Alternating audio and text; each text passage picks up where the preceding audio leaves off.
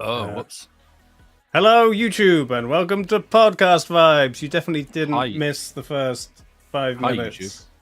I mean, you just missed me sitting here looking anxious and worrying about my laptop breaking. So, no worries, Speedy. Yeah, I thought I'd better put the warning out early in case that's relevant to anybody. So yeah, feel free Yes, to duck out. I will be playing a Power Wash Sim, so content warning for anyone who hates the sound of soft water going. I mean, like if you obviously it's completely fine to not be comfortable with this. Can I put a content warning on screen? I don't want to make a joke out of what's a very reasonable request, but I can. It's going to take me a minute, and OBS will hate me for it. But yes, I can possibly do something like that. Sure. But yeah, I mean, I was going to say, click over and watch Dave's, and just like ignore my portion of the screen. Because yeah. I mean, we've both basically showing the exact same things pretty much on our streams. We've both got our faces at our games, and I guess you could just decide which layout is preferable for you, but otherwise you're not missing much on one or the other. You ever just watch your mouse cursor just really think about its trip across the screen? Not normally. Yeah, not me normally. Come to the Dave side, we have Dave. I mean, Sam has Dave. That's Andy Pants has it split screened. Okay, so you're watching four windows, our faces times 2, and many games. Sure. But yeah, no, we thought it's the world is a tumultuous place. There's a lot of trouble going on in the world, and I think what everybody needs right now is more opinions from straight white men. Yes. So we're going to put that right. Yep. And the world will doesn't be mind me better actually, for it. Dave. Yeah. I've realised as I just put big text across the screen. I have credited your pronoun. I've put your pronouns as he, him. I'm assuming that is correct. But yes. Okay, cool. I thought I would just check. Sure. In case I was mistaken. Samurai, thanks for the sub. Oh yeah. Samurai_Bing just subscribe. That font smaller. So yeah, we're going to talk about anything that comes across our mind. I mean, this year in particular, I am plugged in to the political landscape with the UK just having a big election, the stuff in France and across Europe, and then US has a lot of stuff going on, I believe. So I consume a lot of news and political content, YouTube and Twitch. So that I have some things I'd like to talk about, and then anything Fair else that comes up. TV, movies, food reviews. If you had any good cheese sandwiches lately, you'd like to discuss. I mean, I've been to some nice places to eat recently, and I have another nice place to eat planned next month, which I won't say where it is because I don't want, I don't imagine everyone's gonna turn up. Hi, Sam, we're here for dinner. I will say afterwards, but I don't imagine there are even enough viewers watching with Nando's. With the please. Don't give out my secrets. No, it is a place that, I will say what I have been, so I can give a review. But yeah, no, I've eaten at some nice places. Nice. I've made some decent coffee, which I've just finished. So that's where my food opinions go. Lovely.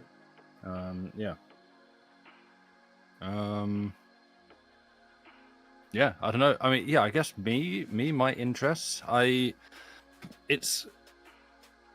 it's been a long time since I've watched the news. I will like catch glimpses of it, and it's just like I get news from places. Yeah. It's generally from the social medias where I exist on, like, now Blue Sky. I still have a Twitter account, but I actively despise Twitter.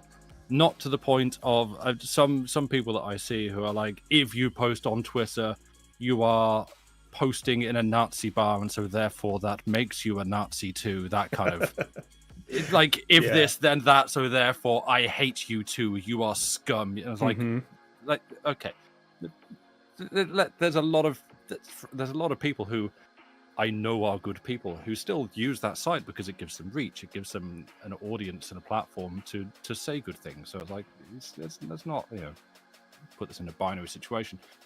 But yeah, a lot of my, I guess, news and info comes from social media, which can be a pain because if people that I follow aren't talking about it, I might miss it. Alama, I'm your cat's favorite streamer. Let's go. Wow. Hell yeah. I'm Sherlock's. Have we done a scientific test? Like, put several streams around the room, see which one the cat watches. Yeah, this one. It's me. Yeah, so like that's really where I get my news and current events from. So I miss out on stuff, but I get the bullet points, I get the headlines. Sure. But like, is he watching for me or for Dave? The M's stop. Oh yeah, No. put Sam's stream up and my stream up, and we'll see which layout the cat prefers. No, stop. Yeah, but like my background, kind of accidentally, is in like broadly media. I don't know that company. They have a lot of TV stations and newspapers. Media. Yeah. Yes.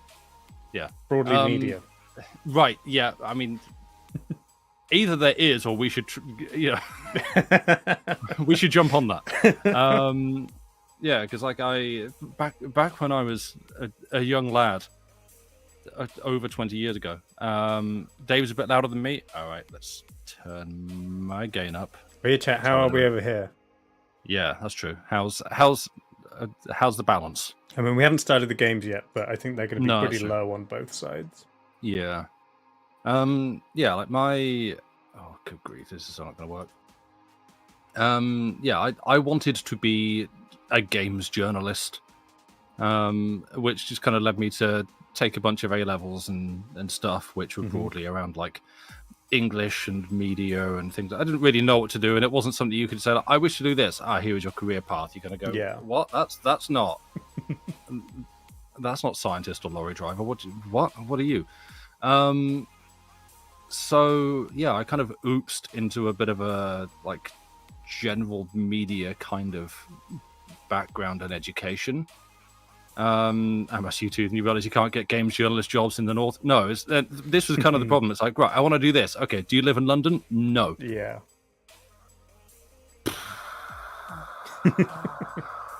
Sorry. So yeah, and like I have kind of tripped into studying media studies and film and a digital arts degree. So it's a thing that I have been like interested in for half my life now, kind of by accident. But yeah, I guess that's my background and my interest, and not what I have like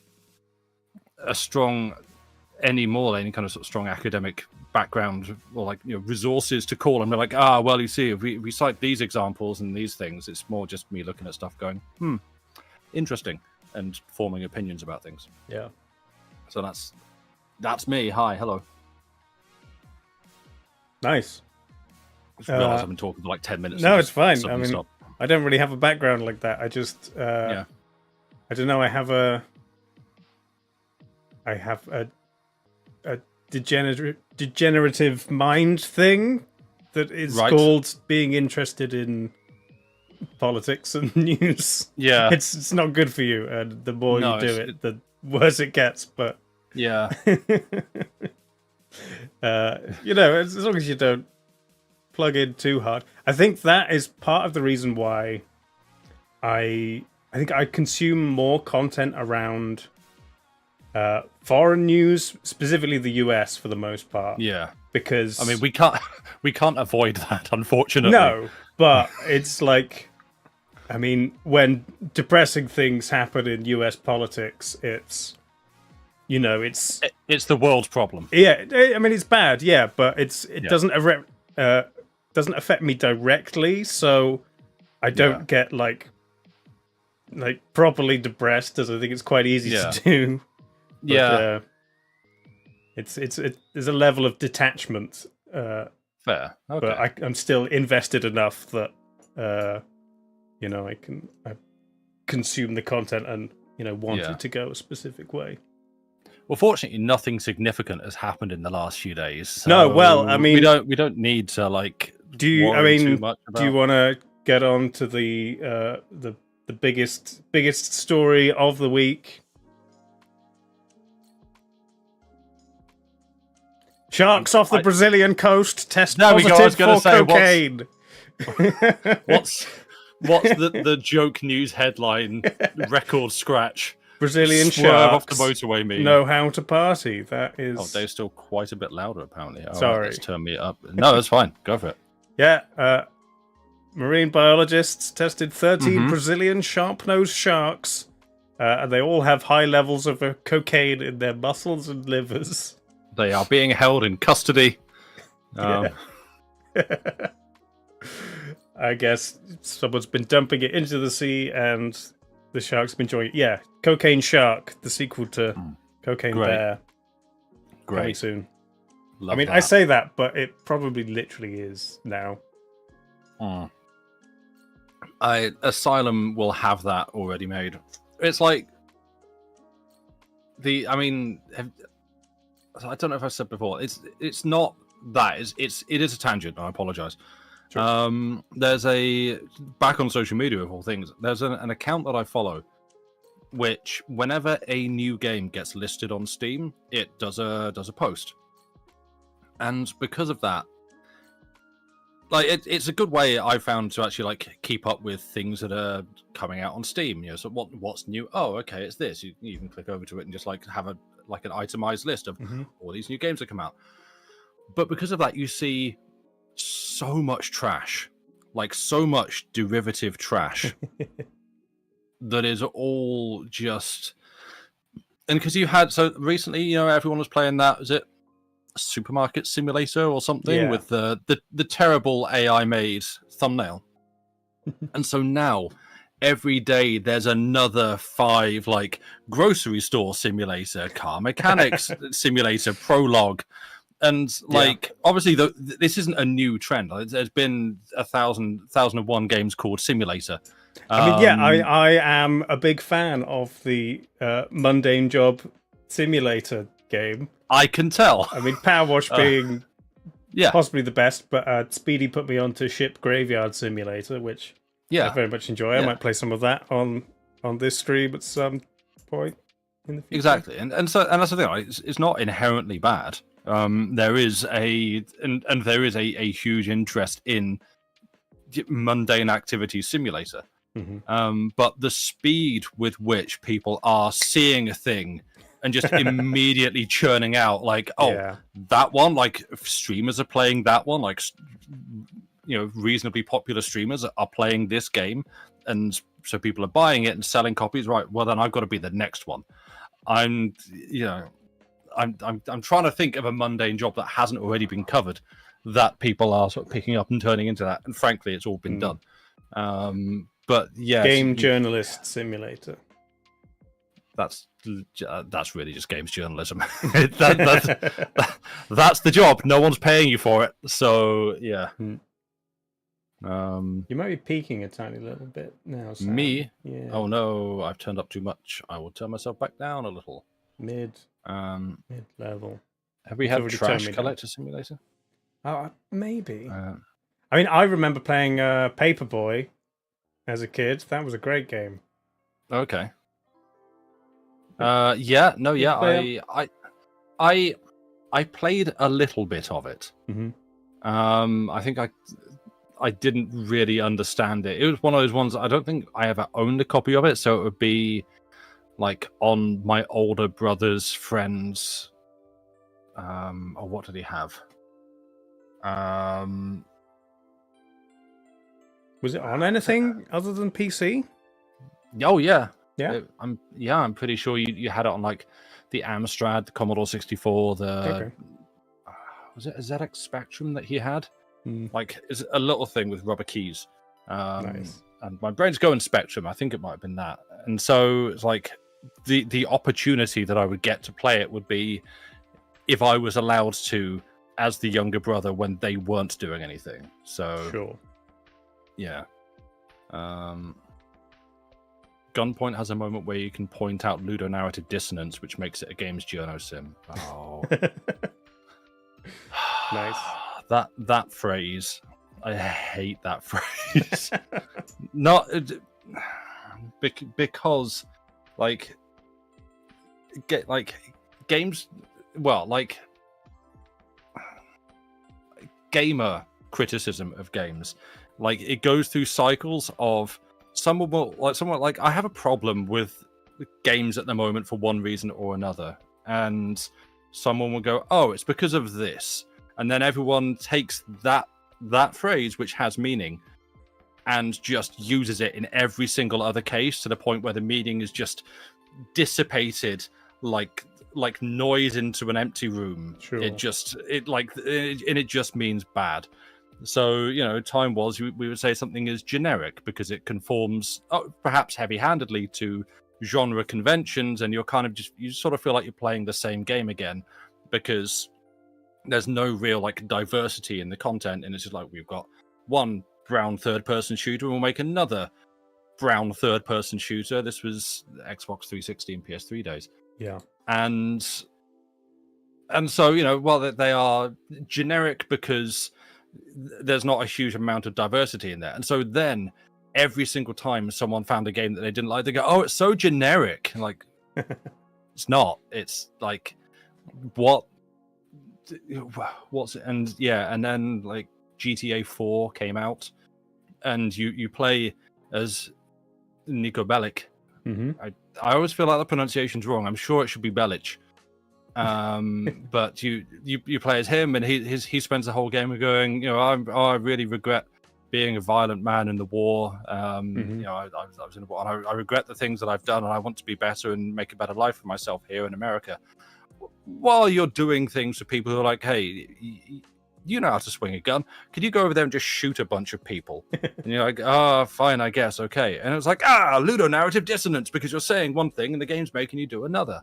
And really, I think the story is actually about that kind of inner conflict of he's a violent man with a violent past. He's trying to get away from it, but he keeps getting sucked back in, and that's kind of the story. But ludonarrative dissonance, you can drive cars over people, and then everyone just took that for every single game. And the more recent one is doesn't respect my time, which is I got bored. I got bored playing a game, therefore it doesn't respect my time. And there's legitimate uses of it. It can be leveled at. There's a lot of like service games that ask for too much of a grind, and so you go, oh, this game doesn't respect my time. Sure, but other times it's just you just got bored. Just play something different. Anyway, sorry, I've been hogging the mic. I've been ranting. No, it's fine. That's why we're here. I'm just testing a new feature I've added to my stream. Oh no! Hang on. Does it just pop up and say Sam's on a rant? A little bit. Does it just slowly lower my volume? Or like... There we go. You'll have to come to my stream to see it. That is not happening.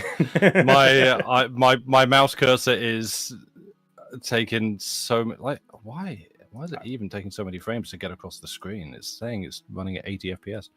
I just have a breaking news ticker. Right. Oh, okay. Goes across the screen. I was thinking it was going to be like an Oscars acceptance speech where it's just like orchestral music that just gets louder and louder and louder the longer I talk. And then like a shepherd's crook just comes on and pulls my camera off to the side. Ooh. It's meant to go away after a minute. Let me I'll just check it is going to go away. It might just be there forever.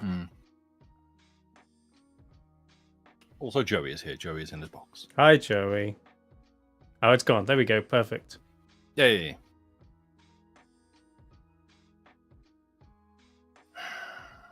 Great. People complaining it's too expensive. I've got it for channel points.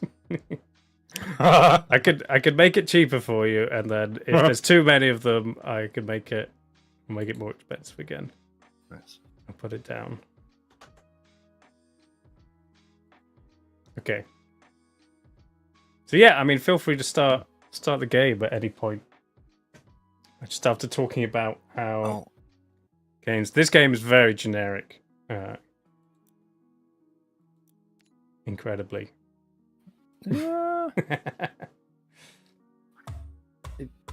Parola is opening Literally did something that people hadn't seen before in a game, which is why it's so popular. Yeah, no, it's fine. Angelina, thank you very much for the 17 months. Yeah, I was gonna I it's have kind of a a dirty revolutionary mansion experience in Particularly. lockdown. Well, let's remember how my buttons work. That's Dave. There we go. I'm working for a rich person, cleaning up what looks like it may have been a protest. Yeah, they're protesting the rich over there. Yeah. Nice. I mean, as a working man, I side with them, but I also must clean to feed my family. That's a lot of game sound. I am turn. I am going to turn that down. Apologies, chat. Turn me hisser down. That's a little bit more palatable. Yeah. There we go. Ooh. The ASMR of the water, and then the occasional, Ding. yeah, the endorphins that come from completing a task. There's probably some like deep psychology behind why this game's so good. Yeah. In general, like games that give you a ding when you do something right. The Dota 2 last hit sound. Yeah. And the flip side of that, the crushing, like the ice pick stab to the back of the head when you don't get the last hit sound. Just the like the there's not a sound that is you missed. That here's a bad noise. It's just lack of good noise. Yeah, that's the thing. That's the empty wet thud. It's nothing in that vacuum of like, yes, I've got the Where was the sound? There was no sound. I need the sound. Mm-hmm. The sound gives me life. The sound lets me know that I have done something and that my teammates aren't going to start pinging at me and yelling at me. But no, I did it wrong. I played the game wrong. I'm bad at the game. Yeah. Oh, I got another one. Okay, we're good. And it's like it is. Yeah, it's Pavlovian conditioning. Like yeah. Which I mean, we're on a theme here because this. I am so scared to click this begin button because I do not know how well this is going to run. But let's find out. This is. I mean, the premise of this, as you can possibly infer from the title of click holding, is that you are sat in a hotel room with a strange figure who wants you to click a clicker for them, and he wants to watch you click it. Yeah. And seemingly they tried very hard to make a very satisfying like click action. Now I will say, so like there's a lot of there's a lot of circumstances whereby from the title, from the description, I would think, oh, this game is just trying extremely hard to be edgy for the sake of being edgy. Mm-hmm. The writer of it is someone who has like a very good reputation for being a very good games writer. Right. So I was like, from that provenance, I'm like, okay, cool. I'm interested to see what you do with this, frankly, horrifying premise. Yeah. So, yeah, I don't know what we're in for. The game says it takes about 40 minutes. So you can make it make last like 2 hours. Please, Dave. Right, so I can turn, kind of.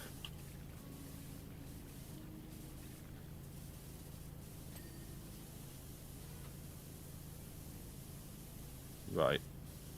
I guess at some point we can talk about the second most popular news story after the sharks with cocaine. Yep. There was a squirrel. No. I saw a squirrel and a seagull earlier who may have been friends. Okay. This was on my neighbor's roof. I just happened to look up and there was a seagull there, just like squawking away, and next to it was a squirrel. And then the squirrel went and hid. Okay. And the seagull was like, "Yo, where'd it go?" And just like really started like hooting. So that's great. Yeah. So most horror games you watch me play, fine. This one more creepy than normal. There we go.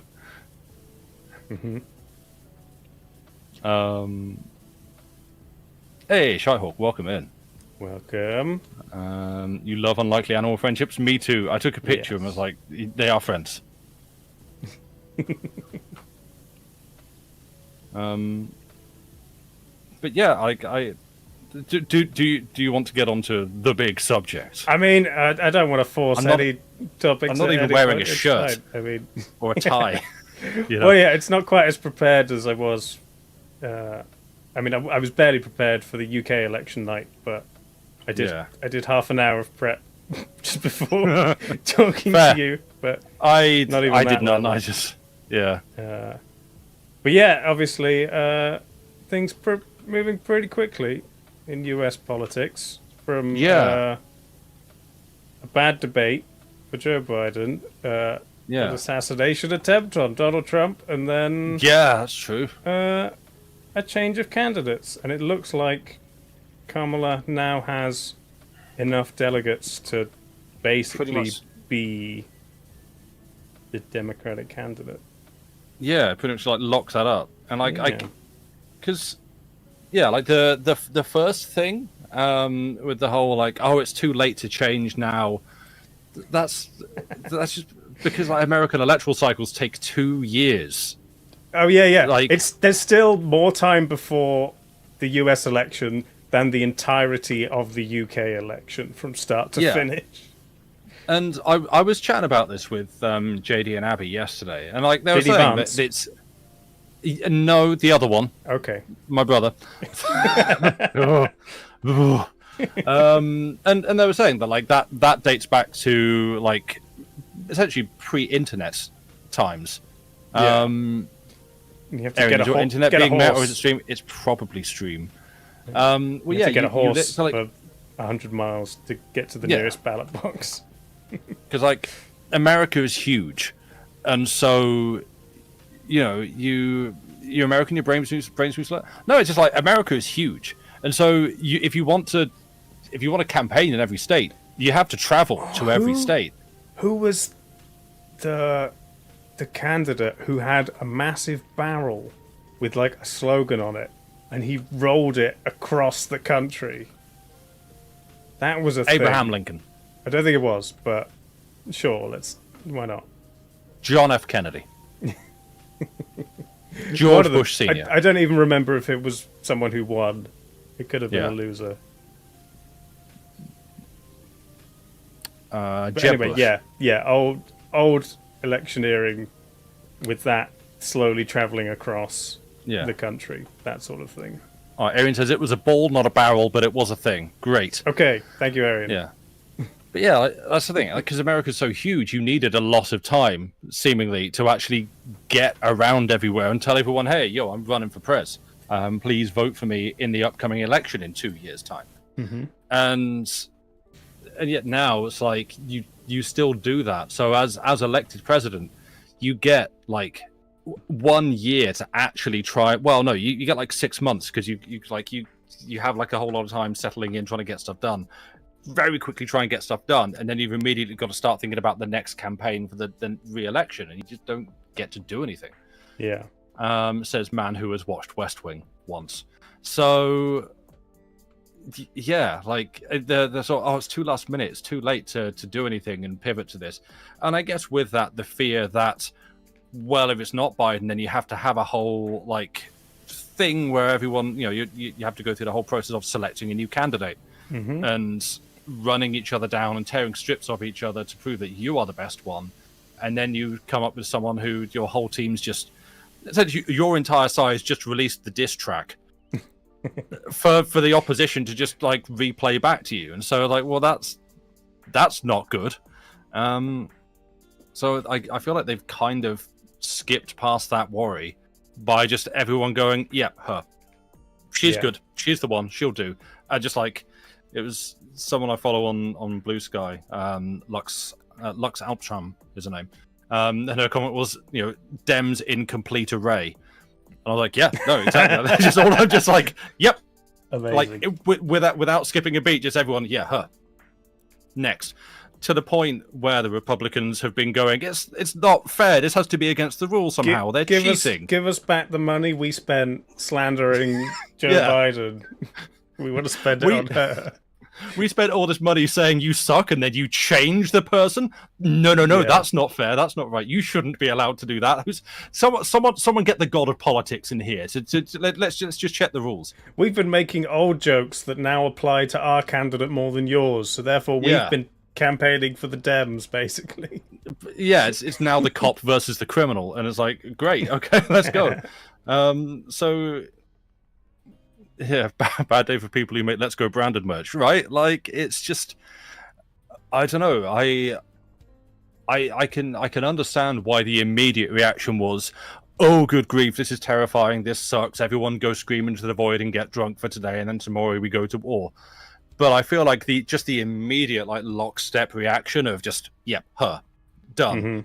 That kind of gives me confidence. So it's like, no, they recognize now that there is a bigger threat and something they do need to unify together, and like get together to fight against. And that kind of gives me some sort of hope and confidence.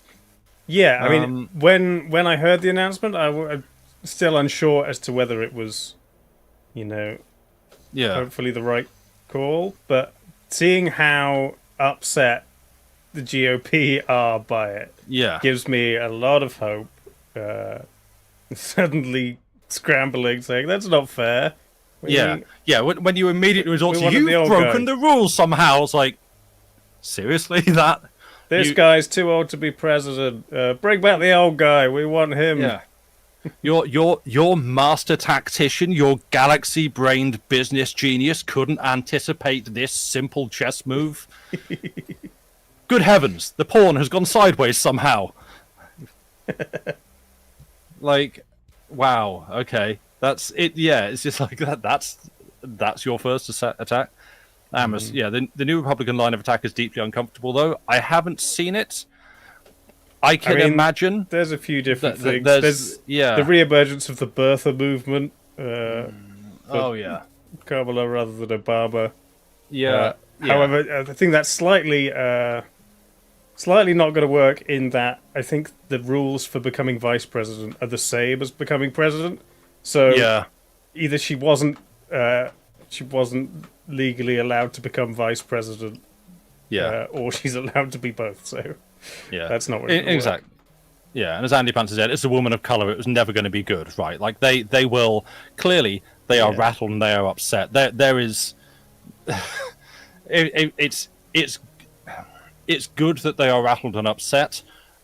They should behave better and with some sense of dignity and decorum. They won't, because they are and have always been petty squabbling children who will just keep going as low as they possibly can. Well, yeah, a lot of people saying that Joe Biden done what no Republican could have predicted, someone willingly giving up power. Because that's the main thing there about more than any other Yeah. policies. It's doing whatever they can to win. Yeah. And exactly, Pence. Yeah, they lost dignity and decorum ages ago. I'm not saying like I expect it. I'm saying in a better world they would behave with some decency. They were never going to. And so yeah, I'm not. I can be disappointed by it and not surprised by it. But yeah, exactly. Like yeah, to them actually willingly stepping down for a better future, it's just unthinkable. Couldn't do that. So yeah, that's why they've just been caught so blindsided by it, which is very funny. Yeah. And, I'm gonna keep clicking for this fella. Sure. My nozzle is having trouble at this distance. I need a longer nozzle. Yeah, that happened. I'm cleaning this fancy person's house, but they're not letting me in the gate. I have to do it from the street. Right. But yeah, now she She's gets also to the- now she's Oh, gets sorry. to pick a VP herself, which Yeah. I'm gonna go out on a longest limb. John's Discords. Oh, go on. No, you go. Well, I was going to say that. Is there a betting pool in the longest John's Discord? No, we've not got to that. But what's his name? The astronaut. Mike Kelly. Yeah. Yeah, Mark Kelly. Mike. Okay. Yeah. Yeah, he seems to be one of the sort of front runner choices, at least as far as longest John's Discord is concerned. Yes, which sounds like it would be pretty cool. Like it's pretty certain that it's going to be a white guy from a swing state. Andy Pants says it's Mark Kelly. Oh, it is Mark Kelly. I thought it was Apparently Mike. so. Okay. Yep. But yeah, And yeah, welcome into the- him from Arizona, or Josh Shapiro from Pennsylvania, Yeah. Bashir from Kentucky, or Roy Cooper from, I want to say, Michigan? Or is Gretchen Whitmer from Michigan? I literally only names. know one of these people, and it's the one that's been to space. Yeah, So it's like all these people I'm hearing of for the first time, and yeah, I'm pretty sure they will all look like various just kind of default male characters from a video game. Probably like advanced age, but yeah. Like I know what Mark Kelly looks like, and again, like he's the one that I know because he's been. He's to a space photo of and I've him as seen an his picture. astronaut, yeah, with a mustache. It's exactly. great. It's a good look. And it's like, yeah, I mean, obviously, more diversity is better, but I feel like if it helps, frankly, lock up the vote, yeah, in this case, do what you got to do. Cooper from North Carolina. Okay. Imagine if Kamala gets another woman of color as a vice president, people's heads would explode. They would. But sadly, then they also would probably just go and vote for Trump because that's far too radical. I would love to see it. Yeah. To put that out there clearly, but yeah. I mean, people comparing her possible VP picks, which is obviously mostly about getting one state in particular, but also Right. Someone who is liked and generally agreeable with her policies, whereas Trump appears to have picked a paycheck. Yeah. Someone who's previously badmouthed him, but comes with a lot of Peter Thiel money. Yay! And that's basically what was what the- he needs. I can't remember who it was. I don't remember the name of the guy who said it, but it was some comment that I think I read yesterday about the Trump Vance ticket. That was JD Vance has no convictions, but don't worry, Donald Trump's got 34. Nice, that is that that is some good lines. That is yeah. I did see someone saying he has the opportunity to do something incredibly funny in that wait until like a week before the election and then come out again with restate what he said in the past, that Trump is America's Hitler, and just completely tank him. Yeah, before the election. I He's deep cover, pretending. would that Just with that tanker though. Yeah.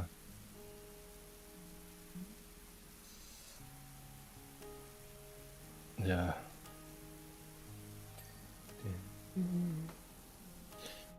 But yeah, he's got bad comments about people from Appalachia.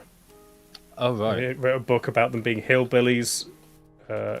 Oh, that's right. Which he was- I've seen some memes about that sort of thing. He was trying to claim, that's where he's from. He's one of them, but Right. he was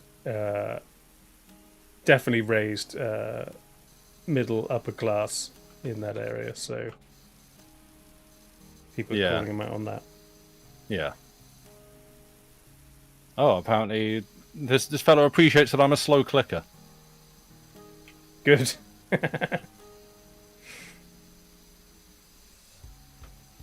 Oh. He's a rich kid from Ohio who spent 2 summers in Kentucky. Sure. Nice.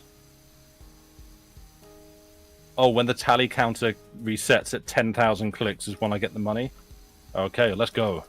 You just got 10,000 clicks to go. Yeah, to get 14 grand, I'll do it. Sure. I mean, that's essentially an office job, right? Yeah, basically. Did you ever see it was it was like an art installation that someone made where basically it was just a big wheel with a handle, like a crank handle, and you turn the handle and I forget the amount that it deposits, but it's basically like every minute or so it would deposit like a couple of pennies. So you turn the handle and you get a few pennies. Right. And the point being that it pays you the minimum wage to turn this handle. Okay. So and so it's like this is literally like a depiction of minimum wage. Yeah, the minimum wage in the US. Yeah, I just couldn't remember like the ratio of how many pennies per second basically for turning this wheel. Sure. But yeah, so it would have been whatever the minimum wage is per hour, like that many dollars per hour is what it would pay out if you just stand there just turning this wheel and doing nothing.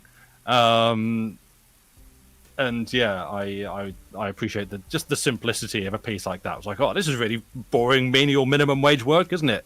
Yes. And you want to pay people even less for it. Yay! All right.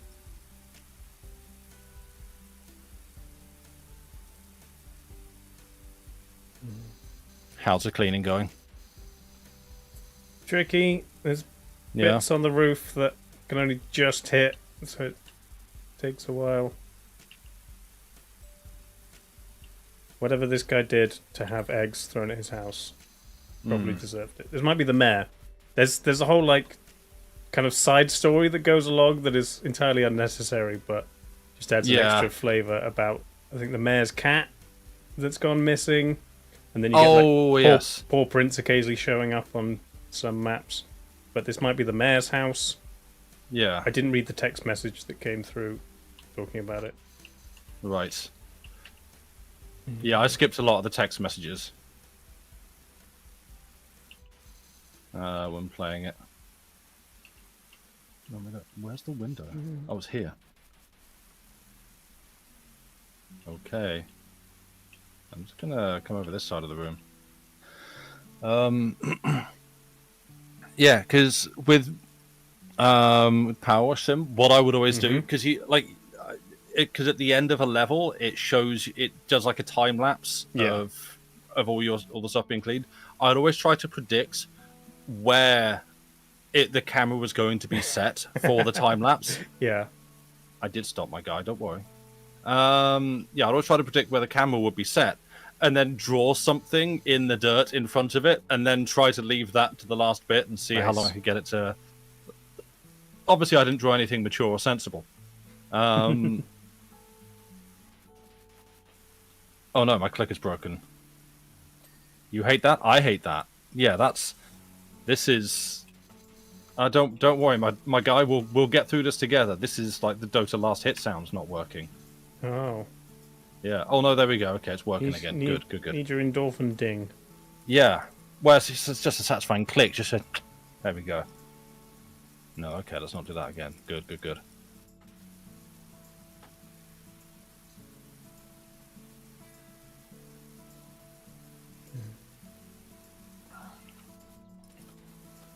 Played anything else lately that you've enjoyed? I am getting very into Once Human. Oh, how's that going? I really like it. Still, Okay. after I think 20 hours or so. Yeah. I mean, I'd be happy with it if I'd paid like 20 quid for it, but it's free okay. and still Damn, very much alright. holding my interest. Both like, just like survival crafty things, find resources, make a house, make better workbenches to make better pickaxes to get more materials, stuff like that. But then also combat with the interesting zombies and the enemy design is just, I think, probably the best bit of the game.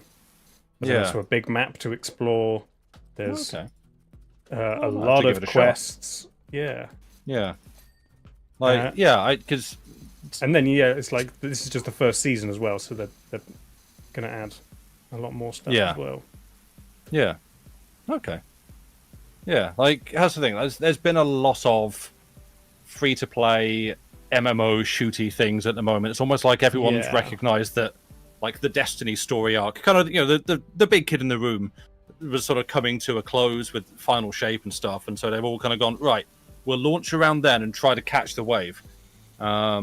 And see who's coming off that. And yeah, like survival crafty elements tends to put me off things a bit, but as you say, free is free. So yeah, I guess I might be tempted to have my arm twisted and give it a try.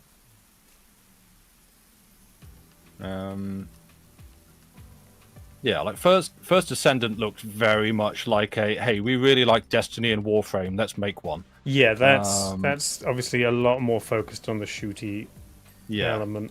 I think is less my speed. Yeah.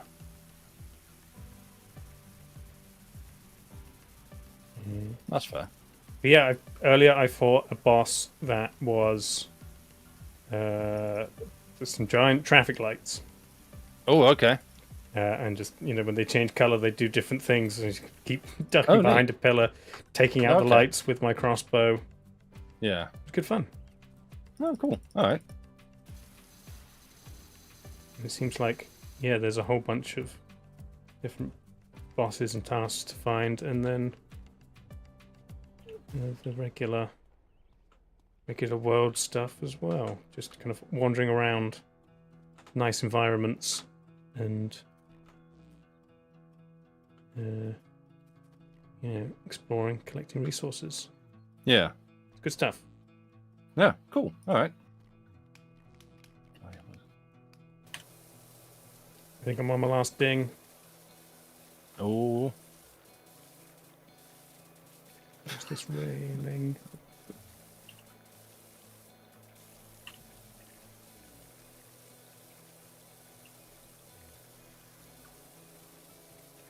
Come on, ding.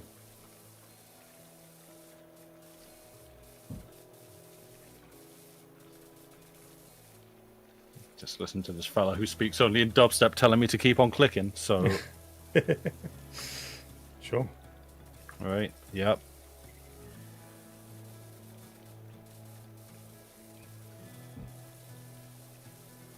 Yeah, I was trying to figure out... Cause I have a few, like, different, like, idlers and clicker... Ooh, you want me to stop at 1,000? 1,999.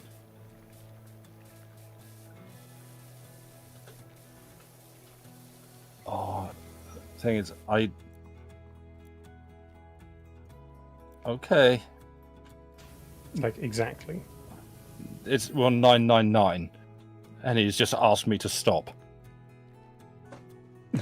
On just... Yeah. Okay. Thing is... I can kind of... This is going to sound bad. I don't mean in this fashion, but I can kind of relate to this in a way. Okay. In that gets the stream cancelled. Great. No, where I used to work in an office doing consignments for. Okay, yeah, I will keep clicking in a second. So sending out consignments for a haulage company, and this was I would send them to like on a network to a hub, and so that had like other depots all around the country. And as a consequence, like so each consignment when you entered it would have a number generated, and that number would increment sequentially. But because I'm talking, my guy, but I wasn't the only one entering consignments onto the system, so I didn't have absolute control over what the numbers were, and I don't know. I would get like a real hit of satisfaction if I could get like a really nice, round, even number of some kinds. And the dream being like a 1, 2, 3, 4, 5, 6 kind of thing. And again, like the Pavlovian ding kind of response. Yeah. Missing one of those would be deeply frustrating. But like, oh no, that's upsetting. And I think yeah, like the dream was to get. I think it was like 2, 3, 4, 5, 6, 7, and the thing is like I was like aware that number was coming up for a long time. Sure. And like essentially on the day that it was like it would have been coming up, I was like, oh, okay, today's the day, right? I'm not gonna like sabotage work. How much is it going to take me? 40 minutes. It's going to take a lot longer than 40 minutes. Yeah, I wasn't like not entering jobs or anything like that to try and like manipulate the number, but I managed to get 2, 3, 4, 5, 6, 7 on the consignment. Nice. And that broke the fixation.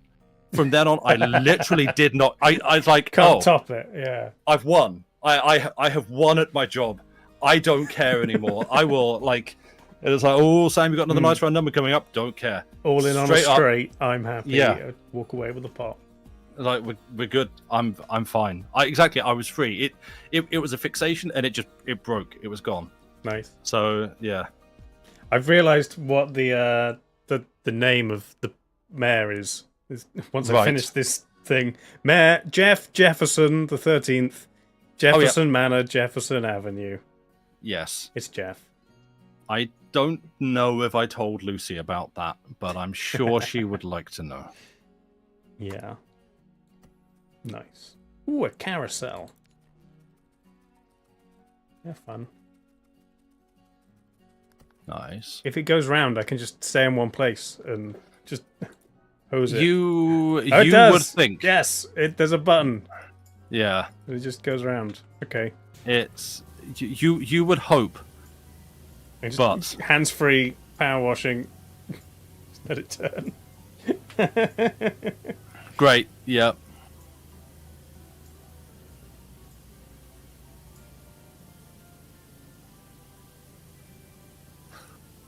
Right, Emma, you stopped at a traffic light with the car's mileometer saying 999.9. Want to take a picture? People worried about the beeping lights at you. changing? I can't go anywhere. Meep, meep, meep.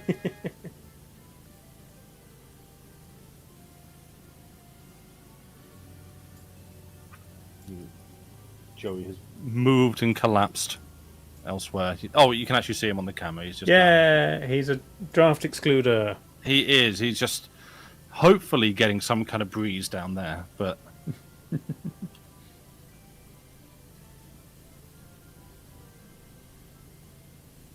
I need to appreciate the art. Yeah. Oh, this. Right. Because, like, I love games with this kind of vibe. I'm a big enjoyer of Inscription. I think Inscription is a fantastic game, and it also has just, like, real unsettling, creepy vibes. I have it now. I have not played it yet. Oh, really? Might do it at some point. Yeah, I don't know whether you like it, but I hope you do, because I really enjoy it. The description seemed puzzly enough that yeah, I think I can get into it. Yeah, it's like it kind of wears the face of a deck builder, but it's different. It uses that for different ends, I would say. I enjoyed it a lot. I thought it was very, very good. And there's is it Buckshot Roulette, which I've not played. Okay. And I think, funnily enough, that you can get a bundle on Steam, which is Inscription and Buckshot Roulette, and it's titled literally just the same game bundle. Perfect. Mrs. P really likes Inscription. She has excellent taste. Nice. That's the one with the animals.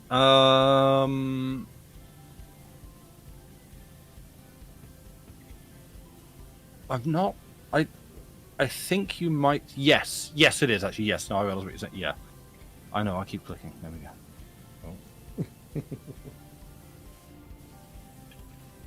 There are animal cards. Yes.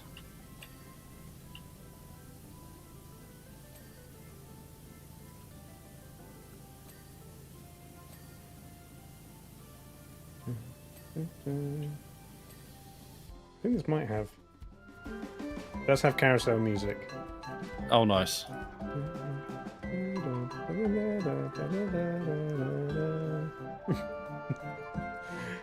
Reminds me of doing Blow the Man Down on the bottles, and I made a little carousel tune at the end. Nice. It was good Yeah. Nice.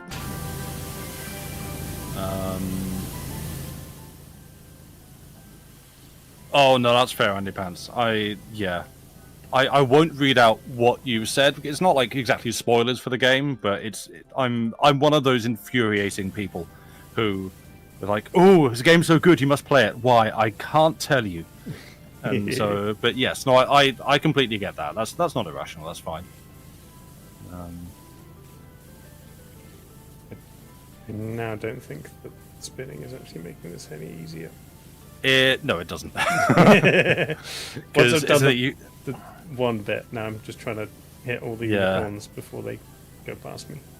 Yeah, so you can use it for like the kind of satisfying like broad strokes, but then you get down to you've missed all these fiddly little bits, and now you need to get into the cracks. And it's like, I hate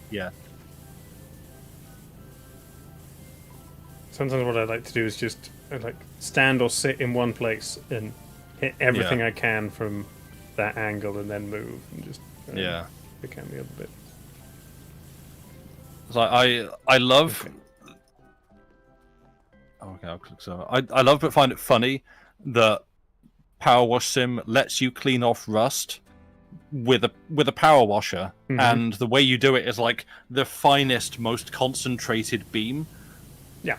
Because like one of the first things that you do is this knackered old classic car with a load of rust on it. Yeah. It's like if you turn a beam that fine and that high powered onto it, it's just going to punch a hole clean through the car. Sure. But the rust won't be there anymore. No, neither will the rest of the car. If rust is holding the car together, then I think it's already gone anyway. Yeah.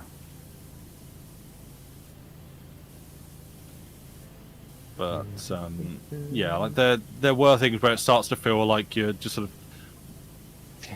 cleaning a cathedral with a pencil eraser. But it is absolutely a satisfying experience to just like sheet the dirt off in one.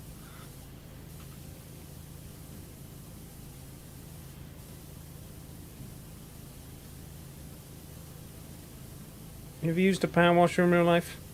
I have not, no. I used to. Have you? I used to have one at the place I worked. All right.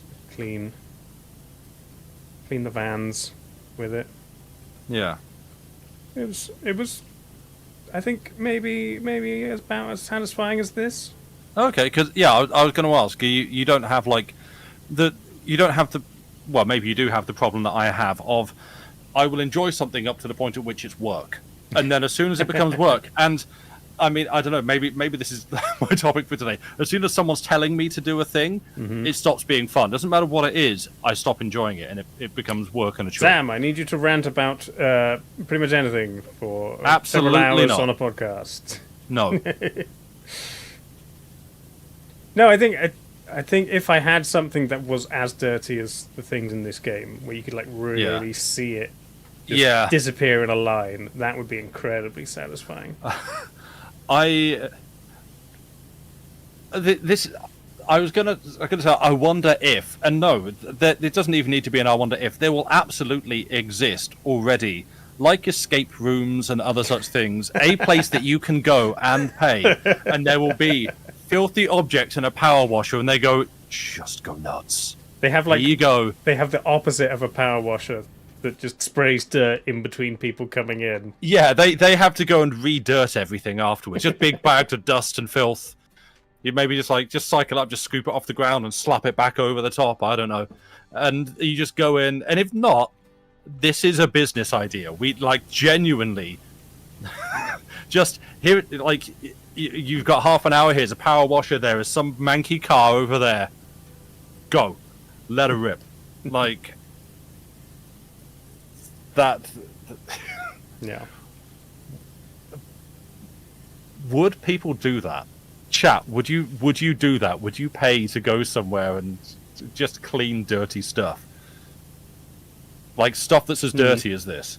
I don't know, it's like I wouldn't pay, but if someone had a really dirty car and a power washer, I'd do it You'd for volunteer. free. Yeah. Yeah. Okay. So you're saying you do it on a subscription? Free subscription. I'll come round your house once a month and clean your car. Yeah, I mean, I'd need a car, but yeah. And you have to promise to get it as dirty as possible in between cleaning. Your parents rented a power washer to clean the deck when you place it, and you place it in the backyard when you were 8, and you got to use it. It was super fun, but then you were banned from using it because you ruined a window screen. Nice. Yeah. Yeah, they have rage rooms where you can just go and break stuff. It doesn't feel a million miles removed from that. Yeah, because it's like, it's not exactly destructive, but it is kind of in that vein, in the, you're like destroying the dirt. So I just want to posit that rage rooms are just a modern day crockery smash. You mean like the Greeks? No, like is this Oh, where like I find out? like a carnival circus thing. Yeah, like a village fete. A coconut shy, but it's just plates. I do remember that. Yeah. That's. I was about to say, oh no, is this a thing that we only did in my village? And I'm just now realizing that it's not like a universal, at least for the UK experience of. No, I get what you mean. That coconut shy, splat the rat. Yeah, for the Americans then. Okay, so yeah, picture like a coconut shy. Do Americans know what that is? Okay, so you have a carny. Howdy, y'all.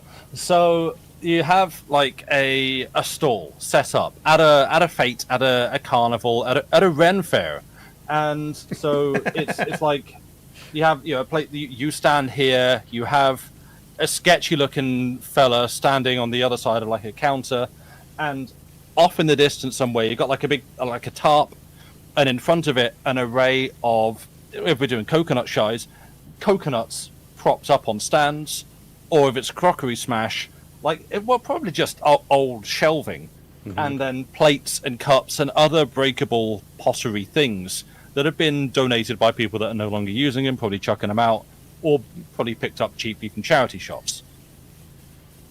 And you give the sketchy man some money. He gives you a bunch of like. It's either a sketchy man or the vicar. Or the vicar, yeah. That is Maybe true. both. It would also be the local church vicar. Yeah, the village vicar. Sketchy vicar. Yeah. And they would give you cricket balls, which are like baseballs. And they're way harder. Well, yeah, exactly. They're a lot tougher than baseballs, mate. And you just throw these at things to break them. And you don't get a reward. The reward is smashing some plates with a cricket ball. The sketchy man to vicar pipeline. It's yeah. And that's they're like baseballs. You feel like you're being stereotyped here. Welcome. And so that's it. It is fun. Yeah, that I used to love doing that as a kid. Yeah. So you just basically you're just hucking like heavy, hard, ball-shaped objects at plates, and it's great, and you feel good about yourself. Mm-hmm. And then you go and look at a fire engine, and walk round like a really, really hot marquee with some trestle tables with like just homemade lemon sponge, and like just a giant urn that's just pouring out almost scalding water into instant coffee and weak tea. Then you ask your parents if you can get an ice cream from the van. They say no, and you go home. I don't know if like village/church fates are less common these days, Probably not. or if they're just hard to find. I spent a whole summer trying to find like traditional, like classic church fates, Yeah. because you look online and you can find like carnivals where it's like rides and you pay to hook a duck or things like that. Yeah. And those are the ones that are like advertised, and that's not what I want. I want like just run by local people selling cakes, coconut shies. But they're not advertised online, I assume, just because of the nature of who's running them. And I spent when we were traveling somewhere, just like around the country, just looking out the window in case. Yeah. Because like the main form of advertising for them is pieces of cardboard or wood just stuck to the side of the road. Well, because they existed before the internet, and it was a village thing. So yeah, it would be announced like in church or something, and then that's how the news would get out and sort of disperse through the local population. Oh yeah, village fate's coming up in 3 months' time, and you have like the float parade, which I'm probably going to have to explain this, which would just be like a bunch of low budget carnival. Yeah, just like a bunch of Amros. I was going to mention you've got to have hay bales. That's it. You walk in and there's just like hay bales in a pattern, and you're not sure if they're for seating or if there's going to be something happening in this space, maybe. And yeah, the float parade is, like you say, just a low budget carnival. It's just a bunch of trailers, like small, just like kind of flatbed trucks and trailers and things. Tiny tractors. With just a bunch of confused kids in makeup and costume in the back who've been told, no, you're doing this. This is Saturday, and we've got your costume, and you have to stand on this thing. You're part of a Little Mermaid parade or something like that. Like, oh, what? You're a crab. Put these on and just stand there, and you drive at 3 miles an hour, but it still feels like you're going to fall off and die through the village in front of your friends who are not participating. And then you get to the end, and you're there in crab makeup, and you're not really sure what to do about this. And then you're at the village fete, and you throw some balls at. In fact, Hot Fuzz does a reasonable depiction of this. That's the sort of thing. That's the cultural touchstone. Yeah. It's M's like asking to explain tombola to Americans. I mean, it was like a raffle, but instant. You just have tombola is just like the big barrel you roll it round with a whole bunch of you pay for your entry, you get a number ticket, the other half of the same number goes into the thing, you spin it round, you draw it out and you go 57. And you go, oh, 57, and you go up to the table and you look at the prize table and you pick something. That's a raffle. A tombola is just the numbers in a thing that spins, and you pull one out. If it ends in like a 0 or a 5, you get something, and the same ticket is taped to a bottle of Bacardi or something. Yes, yeah. Sounds a little too detailed to not be a nightmare from Sam's past. Oh, it's not like the specific details of like you're a crab. That's just me thinking up things. But I've definitely participated in village floats completely absent of my own volition. I had no say in whether I did, and no will to do so. But there goes a Saturday in the middle of summer that I could have been, frankly, indoors playing video games. Yeah, but now I really want to find these kind of things. Yeah, go to them. like particularly when I had someone from the US staying with me, I wanted them to experience like UK culture, and like that's what came to mind. Yeah, this is the weird weird niche UK culture. That's the fun, fascinating stuff. The things that you take as normal that you imagine everyone else has experienced until you find someone that hasn't. It's like, oh, okay, now I get to explain this to you, which can sometimes be funny, sometimes traumatic. Yeah, we'll cover my schooling another time, but this is fun and funny, and just like the weird cultural quirks that you do it because everyone goes, yeah, this is normal, and then you encounter people who've never seen that before, and they go, you're what? So yeah. Like the nearest thing that I've been to recently that I can, kind of like find on the internet when searching for like, things to do is like a local food festival, or I went to like the Dorset County Show, which is like on a much larger, area, and that has like a lot of animals, and like there's like sheep and chickens and things for sale, but I just like wandering around and meeting them. Yeah. Get to go say hello to many different kinds of pig. Great. It's good stuff. Yeah. There's like beauty contests for all the animals as well. Find the prettiest horse. It wins a prize.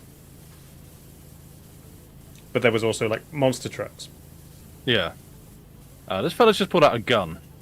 Okay. Are you in trouble? I don't know. Is there a way for you to fail the game and have to start from the beginning? Probably.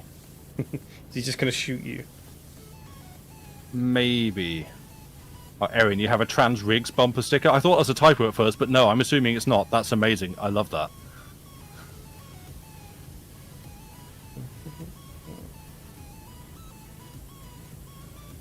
It has to go on a lorry. Yeah, like it's... Yeah, village fates are... I mean, obviously it's in the name, like villages, so it is a distinctly rural thing. Yeah. Maybe they don't advertise online because... Not just because they don't know what the internet is, but because they don't want people coming in from outside. They want their... Yeah, it's... Yeah. And like, you could... I mean, you can reach the target demographic literally just by stepping outside and shouting Village Fate next week. Yeah. So, like... You were forced to participate in a children's fashion show when you were little. I have just had the recollection of when I had to do that too. I think one of my mum's friends was some kind of like fashion designer. Local designer, like, yeah. And I think I don't remember the event, but I just have like kind of dream-like flash-framed memories of what I had to wear just pop into my head. Yeah. Were you fabulous? I don't think so. You refuse to move there to carry you on and off? Yeah, excellent. That's so good. Oh, Budo, you're starting to hate Remnant 2? Oh no. I liked it. We should play it more. Oh yeah. I did give Boot Up permission to grind without us because he wanted to play more. Fair enough, yeah.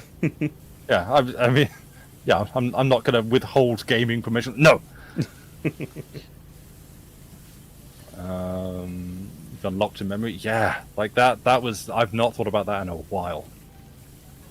I'll get back into Greedfall. Nice. There's a sequel coming, isn't there? I think Greedfall 2? I did believe. like a bit and then one boss of that, and I kind of liked it, but then I didn't go back to it. Yeah, that's fair. I played it a little bit while it was on Game Pass, but it didn't like... It didn't stick. It didn't like hook me. Yeah. I want that temperature change again.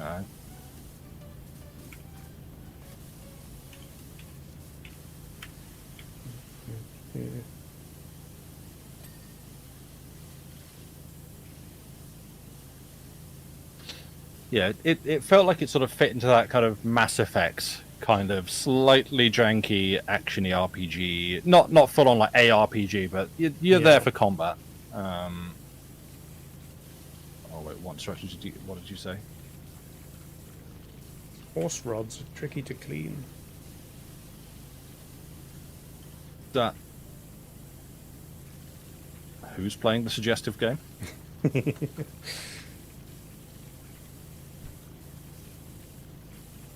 Oh, okay.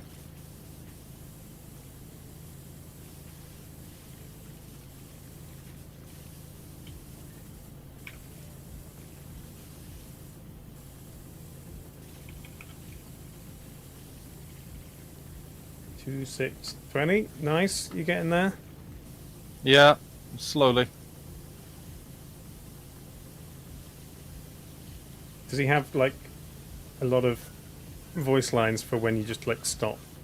Yes. Like idle stuff. Okay. Yeah, I have not been catching most of them. I'm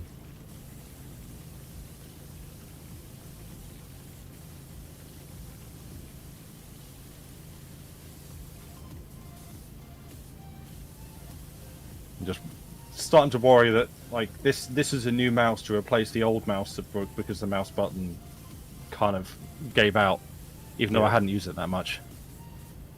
Is that Captain Magnum OG or Magnum Og? I don't know. You want to stop by and throw out an appreciation comment? Welcome. Thank you for stopping by. Getting repetitive motion injury just watching this. Oh, I've played a lot of clicker games. Not as many as most. I always went like because you like the intersection between clicker and idle games, which always like start out as a clicker, and then they'll hit that kind of idling point where the numbers get so big, but you kind of start to build systems that do the clicking for you and so on. Yeah. And when you have to get down into like optimization, that's when I fall apart, because now the game's asking me to think and not just do like this simple repetitive action. And then I get stuck. So yeah, like don't ask me to think. No think, just click. So I think I'm expecting to be okay, because I don't imagine there's going to be a time when I start getting into mechanics and systems and optimizations here. But I realize a lot of the other things that I have tends to want you to optimize stuff and spend resources on things, and then you buy things that spend those resources for you, and it sort of escalates out like that. This horse rod looks perfectly clean, but it's saying it's not. I think it's missing a bit. I'm not going to make a joke. Are you using the button to highlight dirt? Yeah, I can't see anything on it. But then I haven't cleaned the roof yet, so when I look up, it's kind of... Yeah. Maybe I'll do them last. Yeah. Oh no, what is Magnum? Yeah, that's I'm glad. Like this is where I feel a little bit sort of. You're taking credit for the band's work again, Sam. There you go, Dave's. Without even reading the message, like Dave picks up. So yeah, OG, cool. Yeah, hello. I am Sam. I am not a singing member of the Longest Johns. I don't. Like occasionally I'll make a comment on something musical, but I'm not like actively involved in the music production or albums or anything like that. So I always feel a little bit like when someone comes in, hey, Longest Johns, I love what you do and your music's made a big difference to me in my life. I always go on this little spiel about that's super cool, but I need you to know that like it's going to me rather than to them, as I'm the one here, which makes the message no less lovely. But you know, I'm just don't like taking credit for other people's work. But yeah, he is not a live samba band. Thank you, Budot. That's just really clarifying the issue there. Thank you. And I'm playing this weird game with a man who's telling me to click a thing in a darkened hotel room. So, yeah. But that's really trying to think of like a metaphorical equivalent of like the band is I don't know what I came up with like the Muppets and Jim Henson, but that doesn't really work. It's like because you couldn't be the Muppets because you're not the front-facing. Yeah, face, I'm but not then- what everyone's there to see. Then you're not Jim I'm not- Henson because you're not like the power behind the whole thing. Yeah. So what would I don't know? Okay, it's like this. So Okay. they're like a shanty band. And Do you know what a if you- metaphor is, Sam? What's a metaphor? So they're like a. So they're like a shanty band, and if you imagine there's a guy who's like, I guess, related to one of the band, but it's not nepotism. He also actually sometimes knows how to do some decent work. Sometimes, I stream here. I do socials posting. I have edited some things in the past that have gone up on YouTube, which you've probably seen. I wrote some short stories last year, which were well received, and I keep meaning to go and do some more for somewhere. It's like you're Tom Selleck, and someone comes up and says, "Wow, I'm a huge fan of Friends. Thank you for your work." It's like they're Tom Selleck and I'm a moustache.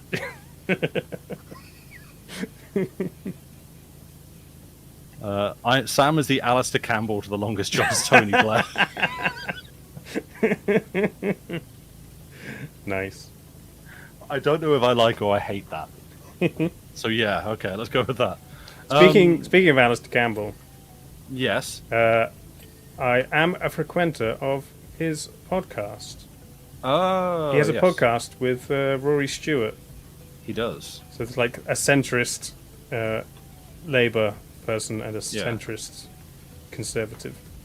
And I don't always agree with them, but they have interesting perspectives. Yeah. Yeah. I've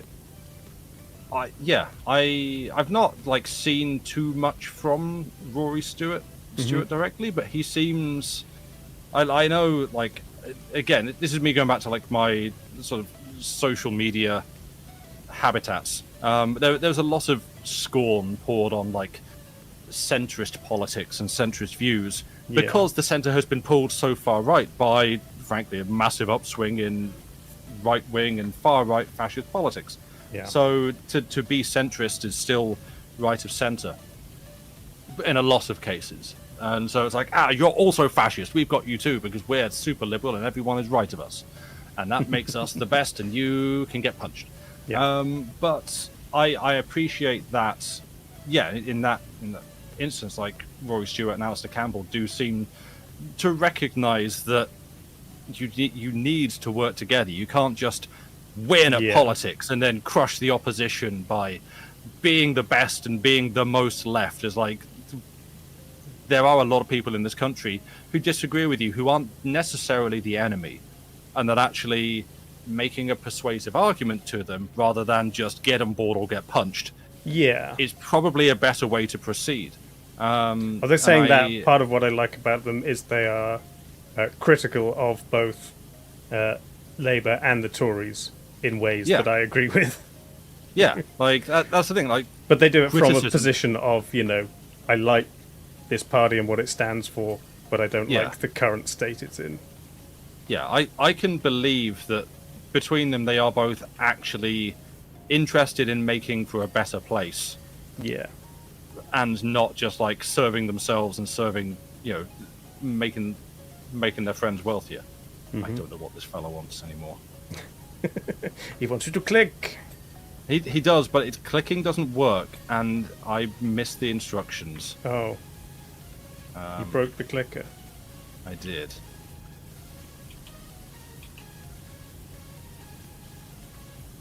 Do you want... Oh, okay. I turned the TV on. How's that? No time for TV. There's clicking to be done.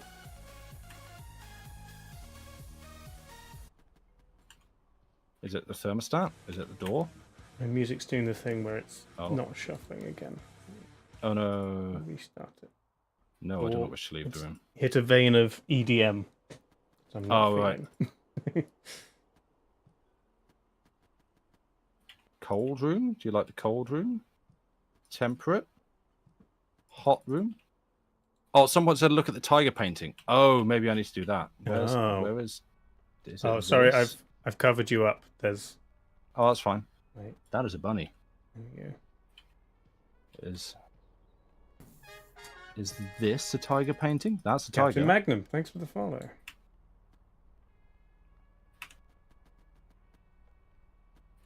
Oh no. Come on, where's this? Chat, have I pissed him off?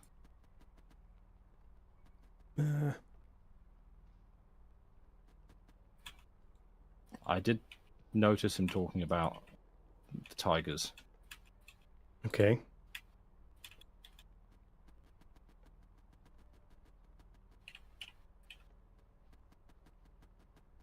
You work out how your game works. I'm gonna go to the loo. Okay, have fun. Back in a sec. Okay.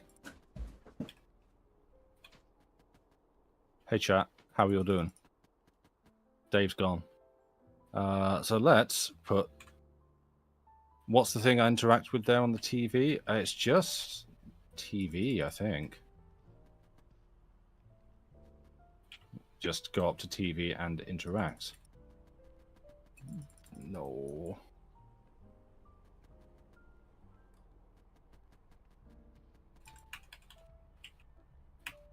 Is it you?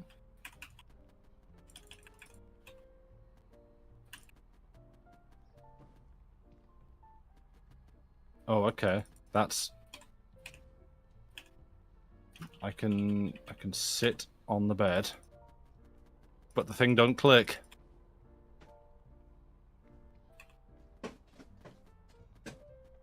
Oh, I can just hold it down. Interesting.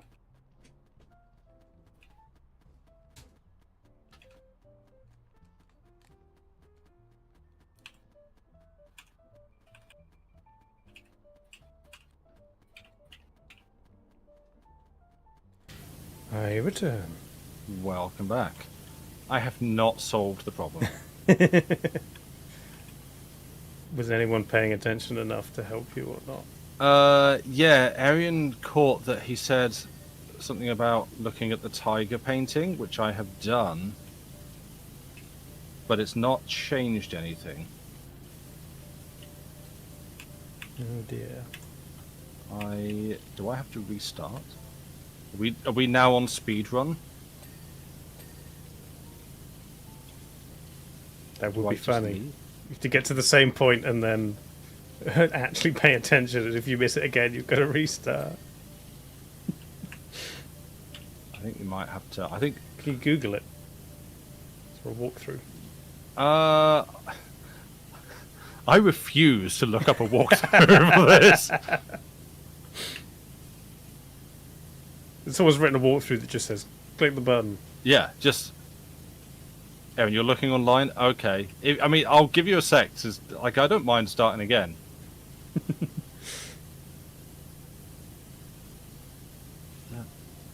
One of those games where you have to actually close it and restart, and then a different thing happens. Love a bit of that. Love when a game gets messa.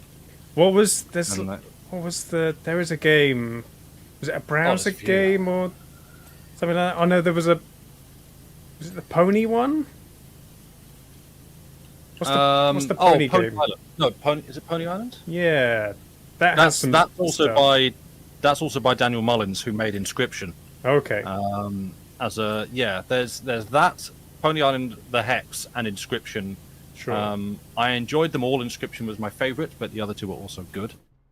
I love when a game does the whole like mesa horror thing of like you have to close the game and then it starts doing different things when the game's like, okay, that's it, we're done, get out.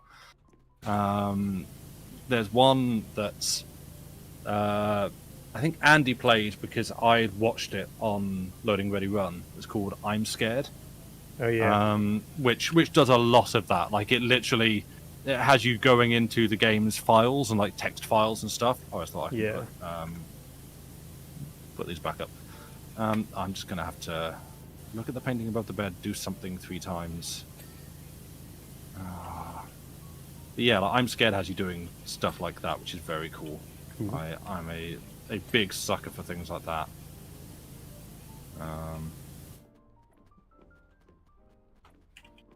Nope. Maybe a bug? Maybe. I feel like I just wasn't paying attention to the instructions. Oh, people have reported it as a bug? Ooh. Oh. Okay. That's not ideal. Well, we're going you around again. Okay. Yeah. Speed run. Speed run. Complaint the first. What happened to text-based walkthroughs? Why does everyone want me to watch their freaking videos? Yeah, no, I hate that. I will... Long gone are the days when you go to game FAQs, game facts. I mean, but I still even more than that, I don't even want text. I just want screenshots of the things. Yeah. Where I need to go. A pinpoint on a map. That will do me right. I do that a lot with Destiny, where it's, you get into like clearing out some of the further objectives on things like, oh, find the hidden things. And I hate, but yeah, when it's a video, it's like, hey guys, what's up? Here's a guide to getting all these things, and it's and there's like 40 different things you need to find, and buried somewhere in this video is the one you're looking for. No. Yeah. Absolutely not. But also, I'll despair where I'll find a text guide, and the text is so vague, and it's like, oh, we've included a picture, and the picture doesn't help. And then it links to a video anyway. It's like, you... So angry. I might go and grab a drink. Sure. While I'm on this little break. I want both water and beer. You got 2 hands? I do have 2 hands, but I only have 1 glass. Mix them together then. No.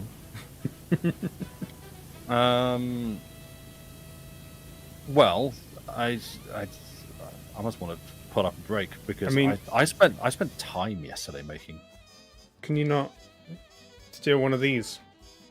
I'm sure you're not immediately. I have one of these, which makes me anxious just having it this close to technology, because this is the glass that killed my last laptop. Mug beer? Ooh, no. See, the thing, like, what I would do is put water in this, bring the beer up in a can, drink the water, then the beer. But I want it the other way. I want the beer first, then the water afterwards. So pour the beer from the can out into the glass. Fill the can up with water.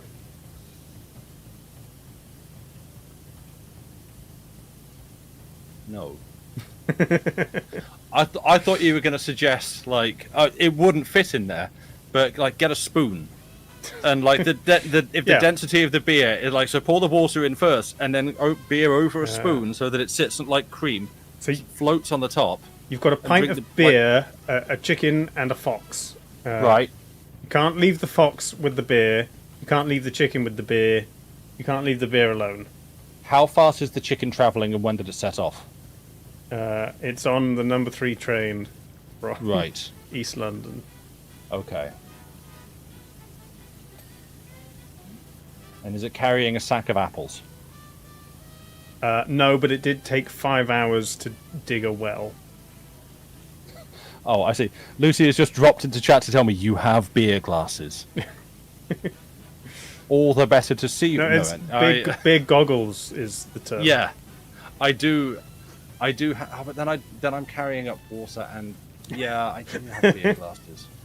Do you have multiple beer mats or coasters to put your glasses on? No.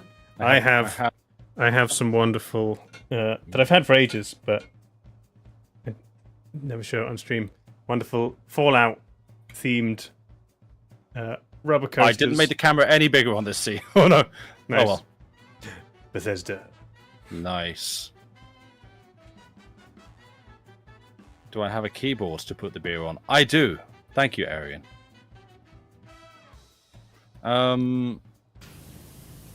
Okay, I won't go to a break. I'll just leave. I'll just leave this live.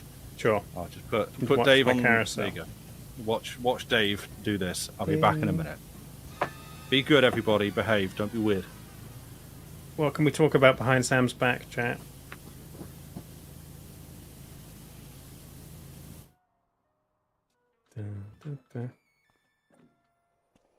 there's a lovely garlic smell coming from, I think, my downstairs neighbours. I want garlic now. I'm going to talk about how nice Sam is. Sure. What's his chat saying? Let's be weird. Sure.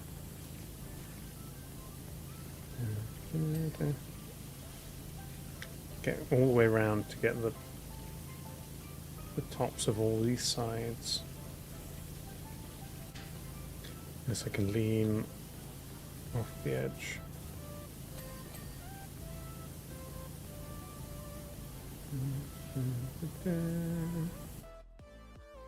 Get cat on screen. I mean, he's there. I don't think Joey can hear me. Unless I really shout into the headphones. I mean, cats have good hearing, but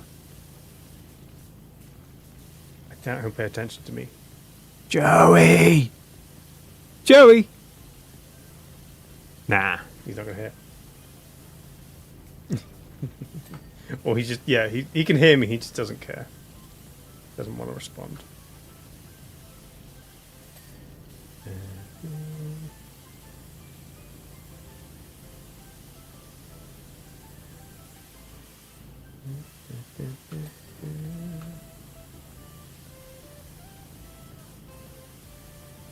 When I get my cat chat, I will train it to sit at the chair with headphones on and talk at length while I'm away.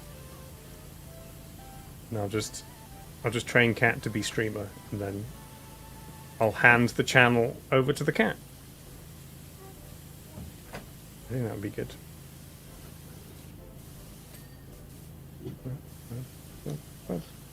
Hello, I have returned. What? Hello, have returned. I'm Dad. Thanks. Now, I've either been very smart, or I've shaken up the beer tremendously by sticking it in the leg pocket of my jeans and walking up the stairs. I'm gonna go with the latter. Maybe. Chat wanted me to get Joey to come over. I tried, but he couldn't hear me. Good luck. Or he heard me and didn't care. Oh, success. We got away with it. Nice. Alright, Doom Bar and a fancy glass. Let's go. Nice.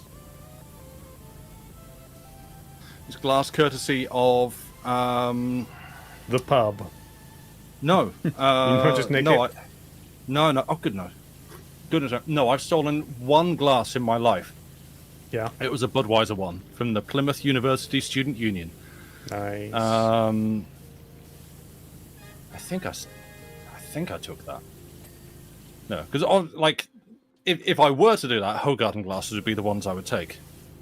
No, this was freely given, but it's because I won a prize. The Rusty Lake developers. Oh yeah. Because I followed them on Twitter. Goodbye, Hubris. Thank you for being here. Take care. Yeah, I followed them on Twitter, and when they had like a new game coming out, it was like, hey, we're giving away some cool beer glasses with.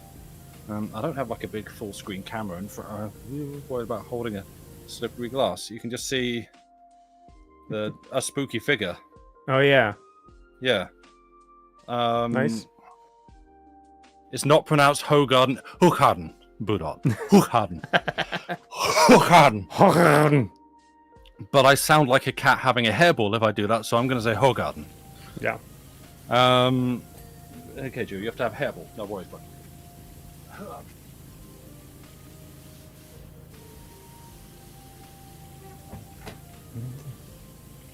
Why on earth would I want a Budweiser glass? Okay, Budweiser on tap is actually nice. It's a soft drink, but it's nice. If I've had it on tap, it's been a long time. Yeah. I mean, same. I've not had it since then. But because you go into the student union and everyone else is drinking like Carling, Yeah. because it's £1 a pint, and so I would be the fancy boy drinking Budweiser at like 2.50 Yeah. because I wasn't there to get drunk. I was just there to have a couple of pints and then go on and get pizza. So that's why I would drink Budweiser. Sure. But yeah, no, this was because the Rusty Lake developers were doing a giveaway for their new game, and I was like, yeah, okay, but who would you play it with? Well, I will play it with my partner Lucy, and I won, so I got some free beer glasses out of it, and they're very cool glasses that I worry about breaking every time I use them. Nice. Hmm. I've got a couple of cricket themed. Is it Green King or is it? It might be a different beer brewery. Oh yeah, But sorry. Education for the Americans. Yes, we can drink at 18 here. Yes. I mean, we can drink before then, but Yeah, so can you. Yeah. But don't tell them I said that. yeah, no, it was. I don't think it's Green King. It's something else. Yeah. But the pub was doing like a promotion. Now it's Pedigree, not Green King. Pedigree. Okay. Pub was doing a promotion to like buy a certain amount of pints, get a free glass. Oh right. Which Yeah. I didn't do, but a friend of mine was working at the pub at the time, and she just gave us a bunch. Nice. Okay. And then I have a Arbor glass that Hey. I probably got from Robbie. I don't know if I got legitimately or not, but I mean, Yeah. I don't think they care if people who Nah. work for the brewery take glasses. Yeah. And then I've got Uh. other random things from all manner of different places. Yeah. So just saying a point from Plains about because this is going back to the pronunciation of Hogarden, Hookharden, and other Yeah. such. When do Americans ever say anything right? Like, I mean, unfortunately, as a Brit, I have to confess, quite right being a very nebulous term, but quite frequently, such as aluminum being the correct pronunciation, but we went and added the inium on the end, or change it to that to make it line up with the rest. But aluminum, I think, was the original pronunciation. Okay. What are some of the other ones that we as Brits always complain about, and then Americans go, oh, actually. I mean, I think in general, I've heard that essentially the American accent is what the old-timey English accent used to be. But obviously now we've shifted from that, and Americans kind of speak in that. But the thing for me is like this is another like social media thing where it's watching otherwise like very, very extremely like liberal left-wing Americans turn into hell divers the moment American pronunciation is criticized, or like British food comes up, or the subject of whether to keep cats indoors is humane or not. It's just that instant, like, if you let your cats outside, you are a cat murderer and I hate you. If you eat this kind of food, you're a filthy, disgusting colonist. And if you don't pronounce words, or if you tell us how to pronounce words this way, we will bomb your country. And it's like, yeah, okay. But otherwise, lovely, lovely people. I am a fast clicker. Do I want you to include Hogarden glasses with the next Brewdot shipment? I can get them here. I'm fine. I used to have some. Oh, thank you.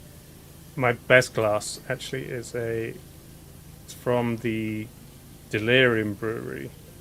Oh, right. Which I think is like it's in Hüge. That's spot on. Brewdot is saying in chat, you've absolutely nailed that. Thank you, Brewdot. But yeah, it's in Hüge in Belgium, and we used to stop off there on European road trips in the brewery, and they throw in glasses with beer we buy. But it's got like an You actually weren't too far off, apparently. Amazing. I mean, I did it several ways, so Yeah. But yeah, like an elephant's trunk for a stem. It's very cool. Yeah.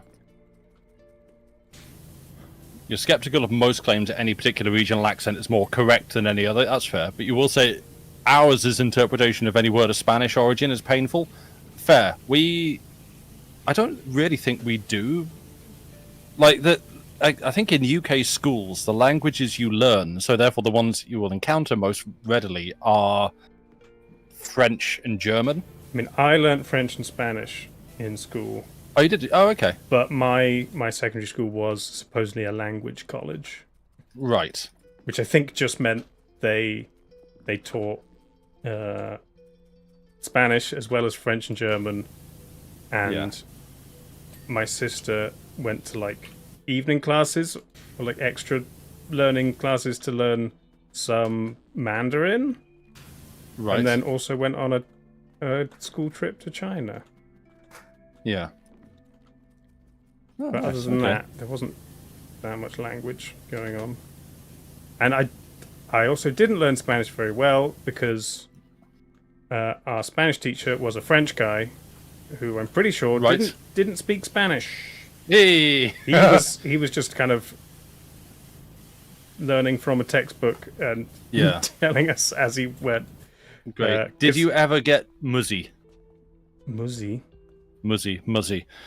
This was a series of like four schools, like language instructional cartoons. Well, it's a cartoon, but done in like overdubbed in different languages each time. It was this green alien that came to Earth and eats clocks, and the entire thing was like just him talking to people and kids and interacting and stuff like that in different languages. So we did it with French, and it was like, il est Muzzy, il est le grand Muzzy. And then I remember another time we had to watch it in Italian. And like, oh, wait, No, right, okay, this does different... No, okay. I don't know this thing. Oh, Andy Pants' little brother had a Muzzy set for Japanese. Awesome.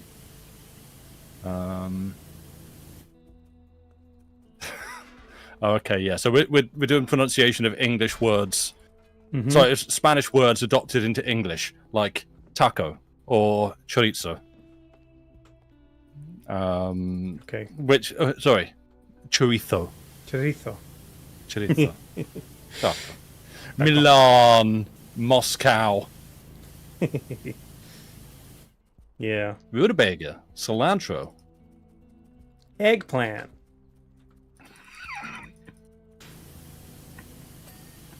It wasn't terrible. Thank you. Zucchini.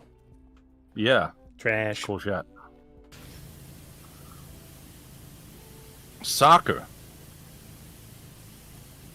Oh yeah, pineapple's a good one. In every other language, like ananas. Pineapple. Mm-hmm. Worcestershire. Yeah, that's right. No American would lisp saying chorizo, you assume, because Latin American Spanish doesn't lisp like Castilian Spanish. Yeah.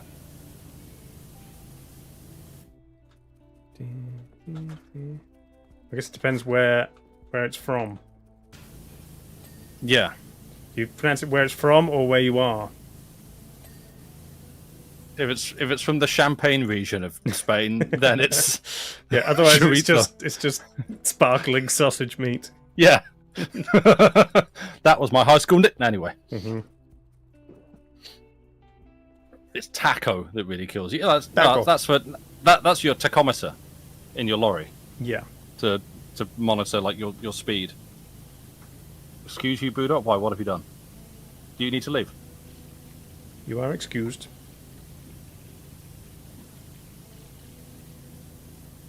Oh, okay. We're getting that deep clicker lore now. He's explaining that. I think it's happened before and I just missed it. Yeah. Oh yeah, no, I remember this line. I can't click it the way you can yet.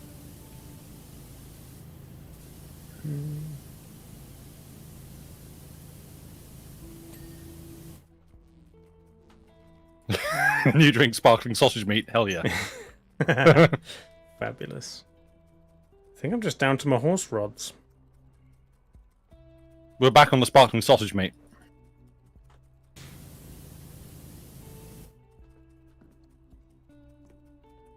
See, what I do need for this stream, assuming I can continue to find games that will actually run under these conditions, is to I want better alerts. At the moment, I've just got like a little toast that pops up in the bottom of the screen, but I don't have any Toast. sounds for them. Okay. So I'm I going to need do to like figure out sound some... bites. Of Well, I don't know. statements. Controversial statements. Yeah. I mean, you did just say, I'm down to my horse rods, which... Well, there we go. I've got a to-do list now. Cresting.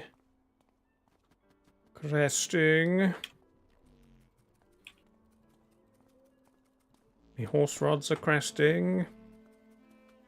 Yep.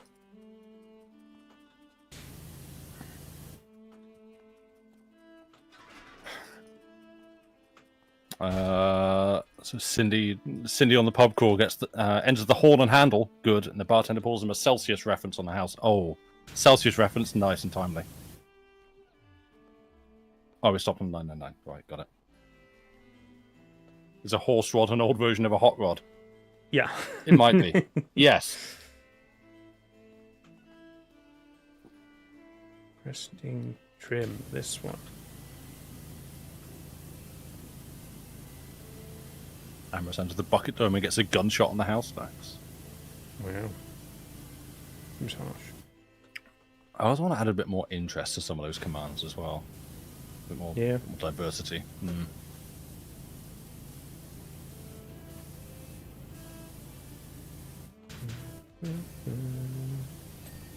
There we go. Tabasco Now, nosebleed. Oh, just horse rods. But doesn't flash orange at all. There's no spots of it it is very warm. that are dirty. Is it the bit of the rod that is inside the horse?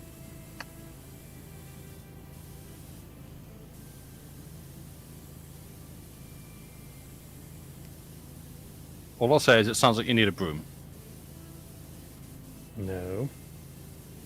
Okay. No old school technology. We're on high powered jets of Right. water, thank you. Yep, that's... Yep.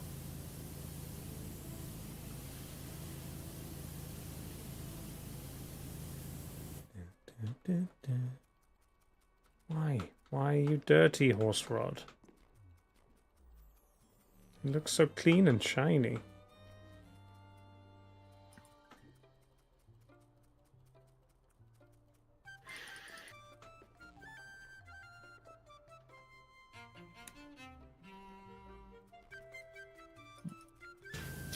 Good, good.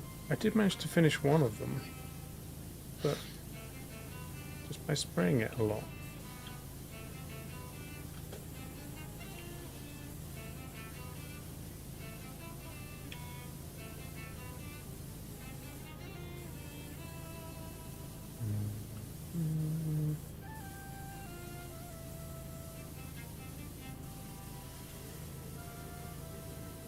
It's not dirty.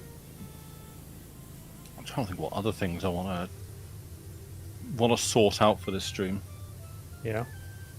I I need to add a noise to my breaking news because I keep missing it. I Right. need like a Oh, okay. Dun dun dun dun. yeah, some kind of Literally, music sting. rip the one from the day to day. Dun dun Yeah. dun dun dun dun dun dun dun dun dun dun dun. It just It's a bit goes on much, for ages. Yeah. Okay, I've now been asked to look at the tiger painting, and he's talking about other stuff. So I think hopefully we've gone past the break.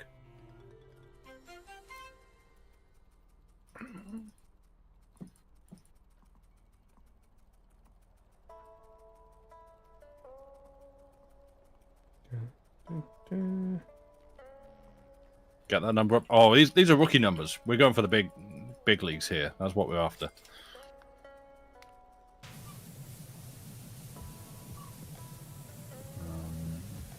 But yeah, I was very happy with the realization that I could just use. I forgot the name of the site, but the one that I was, is it Hat Note? Yeah. Hat Note. I thought you were going to put the whole. I'll put the site up as well. Yeah, because it's quite interesting to see. It is. It's cool. But I just loaded up the game Proteus last night and just like recorded, because it's like loops on like day-night cycles on the environment. Sorry, Ems has pointed out my problem. Oh, you missed a bit. If I start the carousel, it goes up and down. And therefore some of it will be visible. Yes, good thinking. So move it a little bit. There you go. I see. Yeah. I see the problem. Nice. But yeah, Proteus it's just a really lovely, like, chill kind of generative thing where you just walk around sort of low-res pixelated, well, not pixelated, but it's, sort of low-res environment, and everything kind of makes sounds. And so actually the Hat Note sound work really well with that. Yeah. I thought about putting that in somewhere as like a visual component, but then I feel like I may need to refresh the settings every time the page comes up so that it's not like displaying. So I suppose, yeah, for anyone that also good night, Llama, thank you for being here. Hi, Llama. So you don't fall asleep while looking at this guy in a mask and have nightmares. Fair. Logical.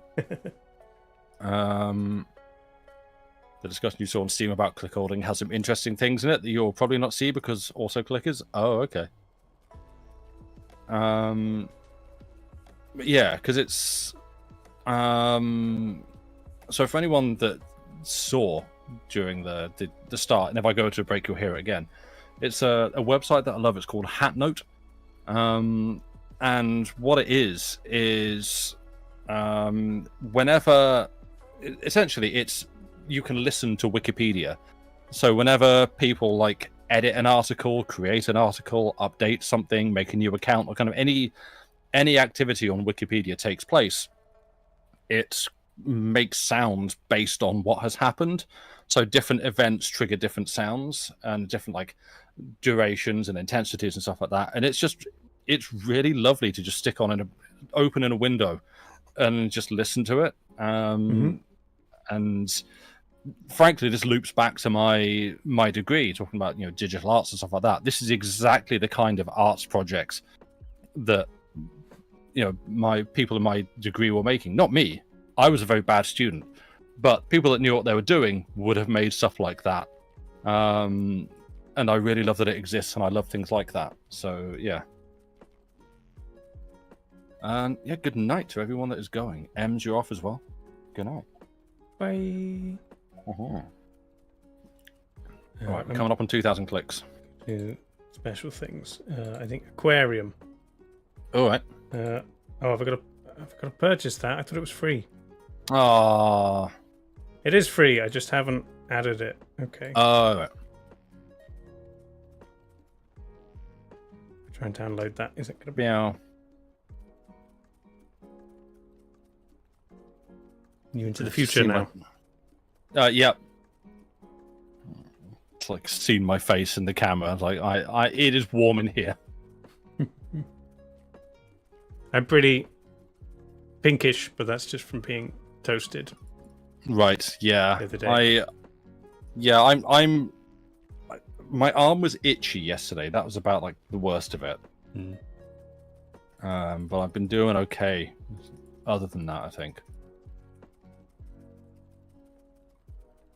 All right, let's get through some numbers. My stream might be briefly down while I'm trying to get the DLC. There is, Discord is chugging up a little bit, which, to be honest, compared to how my thing has been performing over here, and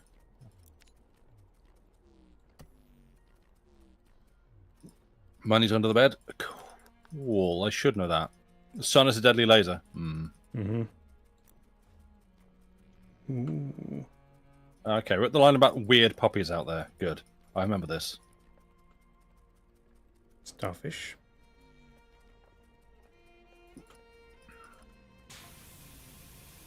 Oh, you're reaching back there for the gun. Okay.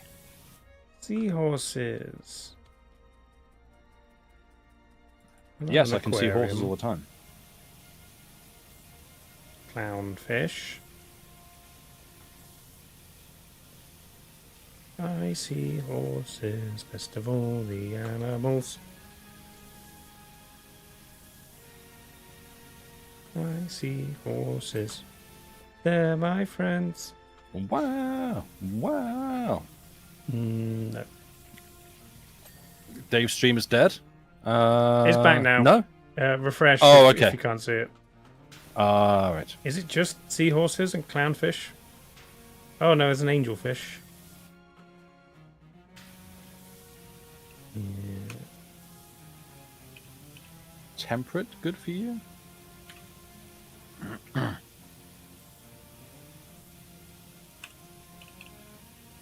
good.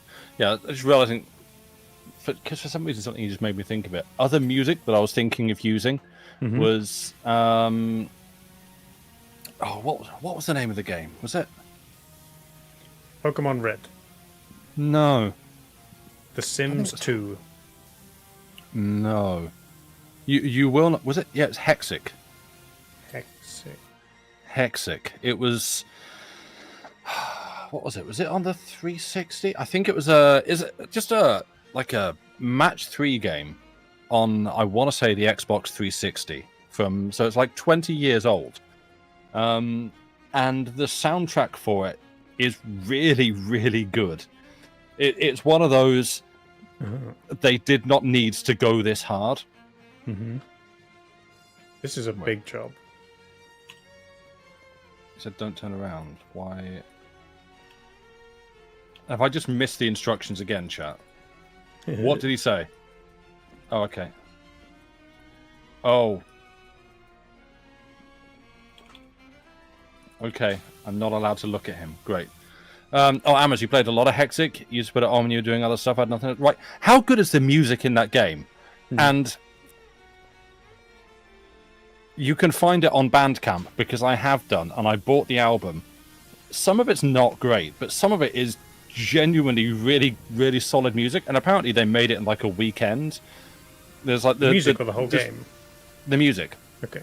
But it was that kind of 2003. Microsoft have asked us to do a thing. They've given us a week to do it. Quick, what the hell do we do? Kind of scenario where, you know, we just got a stack of cash to do a thing and no time in which to do it. Like the money makes it faster. And so, yeah, they just you just knocked some instrument samples together and made a bunch of tracks. And yeah, it's really, really good, some of it. And so I was considering using that as like music on here. Lo-fi Hexic to rotate gems too. Yeah, like it's just a simple little match 3 game. And yet, like, the music elevates it to some kind of weird sci-fi, not horror vibes, but like there's a real atmosphere. Yeah. When I said Hexic, your mind went Super Hexagon. Super Hexagon also has a banger of a soundtrack. Very different soundtrack, though. Different game.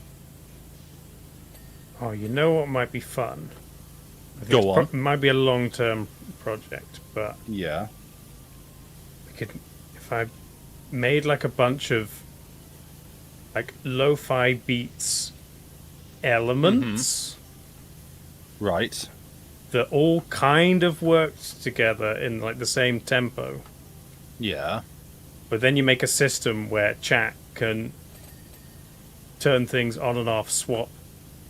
Suppose you have like drums, chords, and then other elements that you could swap or add, and then you just have a constant changing music that chat controls. We're about to find out if Lucy's still in chat and watching. Because, so, one, yes, that is exactly up my street. I love that. Yeah. I don't know anything about how to do any of that, but the concept I love. I mean, I have a bunch of like loops and things that I've bought from various like Humble bundles, Have you? So I literally just yesterday bought, because I've had the demo and tried the demo and need to actually figure out how to use it properly.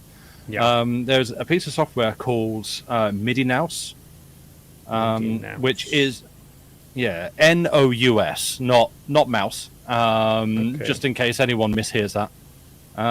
It's a sort of node-based kind of algorithmic generative MIDI device. Well, Okay. piece of software. Yeah. So you have a grid, and you place like nodes on it, and you connect them up, and so they fire like triggers. So this one starts and it fires a thing to it fires, it travels along a line to activate the next one, which then travels along the line, activates the next one, and so on. And you can just make like a loop like that. And so you have your like digital workstation open, and you connect instruments and sounds to these different nodes. So you can very, very easily just make like a simple drum loop or something like that with it. But then you can start adding like rules, and so you can have a node with multiple different things coming off it. And so the first time it fires, it will go one path, and then the next time another path, and the third time another path. Oh, that's cool. You can start like branching things and making patterns and all sorts of kind of weird generative loops in that. And that was kind of another thought that I'd had of like, oh, I need to dig into that and learn that and just make some some neat little generative loops to use as stream music. That'd be fun. But yeah, now I'm just wondering, what's the prospect for integrating essentially? Can you turn Twitch into a MIDI device, like a MIDI interface kind of thing that will then send signals in some way to this? Or like what could you do with stuff? I already use my streamer bot to both receive and send MIDI signals. That's how I do all my hotkeys. Yeah.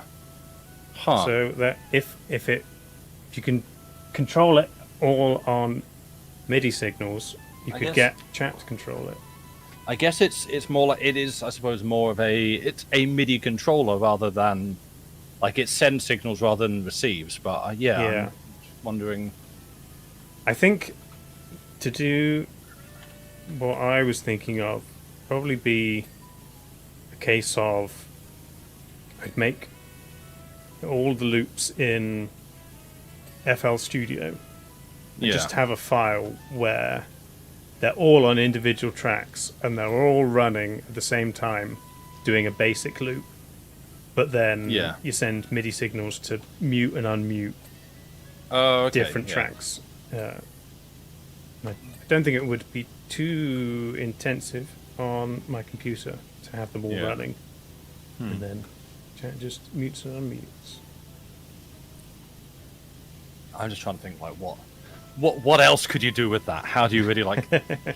Yeah, I mean, I'll take a look at that and see what capabilities it has with MIDI stuff, or just play around with it for fun anyway. I was thinking like, how do you? I mean, even just have it like literally everything in chat. So just like entirely deriving from chat, like is controlling and influencing like things. So essentially, like simply by people chatting and interacting, it starts generating music and sounds. Oh yeah. Just do like a fully chat takeover stream. Put it's like I tried to do chat plays plate up once, but I didn't realize that Twitch automatically has a limit on repeat words. Oh yeah, and there's no way to turn it off. That's, so that kind of fell apart a bit. Yeah, that's the problem on Sean Morley's stream, because he has sometimes chat steroids, which is asteroids that chat can play that he's like made himself. Yeah.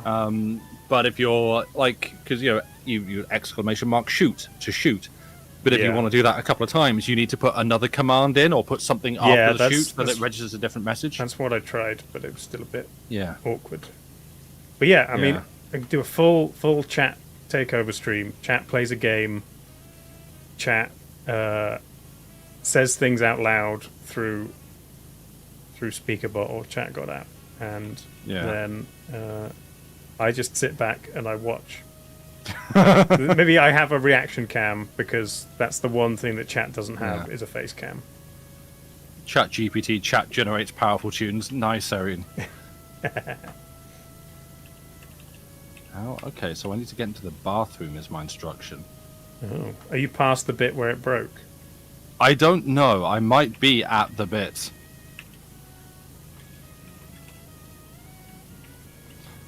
I'm just going to spam this.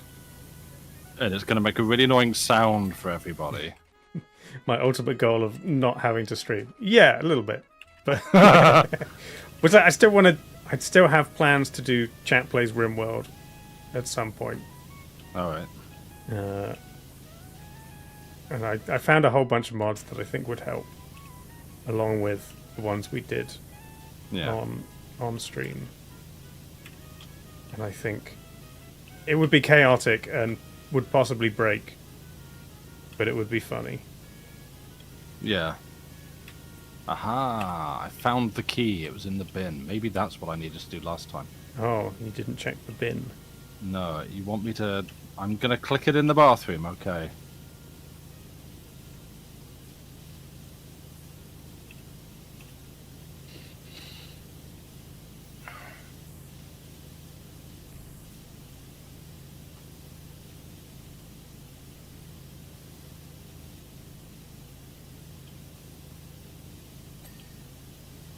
Ding.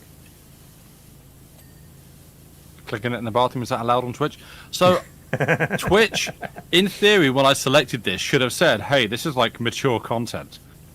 Because, I mean, this is on Twitch, because they've taken that responsibility into their own hands. Mm-hmm. But I don't know that it did, so, you know, I'm hoping this is all suggestive enough to fly under any kind of, hey, you broke some rules radar.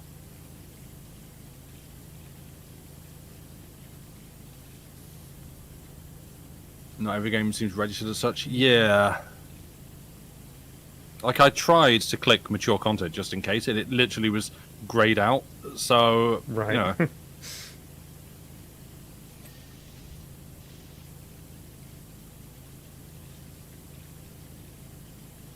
just get through this.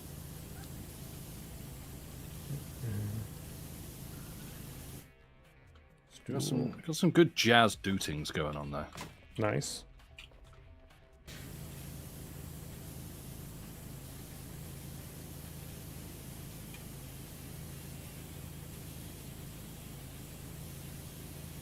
The Shallows.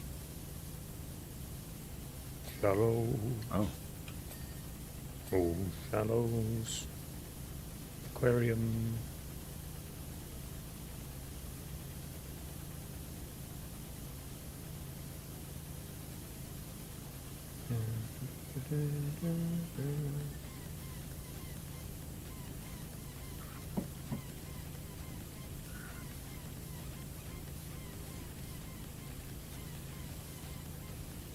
The music's kicking off, and I can't Oh no. jam along with it and Oh dear. still power wash. We've just got clicks and the occasional bit of jazz just floating through. So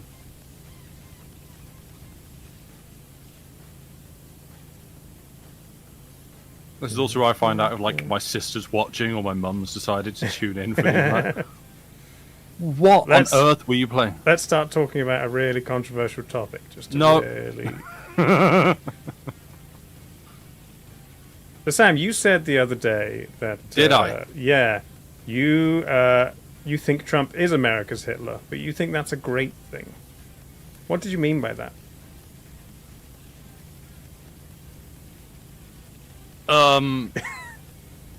I didn't say that. But so sorry to know, but the the improv toss-up. Oh crap! What did he ask for? Was it TV off? Wasn't TV off. How could I? I mean, No, there is no defense. There would be no defense. Sorry, not there is no. There would be no defense. He admitted it. He admitted it. No, I didn't. I just said move. Thank you. No, I mean, you in an ideal world, you would think that would not be good, but would provide the opposition an easy win to a crushing victory. But that's not how the world works, and you do that, and everyone goes, "Oh, I guess we have to do that too." So yeah, that's the disappointing thing. It should be, hey, this time was, if someone was found to be behaving like one of the worst fascist dictators the world has ever known, that would be a mark against them. But sadly, that doesn't seem to be the case anymore, and everyone just sort of goes, "No." But he's got a silly haircut, so we'll vote for him. So you won't catch the UK doing that anytime soon. No.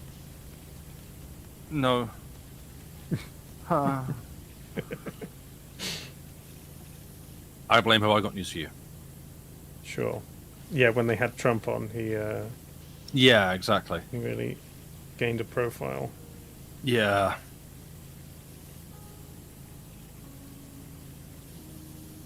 You know what I enjoy? Subreddits that are like they're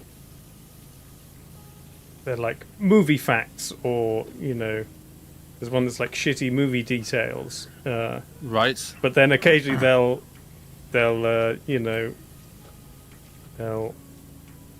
make a post like Home Alone 2 actor convicted of 34 felonies. Oh no! Trump Right, talking to Macaulay Culkin. Nice. And, Okay, yeah. I like things like that. It's nothing like that, but I like. Well, I used to like the every now and then you get like a Twitter account that was. It would be ostensibly screenshots of people in the film saying the name of the film in the dialogue. Yeah. But it wasn't. It's not like actually a line for. So it'd be like Will Smith saying this is our Independence Day, the movie, or something, that kind of thing, and just the amount of people who have to respond to that going, no, that's not true, that never happened in the film. No, it did. Look at the screenshots right here. Or when Jared Leto said, "It's Morbin time." Yes, and morbed everywhere. Yeah. Yeah. That one of my favorite comments on a John's video was because they did the Gloucester Wassail before Christmas, and one of the comments was, "I love when they say it's wassail in time and then wassail all over the town." Classic. Yeah. You win this round, Internet. Yeah.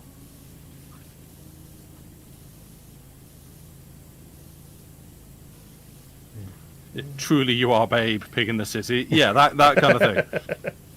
Perfect. Yeah. The sun's coming up. Wow, it really is Twilight Breaking Dawn, Part 1. Yep.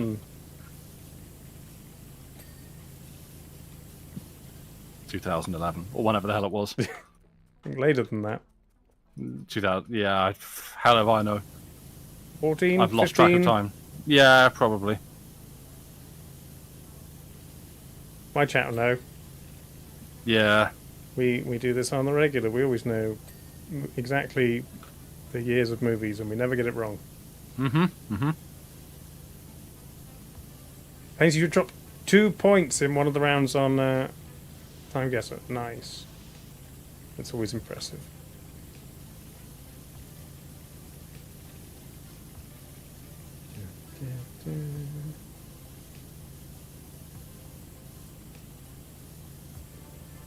If you could go to any location at any year, Sam. Don't ask me geography questions. I'm terrible at that. Anytime, any place. Yeah.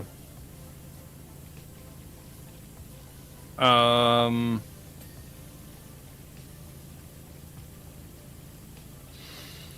don't know. Would you use the power responsibly?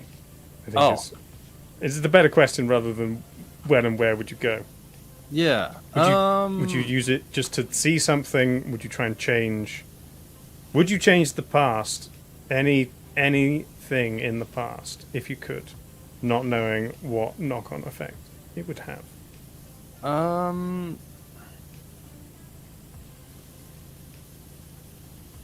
I mean, essentially, that is, would you use the power or not? Because Well, you know. you could go somewhere, and I think if you just, like watch the Kennedy assassination, I don't think it would.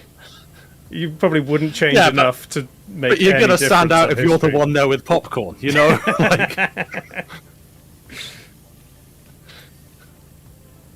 the foam hands. But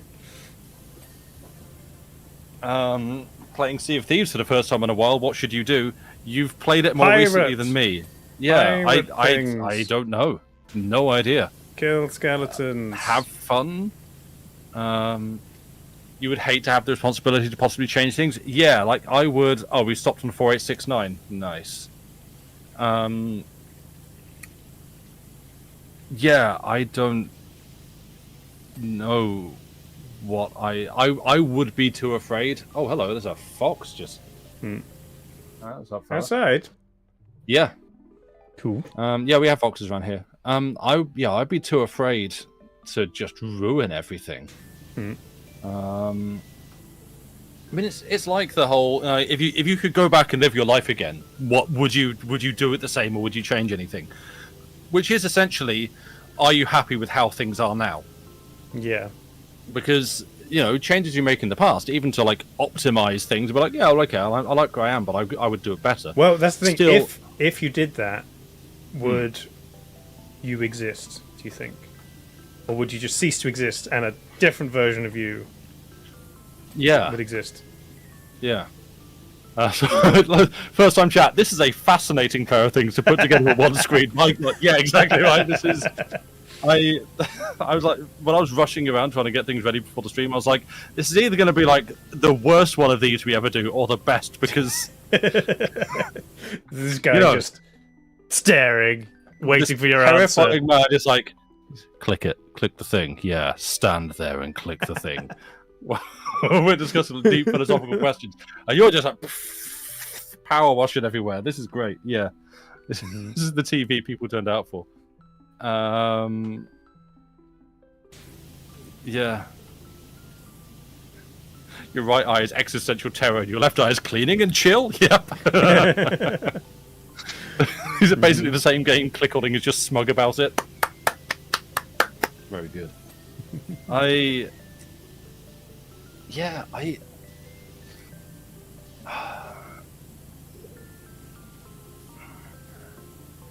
Yeah, like I'm not in a place where I look at my life and think, oh, good grief, this is an absolute shambles. I want to do over. Yeah. And quite frankly, I suspect that if I were to go, I feel like everyone does the thing of like, oh yeah, if you put me through school now, I'd dance through that and I'd be the #1 best pupil because I know what I'm doing now. I don't think that's true of me. I feel like I would go back and just do the exact same thing again of not pay attention to any lesson, have no clue what I'm turning up for at any given time, and never do the homework. Oh yeah, I mean, if I went back and did school again, I wouldn't learn more. I'd enjoy it more. Have more, fun slacking off times rather than Yeah. because I mean, Well, now that I know what I do later in life, I know exactly how much of my education I use, and it's not Yeah. very much. Yeah. Because I mean, that's it. You would essentially just be using the time again to go and do different stuff. Because like you've got the other the kind of the, I suppose, corollary of that, which is, I may be using the word wrong. I don't know. Americans correct me.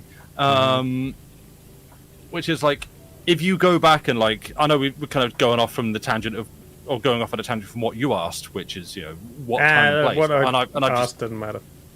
Yeah, okay. But it's like, if you were to go back and essentially like live through school again and do that, are you effectively starting again? Like, what awareness of the fact that this has happened do you carry with you? how aware are you that you are doing it again? So, like in my case, am I essentially a 41-year-old adult man in the body of a child going back through school? That makes it sound much more problematic. It does, doesn't it? Right? So it's like, what knowledge do you take with you that this has happened? Yeah. Because surely you need to keep some, so that actually you can make any differences, changes that you want. Otherwise, you will just do the same thing again. But how much before it starts to get to be a problem? And Yeah. Yeah. You had friends in undergrad who didn't get anxious about tests and grades, and you were like, "That's an option." I'm one of those, I think, rare people who I always, again, this is just all tangents. There you go. That's my soundbite for subs. Like, this is just all tangents. I'll just do that. But I'm one of those rare people that I preferred exams to coursework, because Yeah, me exams, like I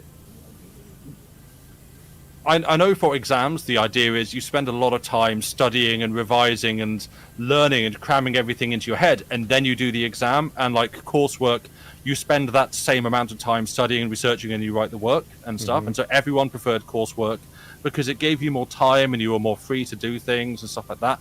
Firstly, no, I did no work for either. No. But as a result of that, an exam meant I could just rock up.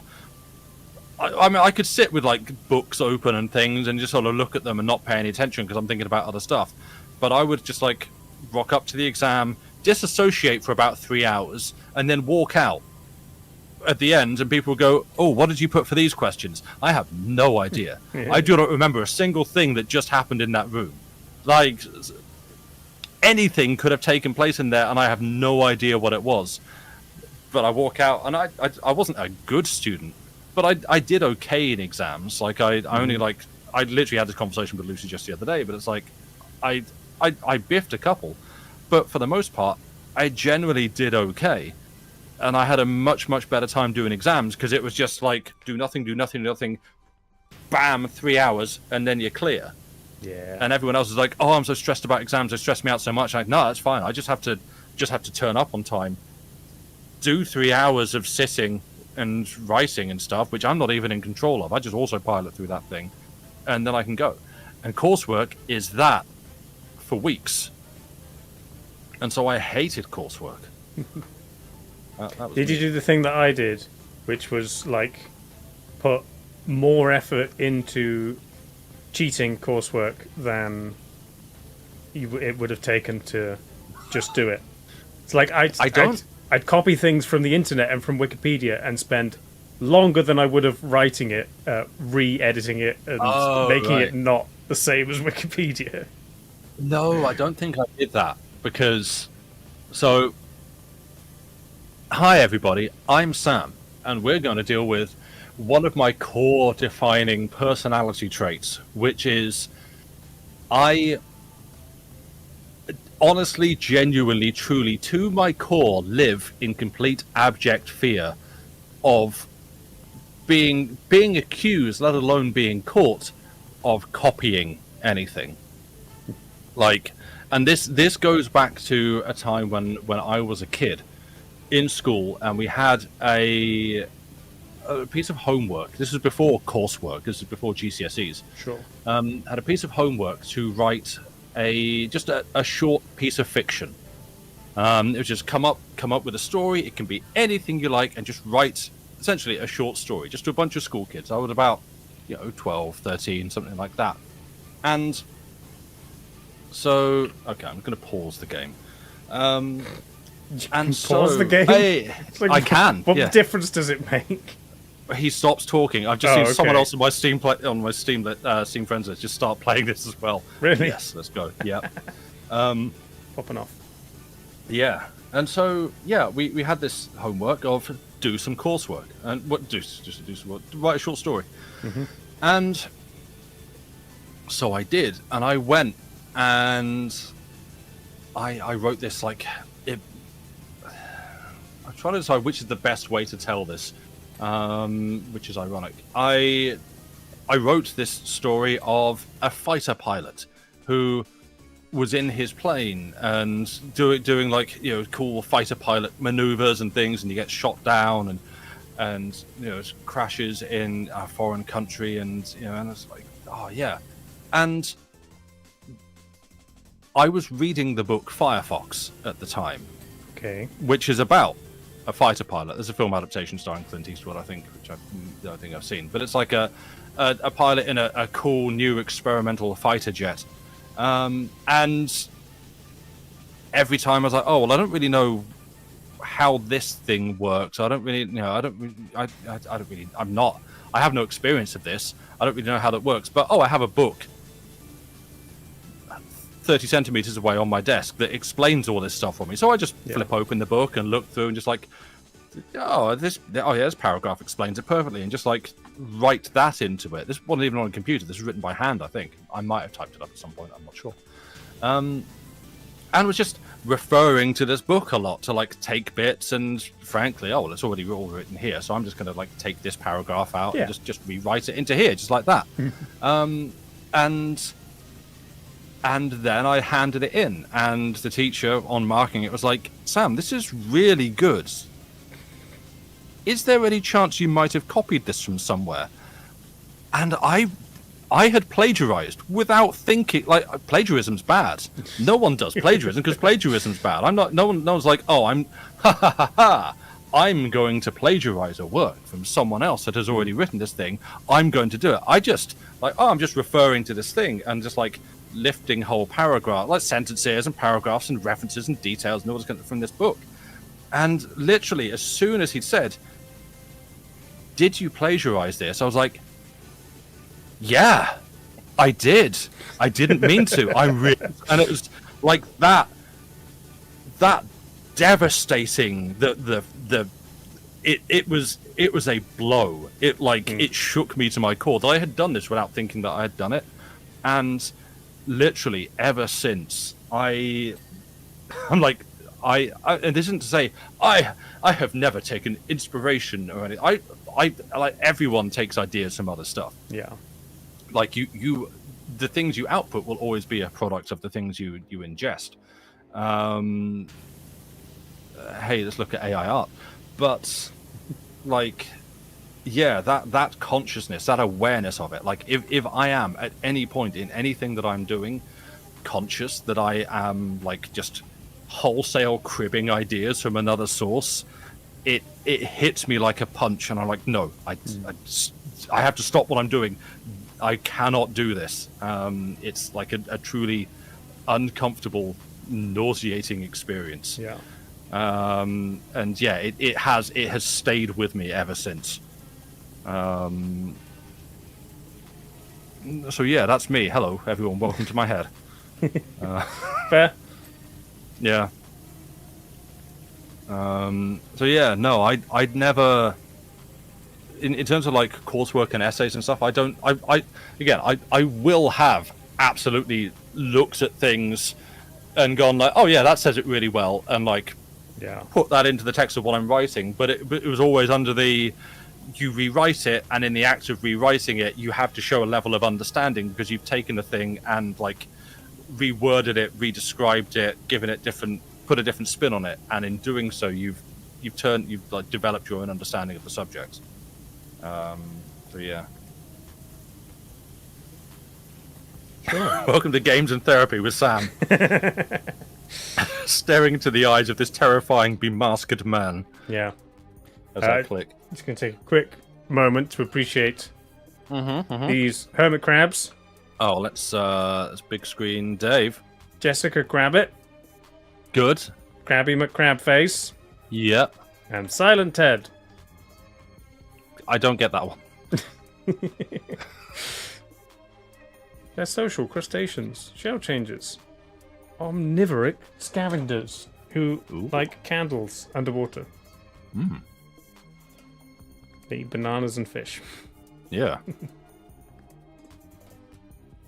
Rad. Cool. All right. Yep. Next time, another crab's treasure. There's no actual crabs here. Ah. Angeline, you had a similar experience when you were around 9 or 10, except you didn't get caught, and there are a few things you've ever felt guilty about than that, right? Like, it... yeah, it hits the moral compass. Smallcock, you didn't even copy anything. Your teacher just couldn't believe you could have come up with your mermaid cats on your own. Damn. That's... like, that's a whole nother experience. Like, the injustice of being accused... Yeah. frankly, by someone like superior in authority who can just say, you've done this thing, and even if you haven't and you know you haven't, and they can still just go, no, you have. Like, that would... yeah, that would upset me to a significant degree. Having to experience that, yeah.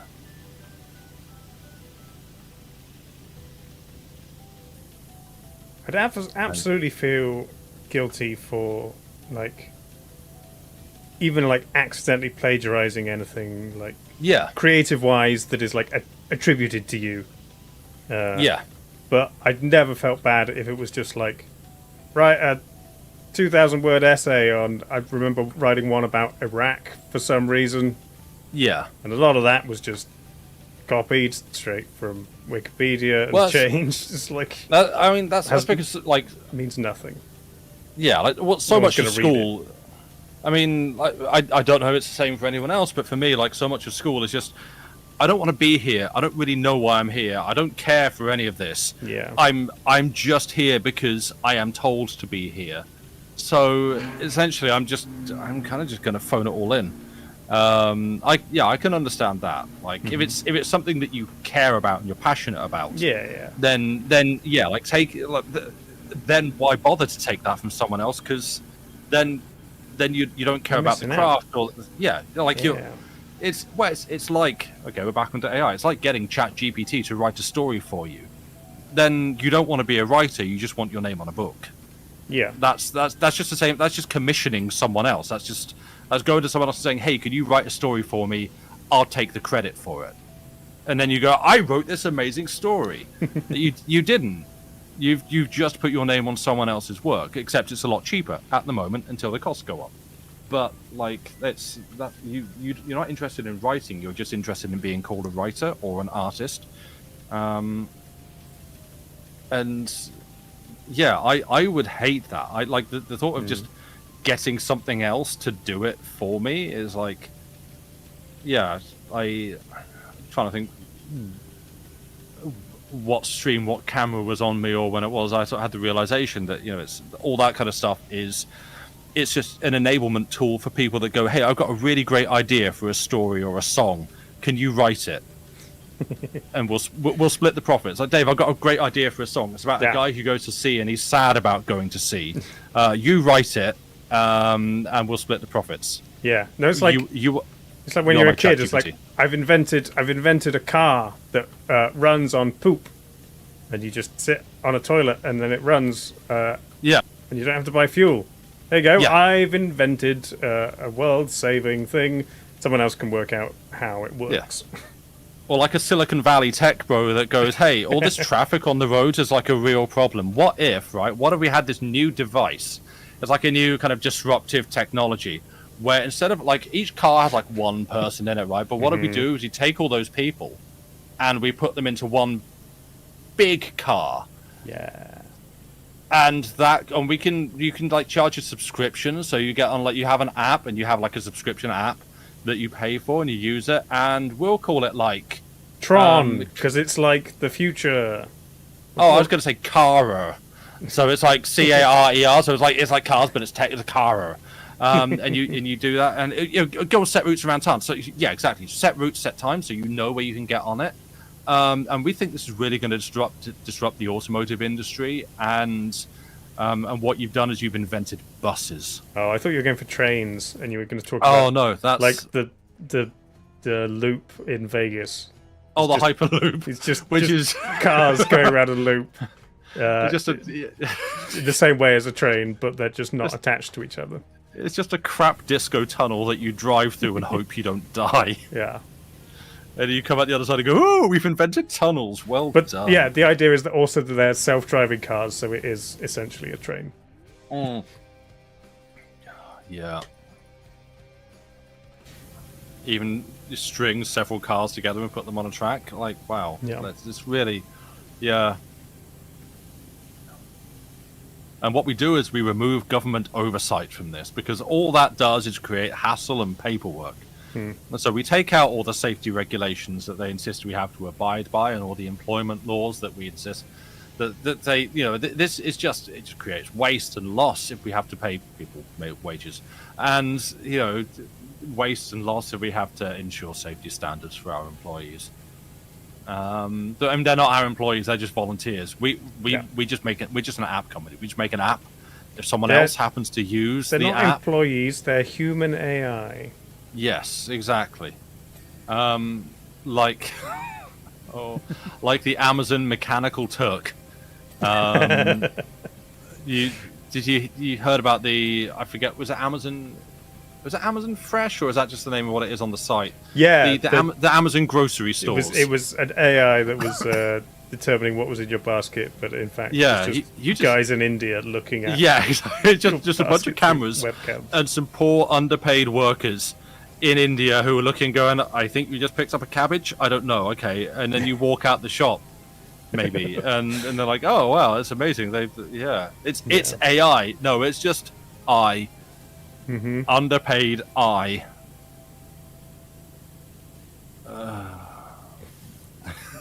The only place truly free from that damn government oversight is the sea. Anyway, I want to go for a ride in my homemade submarine? Hell yeah, Amras. Disrupt the submarine industry. Also, I think this is an American thing that I don't.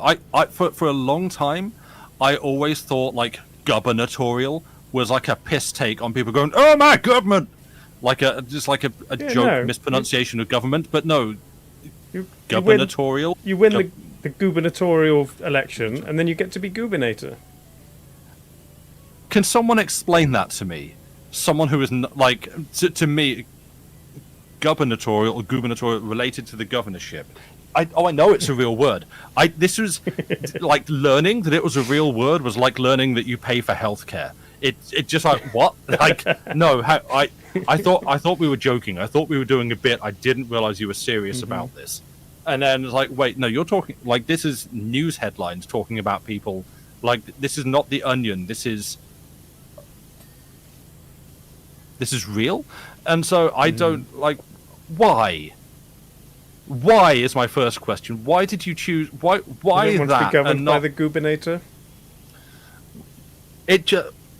Why would you sign up for a job that sounds like everyone is making fun of you? Ooh, you're the governator. Done any good governing today? You're not a serious country. Neither are we. Okay, like as we found out on election night, reading all the different constituencies around here, we're also not a serious country. What do you mean? No, we don't have gubernators. We have sensible political positions like Black Rod. Yeah, exactly. And again, our elected leader lives at number 10 Downing Street, and their best friend lives at number 11 next door. And between them, they talk over the fence about how they're going to rule the country and all the good plans they've had that day. I mean, that is more true now in the Keir Starmer and Angela Rayner do seem to like each other more than Rishi Sunak and I don't even remember who was Chancellor. Michael Gove, Jeremy Hunt. Well, it was when which Conservative leader was it that Sunak was alleged to have stitched up? Because was it Johnson? Was it like because basically like, during lockdown, and you had the whole like Conservative garden party scandals of people like having drinks and like sort of champagne receptions and stuff in the number 10 garden while the rest of the country was in lockdown and not visiting each other at homes or not going to hospitals to say goodbye to dying loved ones and stuff. And there were, after all this, pictures of the Conservative Party just having jollies in the garden with champagne. And there were people going like, wait, this is photographs that are being shared, probably, and judging by the angle, probably taken from like out the window of number 11 which is where Oh, Sunak was the. I thought you were going to say these photos have been taken from a lower angle. It's clearly a shorter politician. Oh, right, no. Must be Rishi Sunak.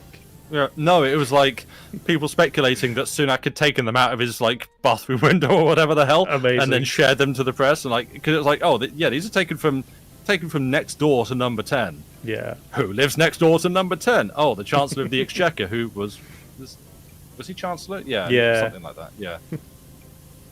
It was like, and then obviously it's like, oh, this is his leadership bid to basically stab the current leader Boris Johnson in the back by ruining his political career. Like Johnson couldn't do that for himself, but no, he couldn't. And yeah, like this, and he did end up PM. He didn't win any votes, though. No, he just replaced. What? Yeah. Take it back. Can I say it? Governator is apparently another word for governor, attested as far back as 1522. Amazing. See what happens in America. You see what happens when you cling to the past. This is what happens. When you refuse to let it go, you have to use silly words like governator. So anyway, who's Black Rod now? That's all on us? Ha! We set you up. We set you up and we make fun of you. Yeah. And if you're going to go start a whole other political system, you've got to come up with your own funny names for stuff. Yeah. Don't rely on us.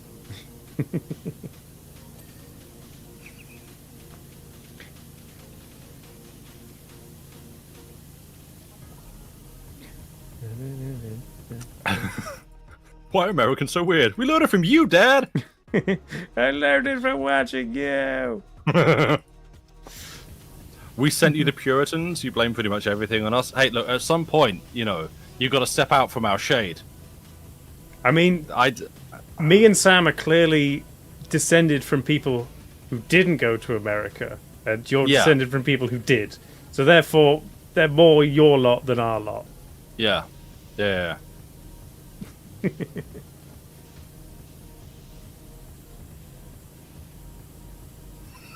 Thank you, Amros. We're workshopping a joke in chat here. So currently, Amros' suggestion is he likes it when, or they liked it when the governator said, "You've done F's, but I'm saying them as S's. Thou shalt accompany me if thou wish to govern." So govern, and then governed all over the colony. Sorry, I biffed that. Can I do another? No, that's the only take we get. Okay. Yeah. I'll be Black Rod.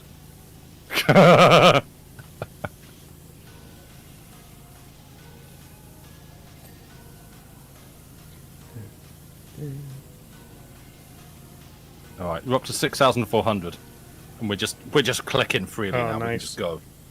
So, what happened in this aquarium that it got so dirty?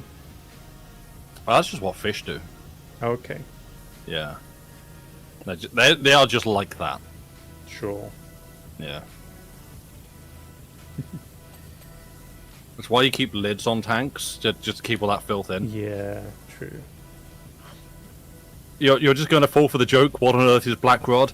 It's not a joke. Dave, would you like to explain? Because I can't. I just know it's a thing. So, when Parliament is reopened, say after an election, the members of Parliament have to shut the door in the face of, in this case, the king or the royal, and as a show of basically English Civil War stuff, when Oliver Cromwell did some things. But basically, it's shutting out the king, saying he's not allowed in here without permission. But Black Rod, who's just a random person in fancy robes with a big stick, has to knock on the door and ask permission for the king to enter Parliament. At which point he enters and delivers a speech that he did not write and doesn't necessarily agree with. And has never seen before. I don't know.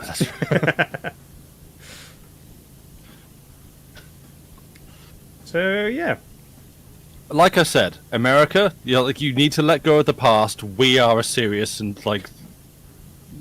respectable country. Oh, yeah. I mean, before that happens, there was a ceremonial searching of, the catacombs underneath Parliament for gunpowder and explosives. It's basically a weird parliamentary pagan ritual. Yes. Yeah.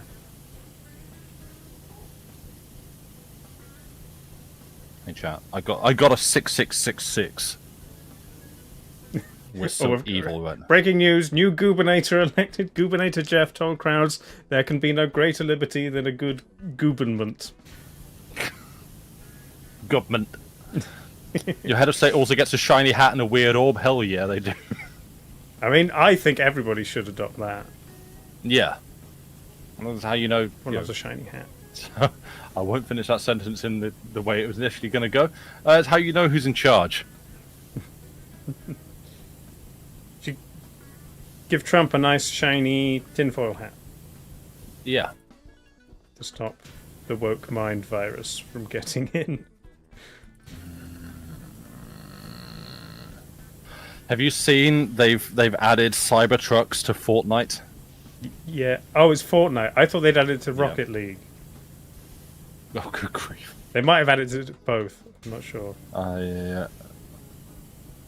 Yeah. I mean, I feel like part of it is to get people like me to say that in front of an audience, so the audience goes, really? And goes to look it up. But, oh, hello. Yeah, I know, I'm angry about it too. Hang on. Is that his chin? Or is that So his nose? He said it's a mask. Okay. So I'm... Like a horse or a gorilla? It's somewhere between horse and some kind of... I've not had a lot of opportunities to ask questions, I'll be real. So I'm not entirely certain. And frankly, he has a gun and blood on his shirt. So... Yeah. A gorse. Yes, exactly. I'm just going to sit here until you get to 6969. All right. The fun thing is, the fun thing would be if they added them, but they're as useful as real Cybertrucks. Yeah, I've seen a lot of people hoping for that, but they just can't drive up hills. Yeah, they rust up. Yeah. And they just rust up as soon as they touch water.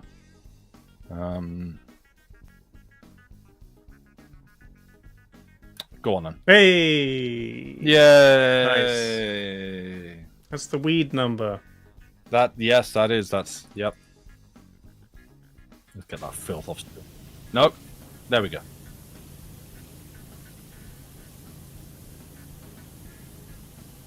There's a Cybertruck in your neighborhood, Raven. Nice. Oh, good grief.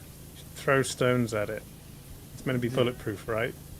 Definitely doesn't Don't dent need to- easily. You don't even need to throw stones, just throw water. You've seen a Cybertruck or two around here, wonder how well they're going to do in winter with all the salt on the roads. That's true, they've not been out for a winter yet. That's going to be incredible. Yeah. Just... Oh... Just... What a joke, Mobile.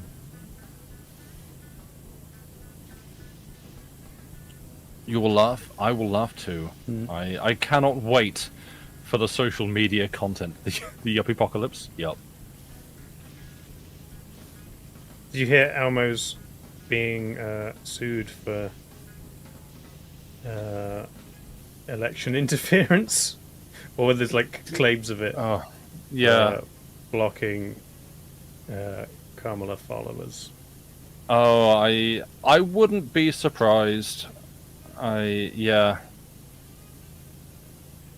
Cybertrucks look like an N64 vehicle brought to life. It's the Homer. If anyone has seen the famous episode from The Simpsons where Homer Simpson designs a car, it's just that. Aesthetically different, same starting point. The car built for Homer. Yeah, it's just... Like, what was it? Was it like an old Mac game or something where you design a car? And like it's literally the car that you build. It's from like the 80s or something. Okay. And it's literally the car that you build in that. It's like the silhouette of the even Cybertruck. Good grief! What a dork ass loser name. You heard raccoons take them serious because they look like dumpsters. Yep, Oh, I have yeah. also seen pictures of like just raccoon footprints all over the back. It's like, oh, there's trash in this. Oh, I mean, how to be little fair you know. to the raccoons, I mean, it's pretty similar. Yeah.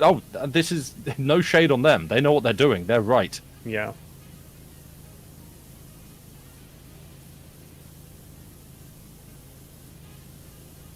I want a ceiling like this. Like glowing manta rays. It's a cool name for an armored APC from the future. What John Blade Runner would drive. He did say that. It's like it's what Blade Runner would drive. Yeah. Oh. Cybertruck 2077. And we got 7777. Nice. Yeah. Has he made any more remarks about specific numbers? No. Oh, Pirelli, you had to look up what one was. I'm sorry that you now know what that is. It's just a gaudy ass dorkmobile. It is. Yeah. They apparently break very easily as well. Yeah. Many problems. Which way do you mean? Like, what was it? I saw. Oh yeah, I mean I've seen so many videos of them breaking in so many different ways, like going through a little bit of a pothole and just the entire rear axle just breaking, or someone driving it through kind of a deep puddle and it just shorted out all the electrics, the entire thing just shut down. There was the thing about the boot breaking people's fingers as well. Yeah, it's designed to just cut and shear. Anything you put in there is coming off and staying inside. So it's just it is a masterclass in awful design. And I think it's like anything you say about it will be treated with the you're just saying that because you're jealous. Like it's like it is that easy and simple to insult that you just you don't need to put any effort into the craft. You can just say anything about it is bad. And so it's like, oh yeah, you just say that because you're jealous because you can't have one. No, it just absolutely sucks. It is just in every direction a truly awful piece of design. And yeah.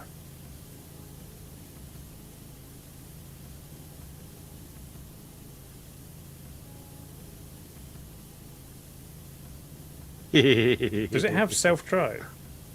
It must do. And probably a bunch of touch screens. Am I right? Yeah. There have been things. Was it Cybertrucks or was it just Teslas about people getting trapped inside it while it's updating? I've seen things about people getting trapped in a sinking Tesla and having to dismantle the door just to try and roll the window down or something. Because, again, you short the electrics and it's like, oh no, it's just all touch buttons and hope. And oh no, now if you happen to be stuck in a situation where the car might be filling up with water, and you wish to roll down the window so you can escape, simply remove panel A from the door and then reach for latch B and what? Have you subscribed to the $50 a month able to not die in case of emergency that package? No, I got a games console installed instead. Looks like it comes from some old low-budget sci-fi show minus any charm. Yeah, like I don't think it's a surprise to anyone. We've rated over there a couple of times now that I enjoy a good bad film, usually courtesy of Trash Night Video, third Tuesday of every month. Go follow the channel. It's one of the best channels you can follow on Twitch, and it looks, with no exaggeration, exactly like the kind of car that would show up in one of the awful low-budget 80s like sci-fi action movies that they would play. Like it just does. Yeah. And yeah, Trash Night with the Andy Pants recommend. I was really glad when you said like you were glad you loved that we raided over there and you got to watch a really bad film, because it's great. It's one of my favorite channels. No VODs, no kings, only live. I think they only started. Yeah, I think they only started doing it over lockdown, because they're based in Boston, and I want to say the Brattle Theatre, where they do like a regular bad movie night. Cool. And because they couldn't do it there, they just started streaming it on Twitch. So yeah, they have no VODs or anything like that, and they have a bunch of like adverts, which are usually like cut-ups and edits of, again, like old bad adverts from like the 80s, 90s, and various other times. Sometimes they edit them for comedic effect. Other times they really don't need to. And again, that's part of the appeal. That's part of the fun. Just like, yeah.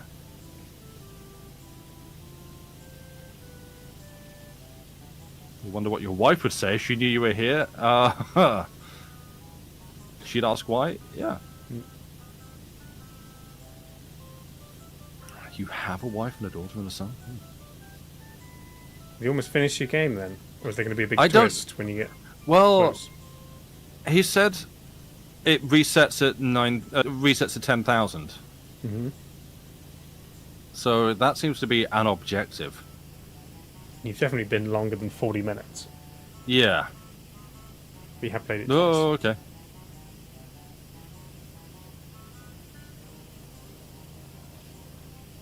But that's because I've been stopping to talk rather than like just sitting here clicking. But you know, we're getting through the old clicks. I mean, chat, you've all sat and watched me click a mouse button 8,680 times. Yeah, so who's the real loser? Yeah, exactly. This is different from normal streams. How? You know, I could be playing Diablo. No, I couldn't actually. Not with this setup.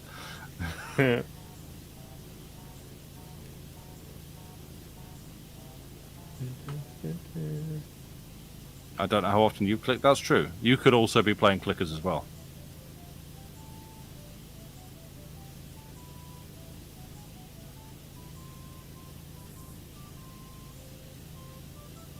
This made you open Cookie Clicker? Oh no, we got Amras, Dave. Nice. I was just thinking about Cookie Clicker, which then made me think about the new baking speedrun category. Because there was a Cookie Clicker IRL bake 12 cookies fast as possible, but then it started to get more popular, and now they've made a baking one. And I was wondering about potentially trying to do that, even if I do it badly. I haven't checked what categories are in it, but I thought it'd be fun. I've always thought it'd be fun just to get on speedrun. Yeah. On a speedrun, even if it's not great, but wait, don't stop on 8888. That's the bad number, is it? I didn't. It's a bad number. I mean, 88 is one of the Nazi numbers. Oh right, yeah, okay. No, okay. So I was thinking, because isn't 8 a lucky number in China or something? So you have a lot of like 8. That's why I stopped there. Not because I'm trying to like dog whistle Nazi viewers and stuff. No, I apologize for that. That's Good. You were playing Remnant till you got annoyed. Now you're playing Slay the Spire. I mean, that's Queek, you've been watching Power Washing. I mean, that's why we have both. Yeah. You take the thing you like. Yeah, if Sam's game is too disturbing, you'll have to open the stream and then like put another window over a quarter of it. Just open a text document and put it over. Just get a post-it note, stick it on your screen. Yeah. But yes, no. For the sake of clarity, no, I was not intentionally stopping on the bad number. I did it because it just, again, I've been stopping on like 6666, 7777. because it's that. And yeah, as I said, I thought 8. I'm led to believe that 8 is a lucky number in China, and so you see it like in a lot of things. You didn't figure I was on purpose. No, I just completely forgotten about that association.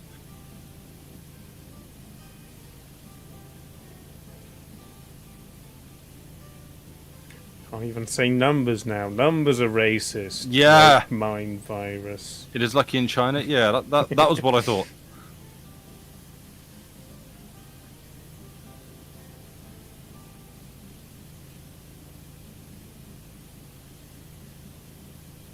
Nice.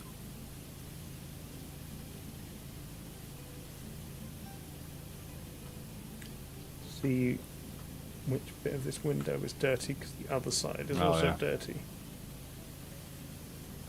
Who is this guy, Joe Camel? That's it is He actually does kind very of much look a- like Joe Camel. Yeah, I think that's the association I've been trying to make all these. Like, what is it? Yes, it's exactly Joe Camel face. Great. Planes, did you miss anything? I don't think so. It's a curse of everyone your age. Does that person have 88 in their username because they made it when they were 13 and that's the year they were born, or because they're a Nazi? Yes. Oh, yeah. I was born in 88. Yeah. But I don't use it in anything. No. Well, like it's been on stream enough. I'm not giving out the whole thing. But my Xbox gamer tag has 77 at the end because I was making it as a Bungie reference, Bungie and Halo and stuff, and because I couldn't use just the word itself, I needed something else on the end because someone else has already taken the bit that I wanted. And I was like, oh, well, I'm doing a Bungie/Halo reference. They're all about the number 7, so I'm going to stick 7s on the end. And I don't know why I chose 2. But due to the trend of people putting like the last 2 digits of their birth year in their username, give away that bit of information for free to really start the social engineers going. It looks like I'm like 6 years older than I am if you just kind of take it that way. So yeah, I've always been aware of that, but that's not quite the same as being mistaken for a Nazi. Yeah. Oh, Greek, you were born on September 11th. That's been fun since 2001. Yeah, yeah. I am okay. I'm just gonna sit here and click this thing for Joe Camp. Okay, hi, what?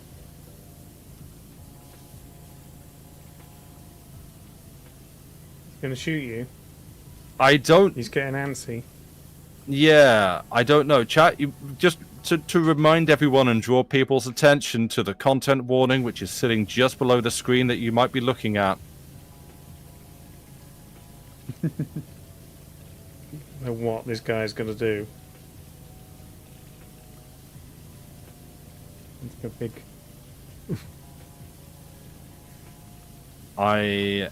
Well, again,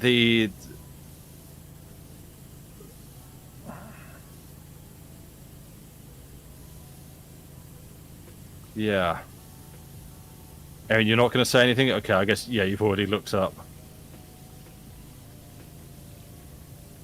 I'm curious, though, if there are, like, different endings and things, depending on what you do, or whether the game just sits and waits. How you click the button.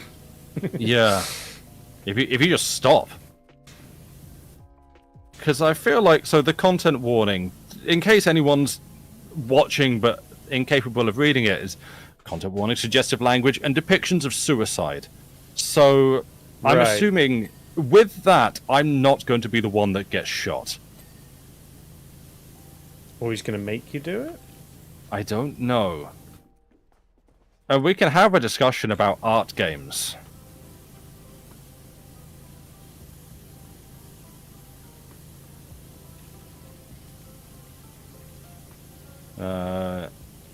Yo, don't.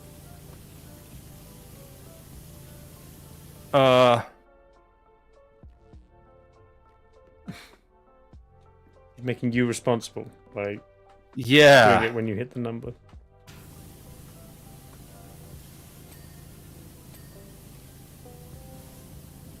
I don't.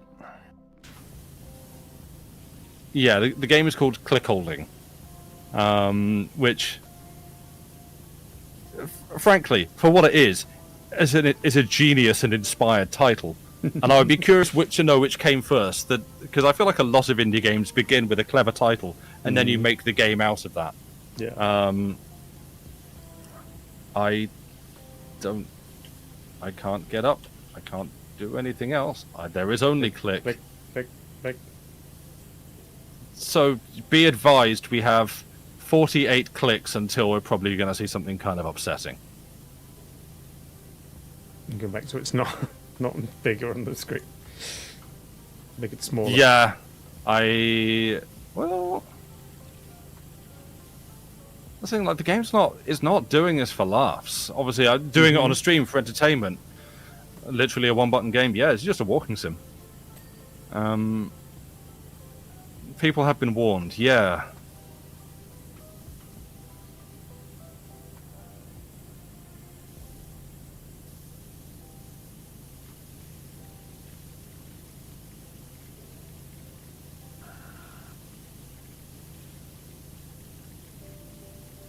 Yeah, like Erin says, you've been warned. Look away now. All right. Count down the click. I am. I was literally like, okay, here goes. 3, 2, 1.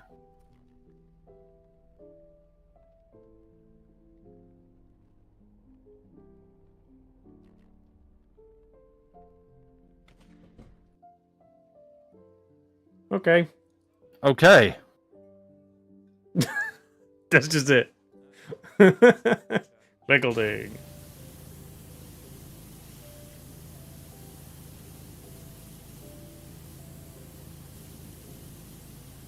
Yeah, can I take the money now?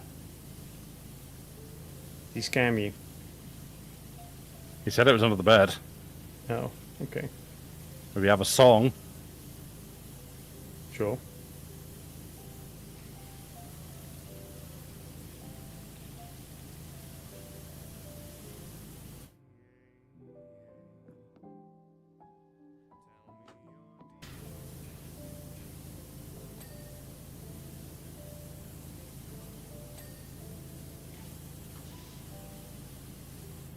Twitch integration? Wait, what?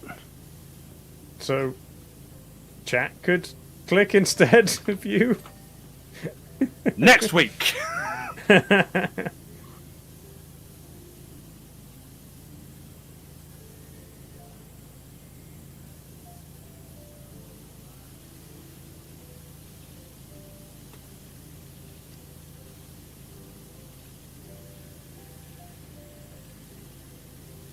LP Hunk Tears, that's a great name. Sure.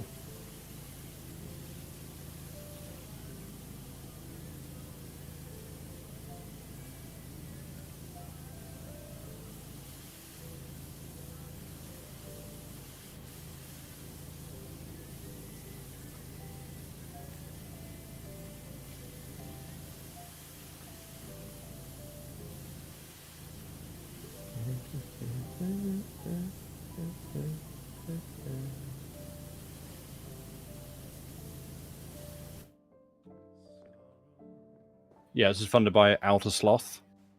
The sort of the fund put together by Inner Sloth, who do Among Us. Oh, okay. Yeah.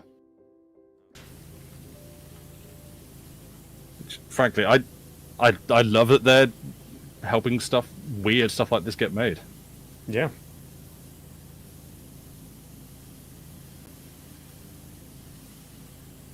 Huh. Did you get 100% Steam achievements? I don't know. Have you played Idle Champions of Forgotten Realms? I have. I had that on Epic. Yeah.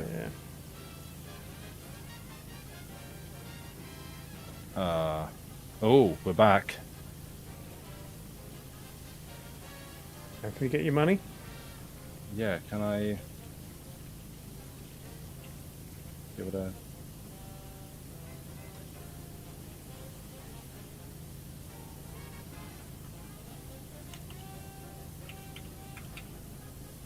Sit back down. Can I get the cash?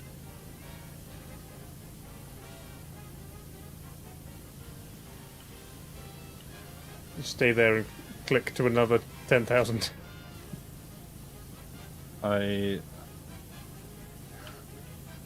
Now the game begins. Yeah. Okay, well that painting just... I can keep going. Alright, well let's have one. Yo.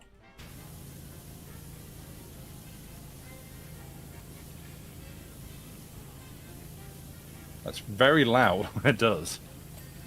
What's activating that? There's a hole in the wall where the painting was.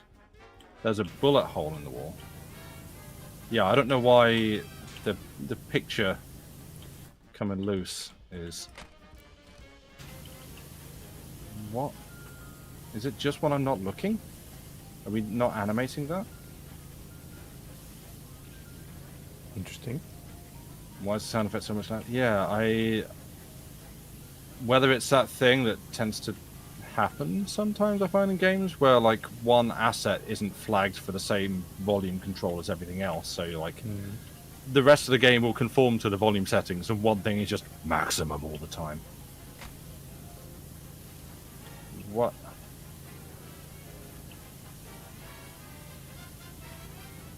Game sure is creepifying? Yeah, Can I stand in the light? Like, over here?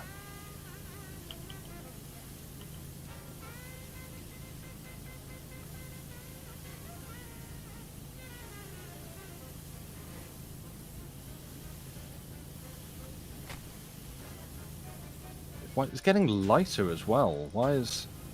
Daytime. No, but as in just the painting. Oh. Weird. The picture, it's glowing. Is it just based on my clicks? Return for a little bit. What am I doing? He's winning.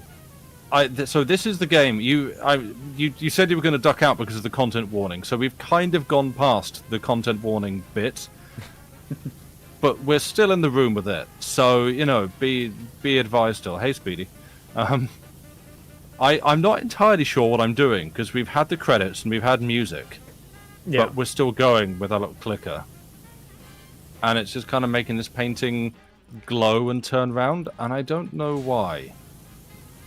But it's sort of turning into a TV. Feeling a bit better now? You went in a good mindset to start the stream? No worries at all. Yeah, well, I'm glad you're feeling better. But, yeah, like... Video game art stuff sure happened at us. So that was exciting. Yeah. I don't know why this is so loud compared to everything else, but... It sure is. Alright. Let's go. Precariously leaning off a ladder to get the good angle. Oh, yeah, do you subscribe to the move the ladder as little as possible? The ladder is attached to the wall. Oh, it's that one, right, okay. can't- Not your own portable. Oh, wow, managed to get it gave you that. Yeah. That was a freebie. Wants me to notice, like... Wanted to notice. I missed you. I don't know that song. Not off the top of my head. I don't remember who it is. No. 2000s emo. Oh, right. Oh, I'm just going to guess Dashboard Confessional. Or Yellow Card. Or... Someone in chat will know. Yeah. Bet it's Andy Pants knows. Andy Pants will know. Subscribe to the move the ladder as little as possible with Power Wash. Yeah. I cannot be bothered moving the ladder for every little thing, so I was just like, okay, here's the central location. Oh yeah, always extenders and do as much from the floor as possible. Yeah. Why? Yeah, that was definitely like... So it seems to be when I hit certain number values, the painting will make a very loud sound, creak and spin. Okay. So... Bye, Raven. Thanks for being here. Goodbye.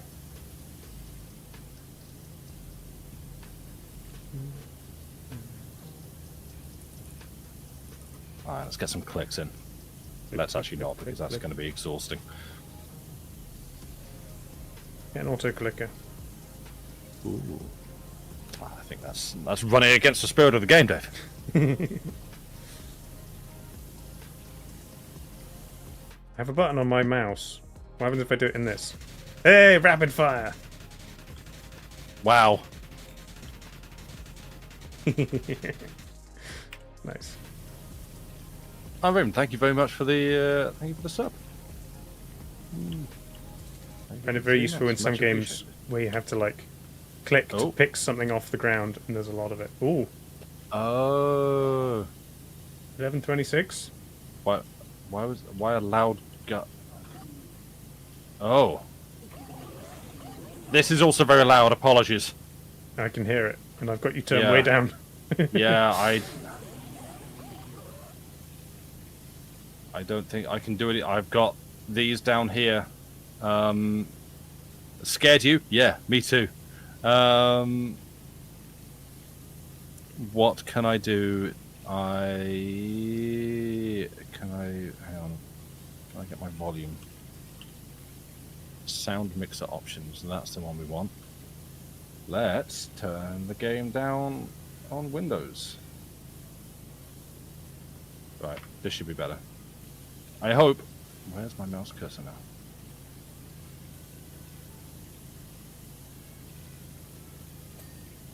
Yeah, I'm worried that turning the audio to 1 won't do it. Okay.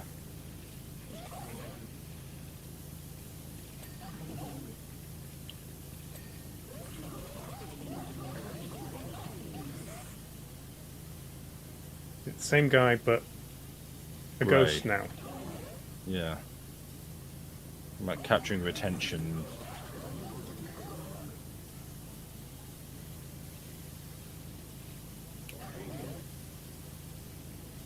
In its trough in 1953, the Marine Life Conservation Centre housed nothing more than 7 anemones and an angry turbot.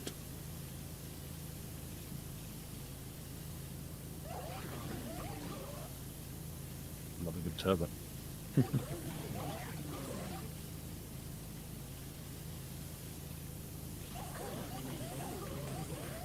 And now it's Mr. Nosybonk.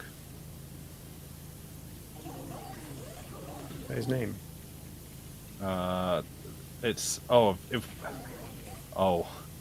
okay. I apologize to everyone who's about to learn who Mr. Nosybonk is. Okay. It's a terrifying figure from like children's TV from the Hey, Speedy remembers Nosybonk. Okay. Sorry. 80s, yeah, I can say like yes, late 70s, 80s, something like that. Yeah,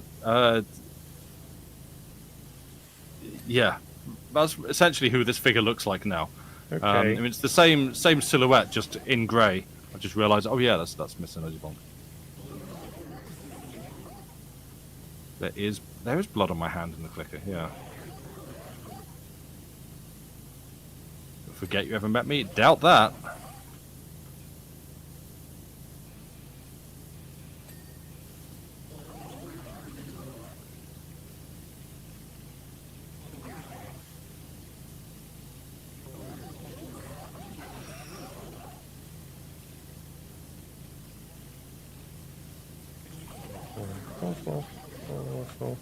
Fall.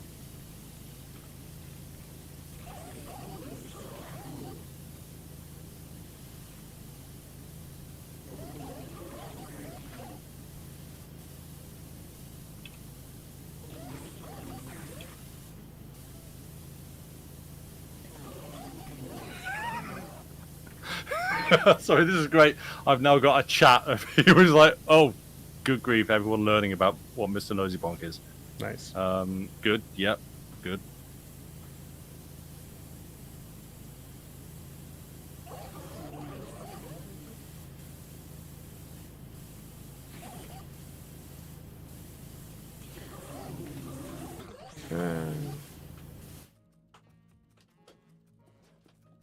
Like, every time the sound of the pressure washer stops, I think something's gone wrong because the white noise just like gone what?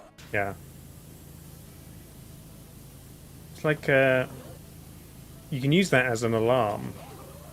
If you don't want a noise waking you up in the morning, you can have a constant noise throughout the entire night, and then have it shut off at a time in the morning, and you wake up to silence, and that's just as jarring as a noise.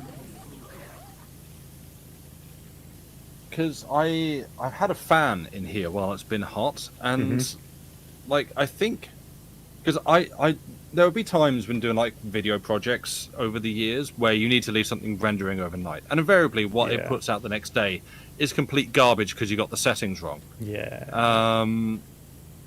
But I've found through doing that, and other times I've like left my PC on overnight, like downloading something or whatever, that I do not sleep well in a room where there is a computer on. And I feel like I get the same thing with the fan or white noise. Like I don't sleep well if there is other sound going on in the room. So like I have to set the fan on a timer so that it'll turn off after a couple of hours. So I can go to sleep while it's cooling me down, and then while I'm asleep the fan turns off and I can stay asleep and actually get some rest. Okay. But yeah, I don't think I actually sleep well with other noise in the room.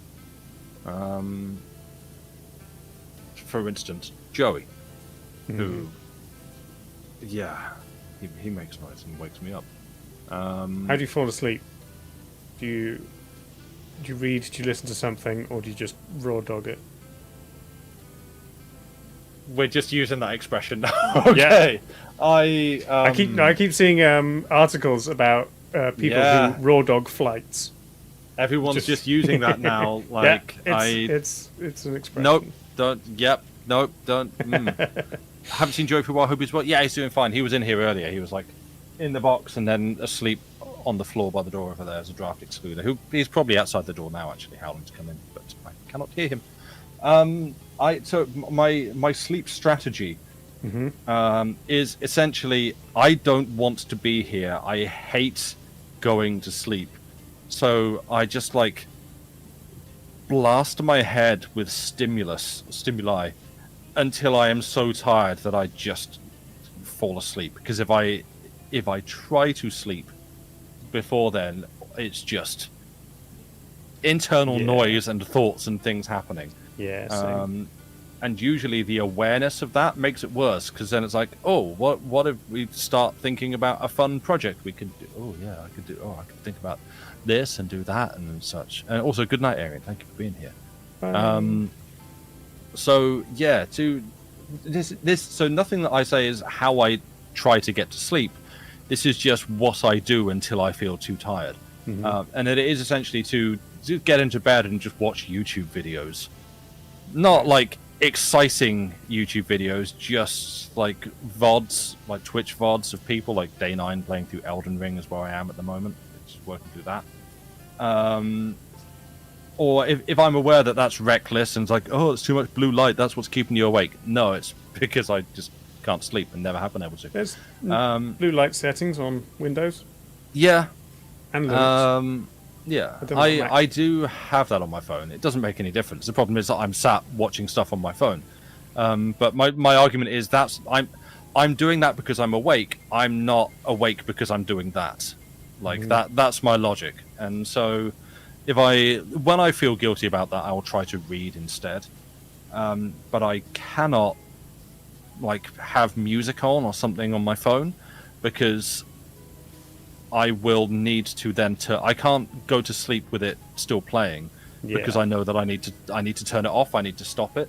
So yeah, it needs to be something that will just deactivate of its own accord. And someone's going to be like, "Oh, you can get timers and apps to do that." I'm not going to do it. I by now I don't like sleeping with music on, because I'm just going to listen to that instead. Sure. This looks like a rat. Hi, whiskers. Oh yeah, no, I see it. Upside down rat. Yeah.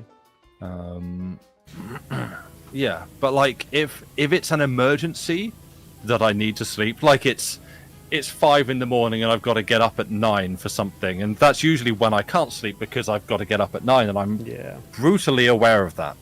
But the thing that I do, and sadly it's started losing some of its impact, is count backwards from 3,000. Okay. If you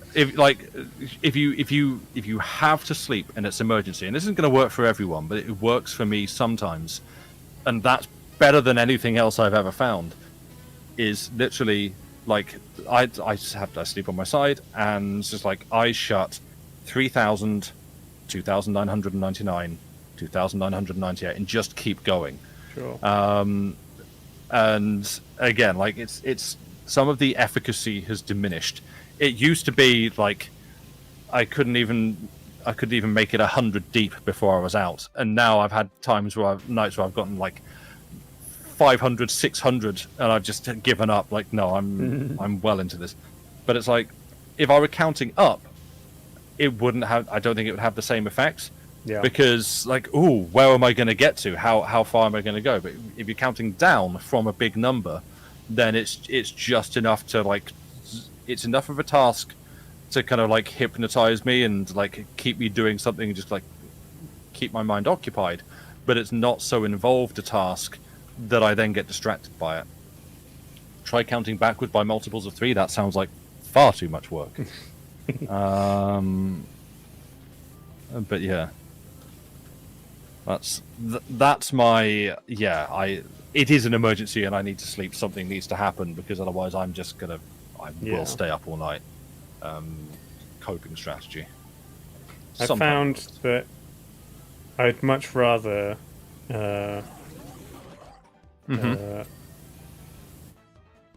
sorry, I'm just hearing the noise through Discord. Yeah, I can turn it down a bit further. No, it's fine. I don't think you turning it down makes any difference, because it's Discord's capturing it straight from the thing. It's fine. I've got it pretty low.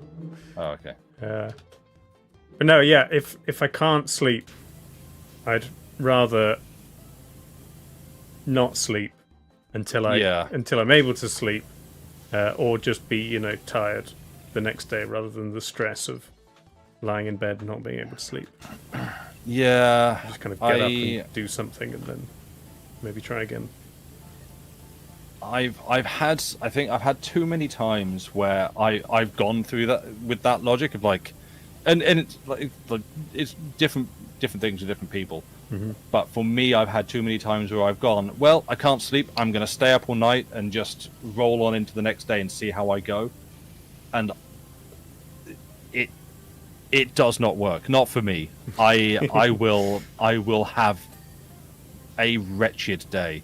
Like there is a unique feeling of exhaustion and grime that comes with, like, even if you've had a shower, you still just feel like I get wrong. that feeling. Yeah. Like just bodily wrong from going through a night without sleep. And so even if it's like a couple of hours, just so I can, because the other thing is like perception as well. It's like, oh, you've not slept. It's like, no, but please believe me, I tried to sleep. I have tried. Like, oh yeah, but you know. And so even if I can say like, yeah, I've had 3 hours sleep, that gets a lot more respect from people than I couldn't. You know. So yeah, there is that aspect too. Also, like if I fail to sleep or haven't slept well, I will reward myself with a nice breakfast.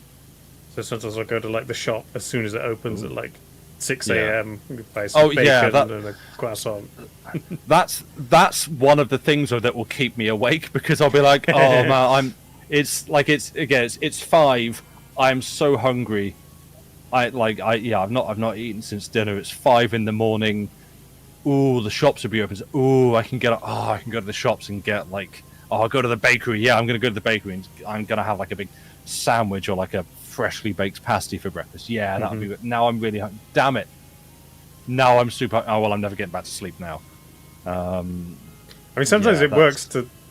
I'll be trying to stay awake until the shop opens to go and get breakfast, and I'll just fall asleep. And then, I mean, luckily, it's a rare occasion where I actually need to, get up for any reason. Mostly same for me. Like my main regular weekly commitment is Monday morning meetings.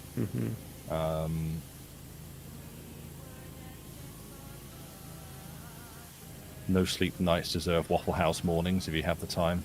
but you just go there for a scrap, don't you? That's. I'm led to believe Waffle House is where you go for a fight. Well, yeah, I went to Waffle House in the morning, and apparently that's not when you go to Waffle House. You go at 3 a.m. Right. Yeah. after a night out. But it was fine. Yeah. Yeah. I do have a waffle pan you put on the stove. It's quite good. But Yeah. I don't think I've ever actually used it in the morning. I've had it I sometimes make chicken and waffles for dinner. But I don't think I've ever had a morning waffle. I'm normally a morning pancake person. Okay. Or fancy sandwich. I'm very much a subscriber to the lunch is the best thing to have for breakfast. Sure. Interpret that as you will. Both definitions are correct as far as I am concerned. Mm-hmm. So yeah, that's pretty much where I fall. Like something lunch. Breakfast is the best thing to have for lunch. No. You're talking about having cereal for lunch. I'm assuming. No. No. I normally have cereal at midnight. I'm not one of these cereal for dinner people. Oh, not for dinner. But I mean, I have a weird schedule. I don't eat breakfast. I don't eat lunch. Yeah. On a stream day, I'll eat dinner at 5. On a non-stream day, it could be 10 or 11 when I have dinner, which is my first meal. But if I have it early, then I'll have cereal before bed, or maybe a cheeky jam sandwich, Right. a little snack. Oh, I must have talked about having eggs and bacon and pancakes and waffles and flat sausages for lunch. Right. See, I don't know. Cooked breakfast stuff like that is great, but for me it takes too much effort and too much washing up for me to do anything like that. So yeah, for lunch I'll have some kind of sandwich and things, and the lunch for breakfast thing is either that's the first thing I'm eating that day, or I'm just not a big fan of your standard breakfast fare of cereals and things like that. Although I have started lately trying to do better about that, and if I'm up what I would consider to be early enough, and it's not 2 in the afternoon or something, then I have yogurt with Sorry, Sam. peanut. A brief interjection. Spamos! Hello. Oh, hello. Welcome in. Hi. This is our new thing. Podcast vibes / worst person perspective. Yep. It's kind of a podcast. It's kind of not. We play brain off games and talk about stuff. And Yes. currently, we're Sam's- talking about breakfast. Sam's clicking and Yeah, talking about why he doesn't like breakfast. that's me. Yeah, since last summer actually, because Lucy and I stay at a place where this is kind of the only breakfast option available, and we were getting up early, so I was like, oh, well, they have yogurt and they have cereal, so I'm going to put cornflakes in yogurt, and it was quite nice. That sounds pretty good. Yeah, and it's a thing I started doing a while ago when I was like, I just need to start eating quotation marks healthier stuff. So I was just mixing yogurt with peanut butter, but literally just pure peanut butter, not stuff that's full of sugar and salt and palm oil and things. So Spammers is a bacon sausage egg guy. Nice. I mean, I'm not going to say that's bad. It's amazing, but I will die if I have that every day. True. So this is an active rejection of the things that I want. Yogurt and peanut. Yeah, you get yogurt, and you get, because if it's literally just peanut butter, it's very smooth and very runny, and you can just swirl that into the yogurt, and then you put some maple syrup in there for sweetness, and then you pour in either some granola or muesli, and you stick some frozen berries on top, and you have yourself a good time. Fruit yogurt and granola. It's pretty amazing. Yeah. You have different peanut butter? I know you do, America. How do you feel about a nice Scandinavian breakfast? Fish and potatoes. I do not like fish. Oh, Speedy, you walked into the kitchen to find an 8-legged friend above your fridge. Oh, no. Centipede that's had a terrible accent. Yeah. Call an ambulance.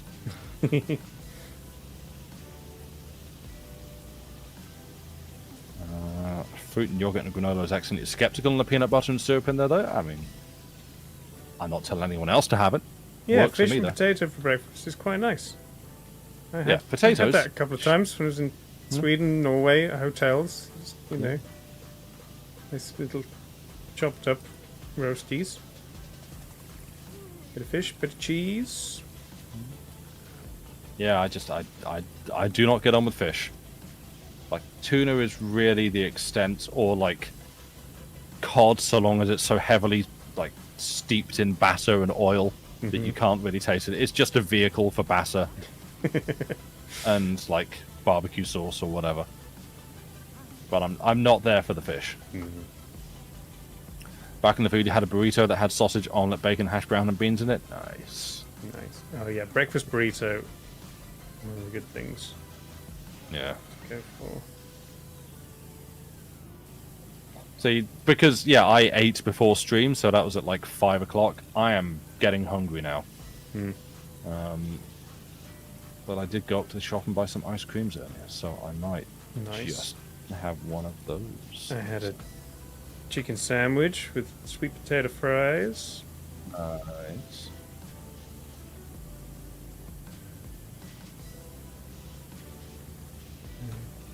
What ice cream? It was so basically, it seems like Cadbury's are trying to muscle in on the Magnum market by doing ones that are very obviously going to be less nice chocolate and less nice ice cream. Oh, like an open But- clam. Okay. But they're cheaper and there's more of them in a packet. So I got myself some of those. One is Caramac, I want to say, and the other one is Boost. Ooh, So- nice. Basically sugar. Just sugar. Parola is learning that fish and potato for breakfast is a thing. It's a Scandinavian thing. What? Never heard of Do you it. not have it every day? You've been lied to, Dave. by someone just trying to get rid of some fish and potatoes Aaron- ad lying around. Or it Oh might, yeah, it is. it might just be a hotel thing. You know Yes, how we like do this all the hotels time. sometimes have, you know, things out at breakfast that you'd never Yeah. expect. Like orange juice. Who does that? Was it the continental, every kind of meat and cheese they can find, Yeah. the kinds of bread. Yeah. Every time that stops, I'm like, wait, what's just broken? Why? Nothing, Why is the I'm white noise just- stop? Shh. I'm just- Yeah. I just turn it off sometimes when I'm moving. It's,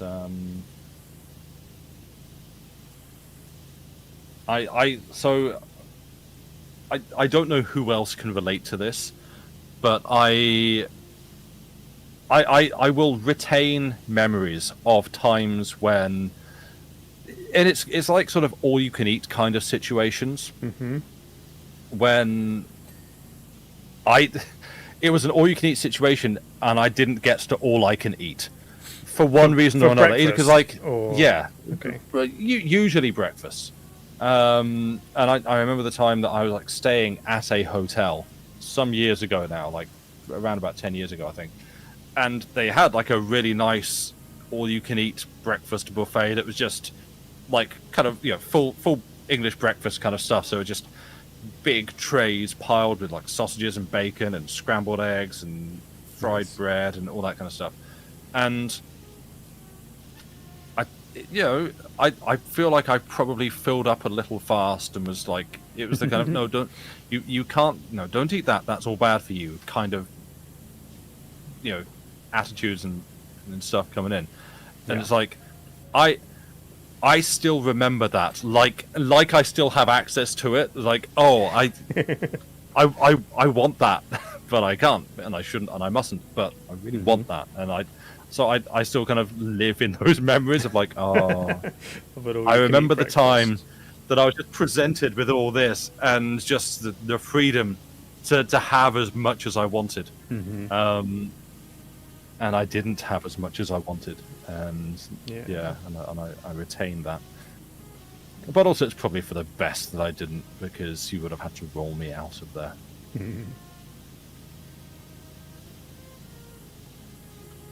I do really like the weird all-you-can-eat restaurants. Oh yeah. There's a couple in Bristol, and it's like so many things of different styles, and it's Yeah. all slightly low quality. But there's Is just this Zaza Bazaar you're talking about? that or Cosmo, Oh, I don't think I've been there. similar kind of things, but Yeah. some of it's better than others. But just the amount of stuff and the choice, Yeah. there is something about it. If it wasn't so expensive, I might go more often. Yeah. But you can spend the amount that it costs at Yeah. like a decent restaurant and get something fancy. But that's the thing, though. It's like you spend you buy your access to the all you can eat, and then it's Yeah. like the more I eat, the better value this is. Yes. So, so Lucy's saying the place we're going, which I haven't said. I said, Lucy, like at the start of the stream, I don't want to say where it is before we've been there, Because at the very I don't least, want to. I will turn up. Yeah, Dave will turn up and try to steal our reservation. Yeah. But afterwards, weapons free. I will give my opinion, say what I think of it. Not sure whether it's an eat everything situation or menu. Yeah, I don't know quite how generous the portions are going to be, but it looks like there's a lot of food.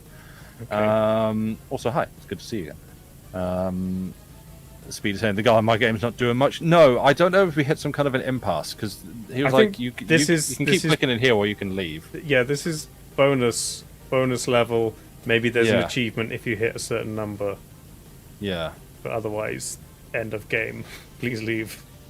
I mean, I know I'm going to stay here until this is awkward for him. Okay. Yeah, that's a lie. We're going to stop soon. But what else was I going to say? Yeah, I've been to Zaza Bazaar in Bristol, and unfortunately that was on a day when I was there and having a good time, and then suddenly felt very unwell. So I have that whole association with it. Sure.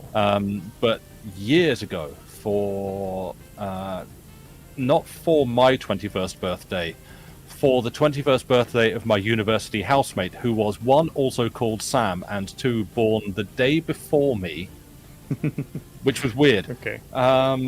For his birthday, which was so the same week as mine at uni, we went to a place in Bristol called Cuisine Spontanée, which was an all-you-can-eat place where you have basically you have a menu, which is a whole selection of different like international cooking styles. So it's, so you have like, if you want French, you can have these options. If you have Chinese, you've got these options. And I'm trying to think what like those Jamaican on there and things. And then what you do is you go around, you line up, you have like a little metal tray that you go to, like they have like a whole bunch of ingredients laid out. So different vegetables and different types of meat and things like that. And you take what you want, you put it on a tray, you walk up to a chef, and they've got like a bunch of like chefs at cooking station with just a hot wok. Yeah. And you say, I would like this cooked in this way, and they just bam, flash fry it in front of you in that style. And it's all you can eat. So you go back, you sit down, you eat, you go, oh, that was good. And then you go around again to try something else. It was cool. Nice. Yeah. That was a novel experience. It's like, here we have a bunch of professional chefs who could cook specific ingredients in specific ways to make specific dishes, and it would be perfect. Or you can grab random ingredients and try whatever you want. It's almost definitely not going to be as good as an existing dish. Yeah, you can pick a bunch of stuff that does not go with cream and white wine and say, cook this French style for me, and they go, okay. They will die a little inside, but they will acquiesce. Yes, you. Like, no, that's what? Why would you put red meat in this? Well, because you haven't restocked the chicken. Let's go. Mhm. Good night, Speedy. Good luck getting to sleep. Thank you for being here. It's good Bye. to see you. There's an Asian buffet near you that sort of does that and build your own stir fry station. Nice. Because it was that same week. So for my birthday that week, my parents kind of kidnapped me on the way back to uni. We took a diversion, and funnily enough, came to Bristol because that's where like my sister was living at the time, and we went to a restaurant which has or had. I think they might have shut down now. A branch here in Bristol and another one, I think, in Fairford. It's called Collie's Supper Rooms. And it's not all you can eat, but technically it is because they just give you so much food. There was so, like, they have one seating. You go in at, like, 6 or 7 or 8. Like, they open the doors once, and everyone who is booked is queued outside, and you go in, they shut the doors, and you do not see them again for the rest of the evening.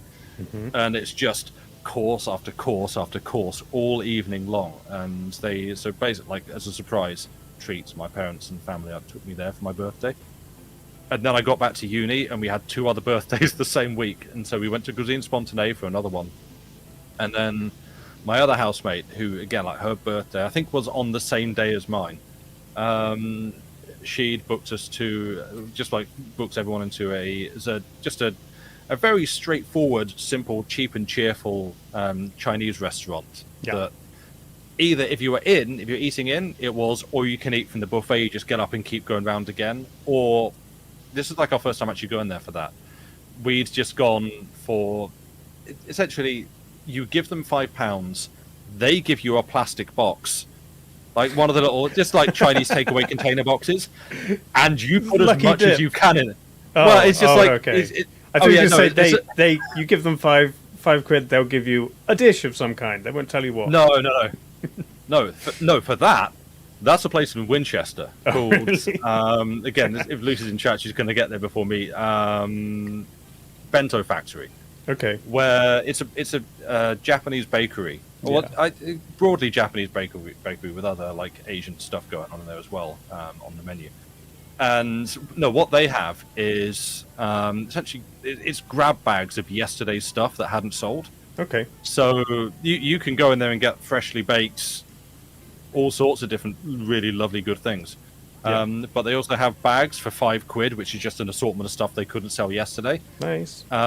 It's so good. Here's £5. Awesome. Now I've got like 2 char siu buns and other bits. It's real good, and the condition's fine, so it's an absolute bargain. You ever used the app Too Good To Go? I have it, but no, I'm never near anywhere that actually uses it. Round here, there's a lot of like industrial stuff, so like maybe a whole bunch of sandwiches for not very cheap, and nothing too interesting from like bakeries or restaurants. Yeah. But yeah, that's the kind of thing where it's like... Yeah, I've got it on my phone, but anytime I've looked, there's never anything near to me. I need to be like in a city. Yeah, it's probably great if you're in the centre of a city. Oh yeah, if that, I would be on there all the time. I wouldn't save so much money. I would spend so much more money on stuff that I don't need to eat. You ever been to a Brazilian steakhouse? No, I haven't. That's one of my favourite things. It's almost all you can eat. Pretty much. The one I've been to a few times is Hotel Brazil in Cabot Circus. Yeah. And you go in, sit down. There's like a salad bar, so you can get all you can eat salad bar. Yeah. And then they just bring round on a stick some meat that they've got. These lovely big grills that they're just doing stuff. Stick. Yeah, and just a guy will come round with some nice steak that they've been grilling.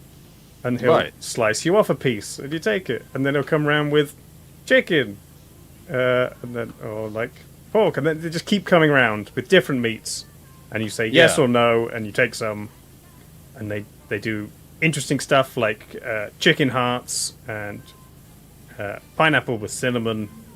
Right.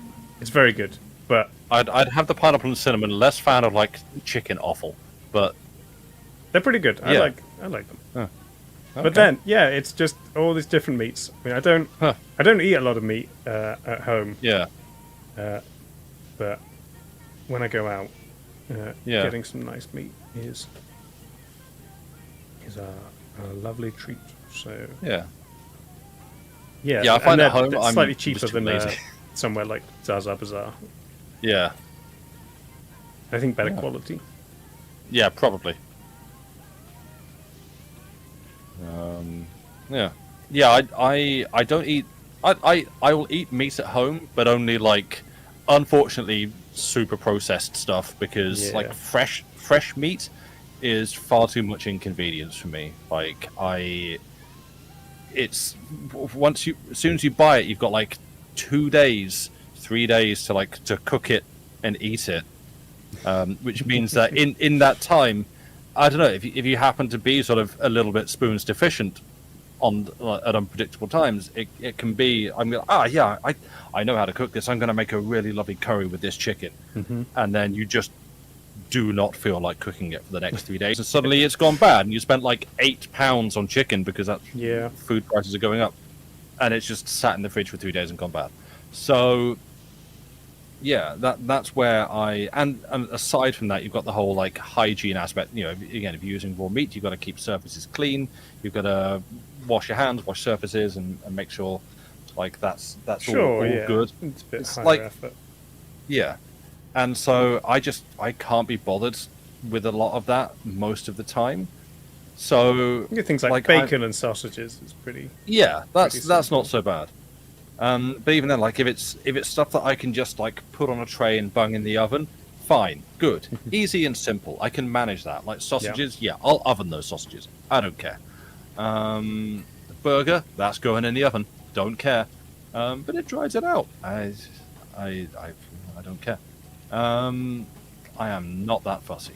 But yeah, if it's something that takes extra work or extra consideration, I am so unlikely to have the bandwidth for that I will just revert to vegetables or vegetarian alternatives because so much easier. Like you can keep that stuff in the freezer more, or it's just a lot, just a lot easier to work with. What I tend so, to do is mostly for price/value sake is I will buy a whole chicken and I will either roast it and chop it up, or I will butcher it, separate all the bits, throw Yeah. whatever I'm not using immediately in the freezer, and then you get some good breast and thigh meat to use in Yeah. whatever you've got going, legs and wings, and then a lovely carcass for stock. Make some good ramen or pho. Yeah. And I think I still might have a couple of carcasses in the freezer ready for Yeah. just if I want to make a stock at any point. See, Lucy just dropped into chat to say, that's the strat. Even better with the turkey. Yeah. We. I But yeah, higher So effort. I think I'm quite good yeah. at butchering a chicken now. But Yeah, I completely agree that is the strategy. I do not have I do not have the resources to do that.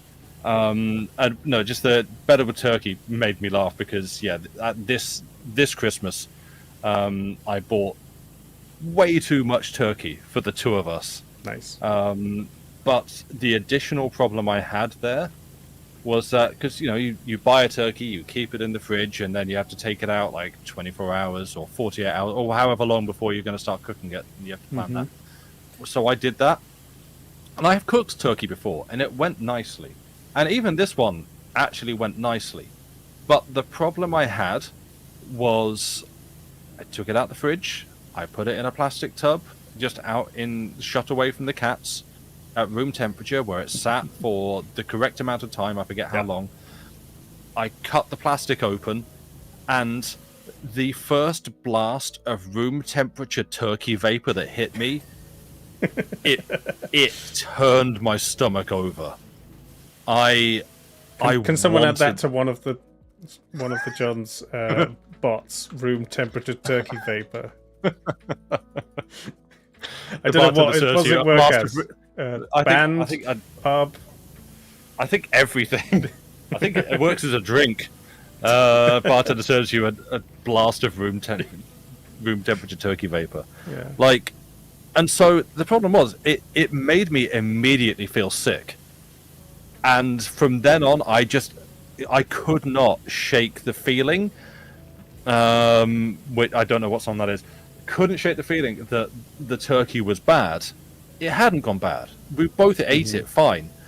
But any time that I smelled anything from the turkey, it just brought the nausea back. So I had this enormous, expensive, freshly cooked turkey just sitting there that, like, we made a good go of it, but just every time I ate it, having the feeling that I'm eating rancid turkey.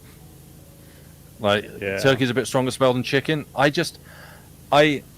This is to Lucy. I wish you had been there to smell it when I opened the plastic, because then at least someone, because listen, like, there was no one else around who could smell it and go, oh yeah, no, that's fine, it's supposed to, or oh, I'm not sure about that. So it was just down to me. And Buddha, you had the same thing with chicken. You couldn't eat chicken fillet for months. Yeah, like it. I have never had that experience before. There's foods that I don't like because I don't like the smell, and the smell makes me nauseous, like mushrooms. But this was just instant, like immediate, like a switch. I love turkey. Blah, turkey makes me feel sick. And sorry, part of you wish you didn't have sliced turkey in the fridge right now. If you've not had that experience, you're probably fine. We did do a damn good turkey curry, yes. We just improvised one, which came out extremely well. But yeah, so I don't know what happens this coming Christmas. Chicken. What I did. Fish. No, no. Pork. You're making. You'll be making some pastrami and turkey bagels for lunch tomorrow. Hell yeah! By some you mean one. Yes. Pastrami is epic tier cold meat.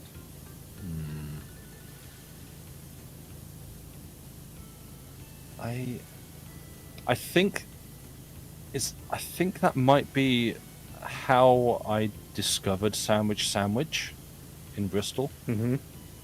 Because I watched it's on Molly Lewis's channel where she does like Sunday in the Park with Huel, which is, I think we've raided over there after D&D a couple of times back in the old days.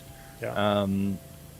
So it's a guy, Huel Hauser, who made a bunch of documentaries about California in search of California's gold.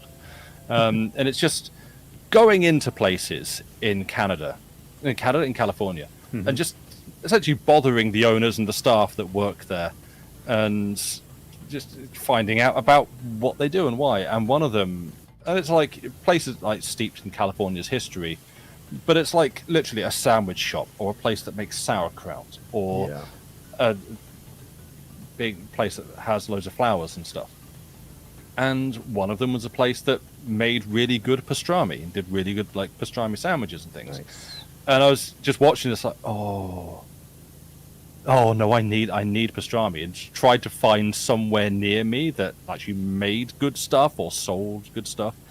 And that was, in looking that up, that's how I learned about sandwich, which, like, they fill them like you want them to be filled. It's not the like, oh, I'd like that filling. Okay, well, we have a lot of customers, sir, so you just get like I take the spoon, I turn the spoon round, I use the back of the spoon to scrape the filling on there, and then we just take a little bit off and put it back in the tub, and there you go.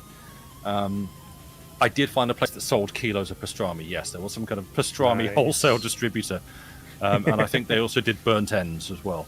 Ooh. Yeah. Well, so I have now found that sandwich delivered to here where I am. Ooh. Nice. Yeah, and so they have a like overnight slow cooked beef brisket burnt ends in barbecue sauce sandwich that you can get with macaroni cheese on it. Okay, Like, pretty much. Ostensibly in a brioche bun. It's like underneath, like you get just a carton, and underneath somewhere, buried beneath all this, is a brioche like bun, Yeah. and like a little, and the other half on top is like a little hat. It's decorative. It's what you want because it's just barbecue beef and macaroni cheese in a box. There is no way to take this out by hand and eat it. It does not fit my definition of a sandwich. But it's amazing. Nice. I am hungry now.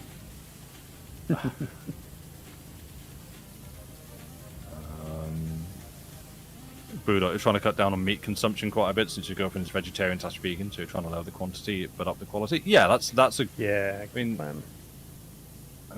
like back to. Well, if you want to talk about good quality stuff, this goes back to the start when I was talking about drinking Budweiser at the student union instead of Carling. Budweiser, the good quality beer, as opposed to Carling. Somehow, Budok's going to find a way to punch me. But yeah, that was always my attitude. Always has been my attitude towards beer. It's like I just want to drink stuff that I enjoy rather than drink it to get drunk. So I'll spend a bit more for a pint of something that I'll like Hooghan, rather than buy like 5 pints of pound a pint beer. I'll never guess what you drank at the student union, Amras. Dave, would you like to guess with me what Amras drank at the student union? Usually at 10 in the morning before lectures. Strongbow. Earl Grey.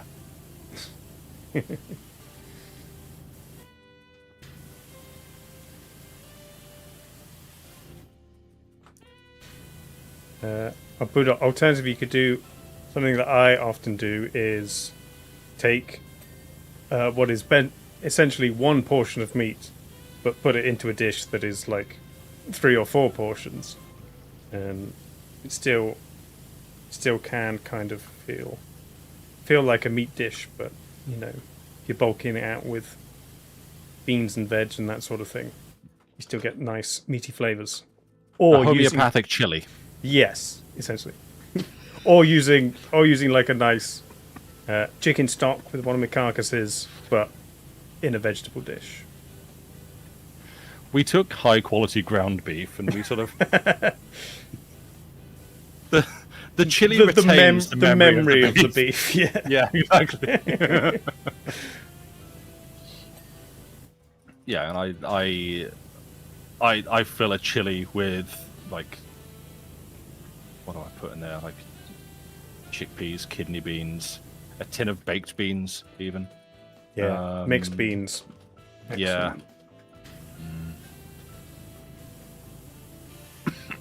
Excuse me. You're okay. Amos's choice in the student union was usually a pint of John Smith's and a £3 full English breakfast. All right. Sure. What happens if we go past 20,000, chat?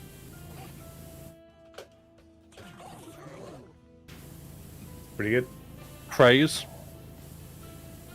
That's it. That's what you get for another 10,000.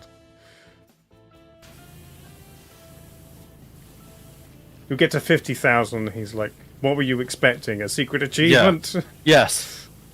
is it another Braid-like commentary on achievements in video games? Damn. Yeah. Oh, black beans? Yeah, black beans are good. Mm-hmm.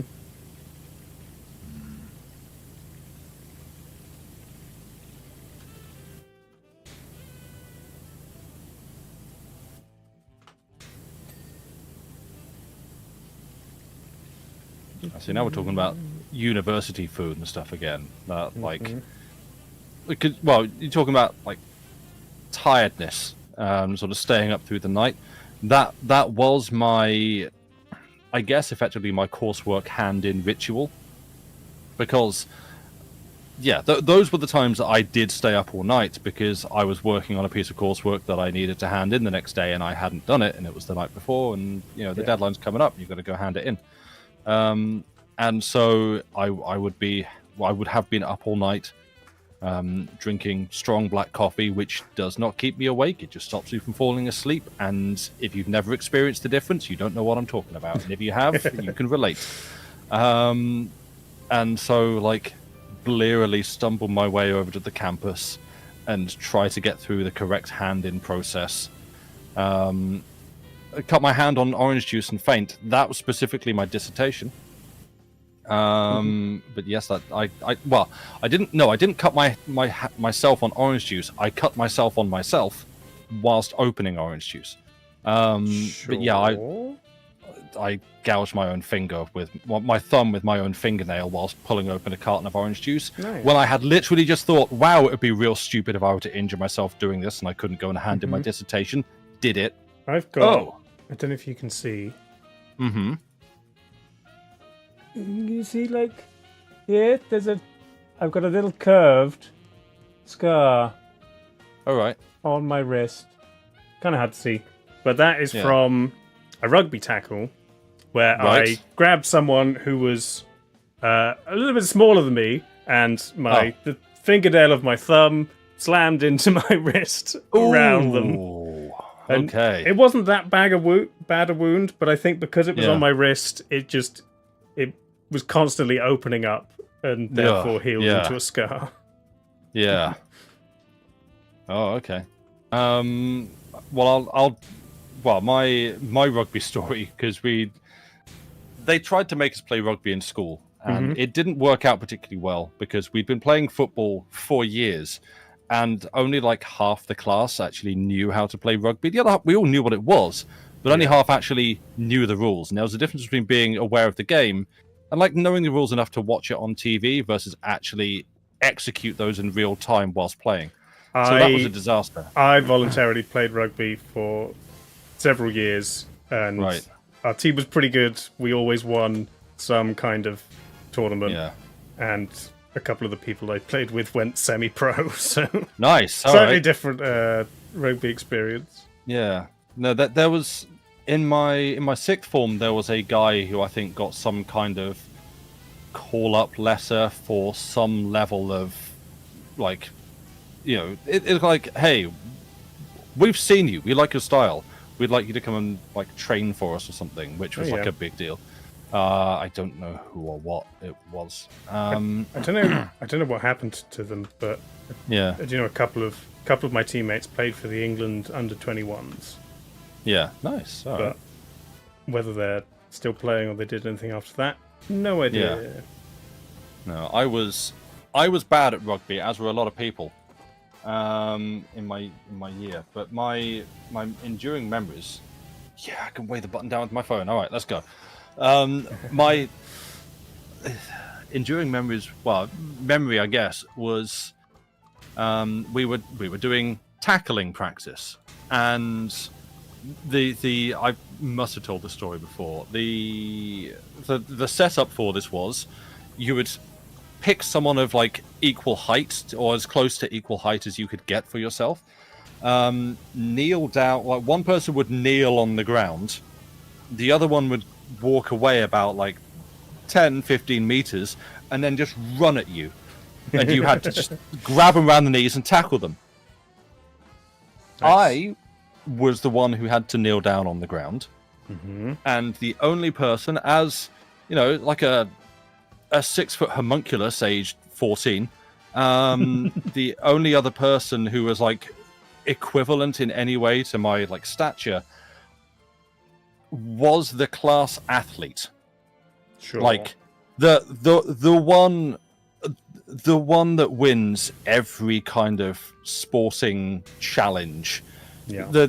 The guy who you're sure can do 100 meters in like 10 seconds at school. Everyone else is like Isn't competing that- amongst themselves. Is that normal? 10 seconds? That seems about right. I'm pretty sure there were guys in my plenty doing the 100 meters in 10 seconds. I feel like 10 seconds is pretty fast. I'm pretty sure I did the 200 meters in 22 seconds. I'm gonna need chat to start dropping some 100 and 200 meter times and The statistics. record. What's the record? Like 7, 6? For the 100 meters. Yeah. I don't know. It's been a long time since I've watched. I feel like 10 seconds or under is pretty damn fast for essentially someone running Maybe on a it school. wasn't I don't know. I might be completely wrong. But for like someone running on a school field. But like 9.58 in the men's. Oh, okay, so 10 seconds is Yeah. pretty good then. Yeah. I'm exaggerating. This is hyperbole. Sure. Reddit says average person off the street probably around 15 to 20 seconds. Average Okay. fit young male probably about 13 to 14. Average high school track runner probably about low 11 to high 11 depending on the area. Yeah, like Maybe I this wasn't was... even in the 20s for 200. I swear it was 20 something, but I could be All right. could be wrong. It was, I was only ever 40 ran the something. 400. I never ran the 400 meters once, and that was on our school sports day. Yeah. I was not an athlete. I've got to the point yeah. where I'm at 99%, and I've just got to look at everything to work out what happened. and, I love that bit. Ding! But you do get to scoop up some dings now, though, so that's something. maybe But yeah, one or this two. the point being that like while our kind of physical stature was kind of the same, we were in essence and physically both coming at it from completely opposite directions. And I got to be the guy that knelt on the ground while, as far as I'm concerned, Usain Bolt was running at me. Mm-hmm. And I blacked out. And then came round on my back with a very sore shoulder. That was what happened when I attempted to tackle a speeding train. Wasn't a fan of rugby after that. I didn't know you could do this. Thanks, Andy. You can pull up a Oh, list yeah. and just click on them. Yes. Yeah. I never knew that. I always just waited Oh. until the last few popped up on the sides. Oh, yeah. Shaft, shallows. I don't think ocean room vents. Maybe that's the only last thing in here. Yeah. Then I can leave. Sam used feint. It was super effective.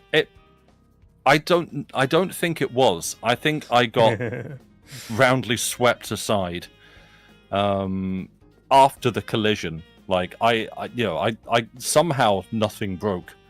But that was rugby. And the other time that I forget, like rucks and mauls, but the thing where someone like goes to ground and like That's sort of a ruck. tries to shield the ball, and while everyone like piles over the top and tries to grab them out the way and get the ball. Yeah. And for I want to say an hour, we were being drilled on this, where the teacher was like going to ground and like shielding the ball, and we'd like try and go over the top to get the ball, and he'd go, "No, you're doing it wrong. Get up, do it again." And so we'd reset, and he'd go to ground, and we'd go over and try and grab. "No, do it wrong. Do it again." And for like an hour, just doing this, until eventually he said, "Why aren't you moving me out the way?" Like, what? You can grab me and move me. At no point had any of this been explained. We did not. It's like when it's like a tutorial in a game. It's like, "Oh, I need you to go here," and it's just not working. It's not happening. I think, to be fair, I think the most commonly given penalty is to do with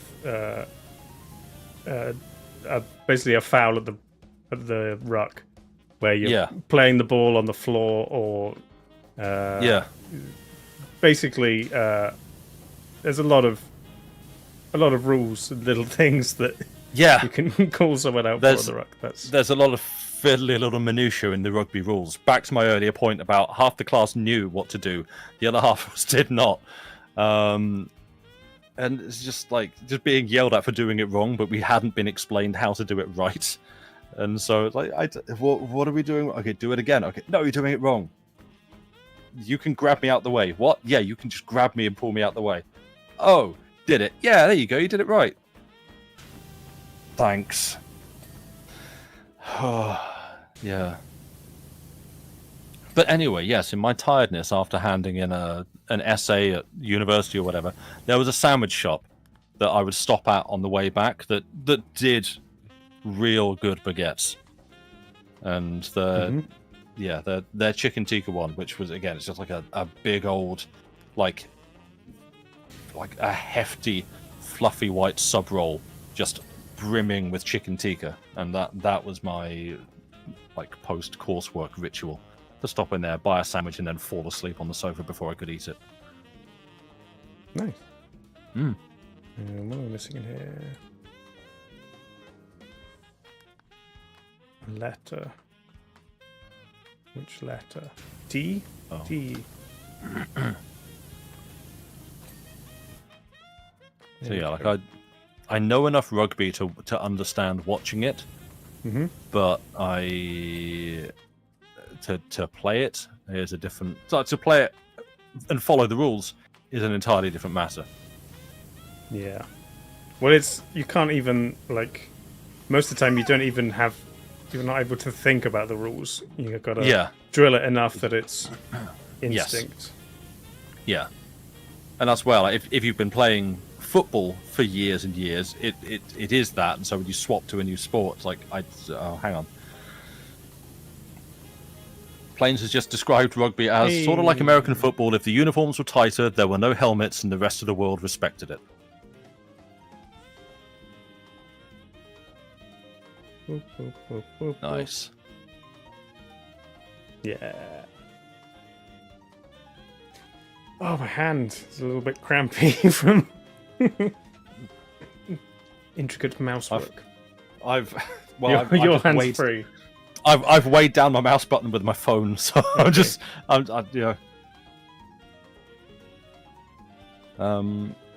don't know what happens next. Just leave it going overnight and let us know. Good grief! We discussed this earlier. I don't sleep well. I've got a PC going on in the room overnight. Yeah. I mean, this feels like a decent natural end point. Sure. Yeah. To wrap things up. Yeah. I don't know what I'm going to do next week or next time. That's yeah. I mean, yeah. Just play Cookie Clicker. Oh, yeah, could do. And like, I have others. I've got like the Norp Apolog. I've got Space Plan, which I've played a couple of times, but it's a very nicely presented, like clicker idle thing. Yeah, I've got some options. It's just which ones are going to run okay. Yeah. Cool. Yeah. Well, thanks, Sam. This has been a good first stream. It has.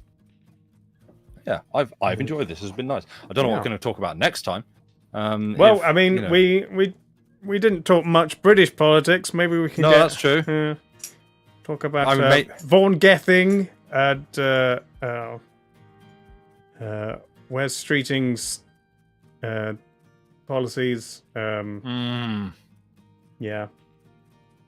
We could watch a film. Oh, that's true. Yeah, I didn't talk about I mean, Lucy and I told you about the film we watched over the weekend, but I haven't told chat. Yeah, I mean, we didn't even do like any TV film reviews. We talked games a bit. Yeah. There's always things to talk about. Yeah, we can always find stuff. Yeah. I've never yet run out of things to say when pushed, or even not pushed. So.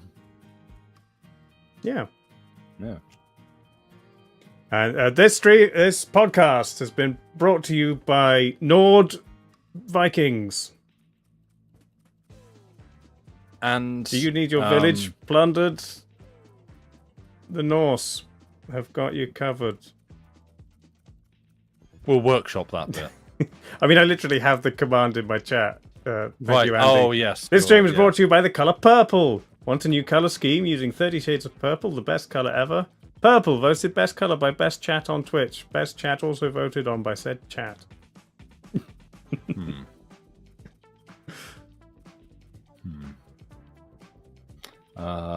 Planes asking there will be a Friday stream. Yeah, JD and I are planning to do something. I think later this week. I'm not sure whether Thursday or Friday, but yeah, at the moment my streams on this channel are kind of dependent on how confident I feel in my laptop's ability to play said game without just like chugging and dropping down into the like mid to low 20 frames per second, which I have a lot more Elden Ring DLC to play and a lot more Destiny to play, and something ain't performing right. So we shall see. But yes, that is the hope, to do more streams. But yeah, Dave, this has been a lot of fun. Yeah, it has. I've enjoyed it. Yeah. Well, yeah, we'll be back. I guess maybe next week. We haven't decided how often. Yeah. To do this. We'll do some more Remnant 2 sometime as well. Yes, yeah, we should. I would also happily attempt to play more of that. Yeah, I have had a good time. This has been fun. Great. Right, unweight the mouse so I can start clicking on things again. Hey, 24,169. Oh, you clicked more. Well, yeah, okay. Well, sorry, we've got to stick around for 30,000 now. Yeah, get it to 420,69 or 69,420. That's a lot of clicking to go. I can do 4,269. Like combine them both. How about that? You can do another 2,000 right now. No. Oh, that. Oh, I see. Yeah. We the 24, the 20, 69. Lovely. Great. Yeah. It's basically like the millennials. Is this what we want? Yes. Right. Great.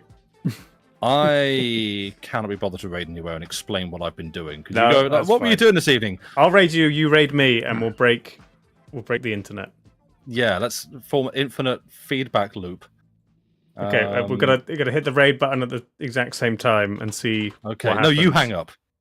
No, you hang up.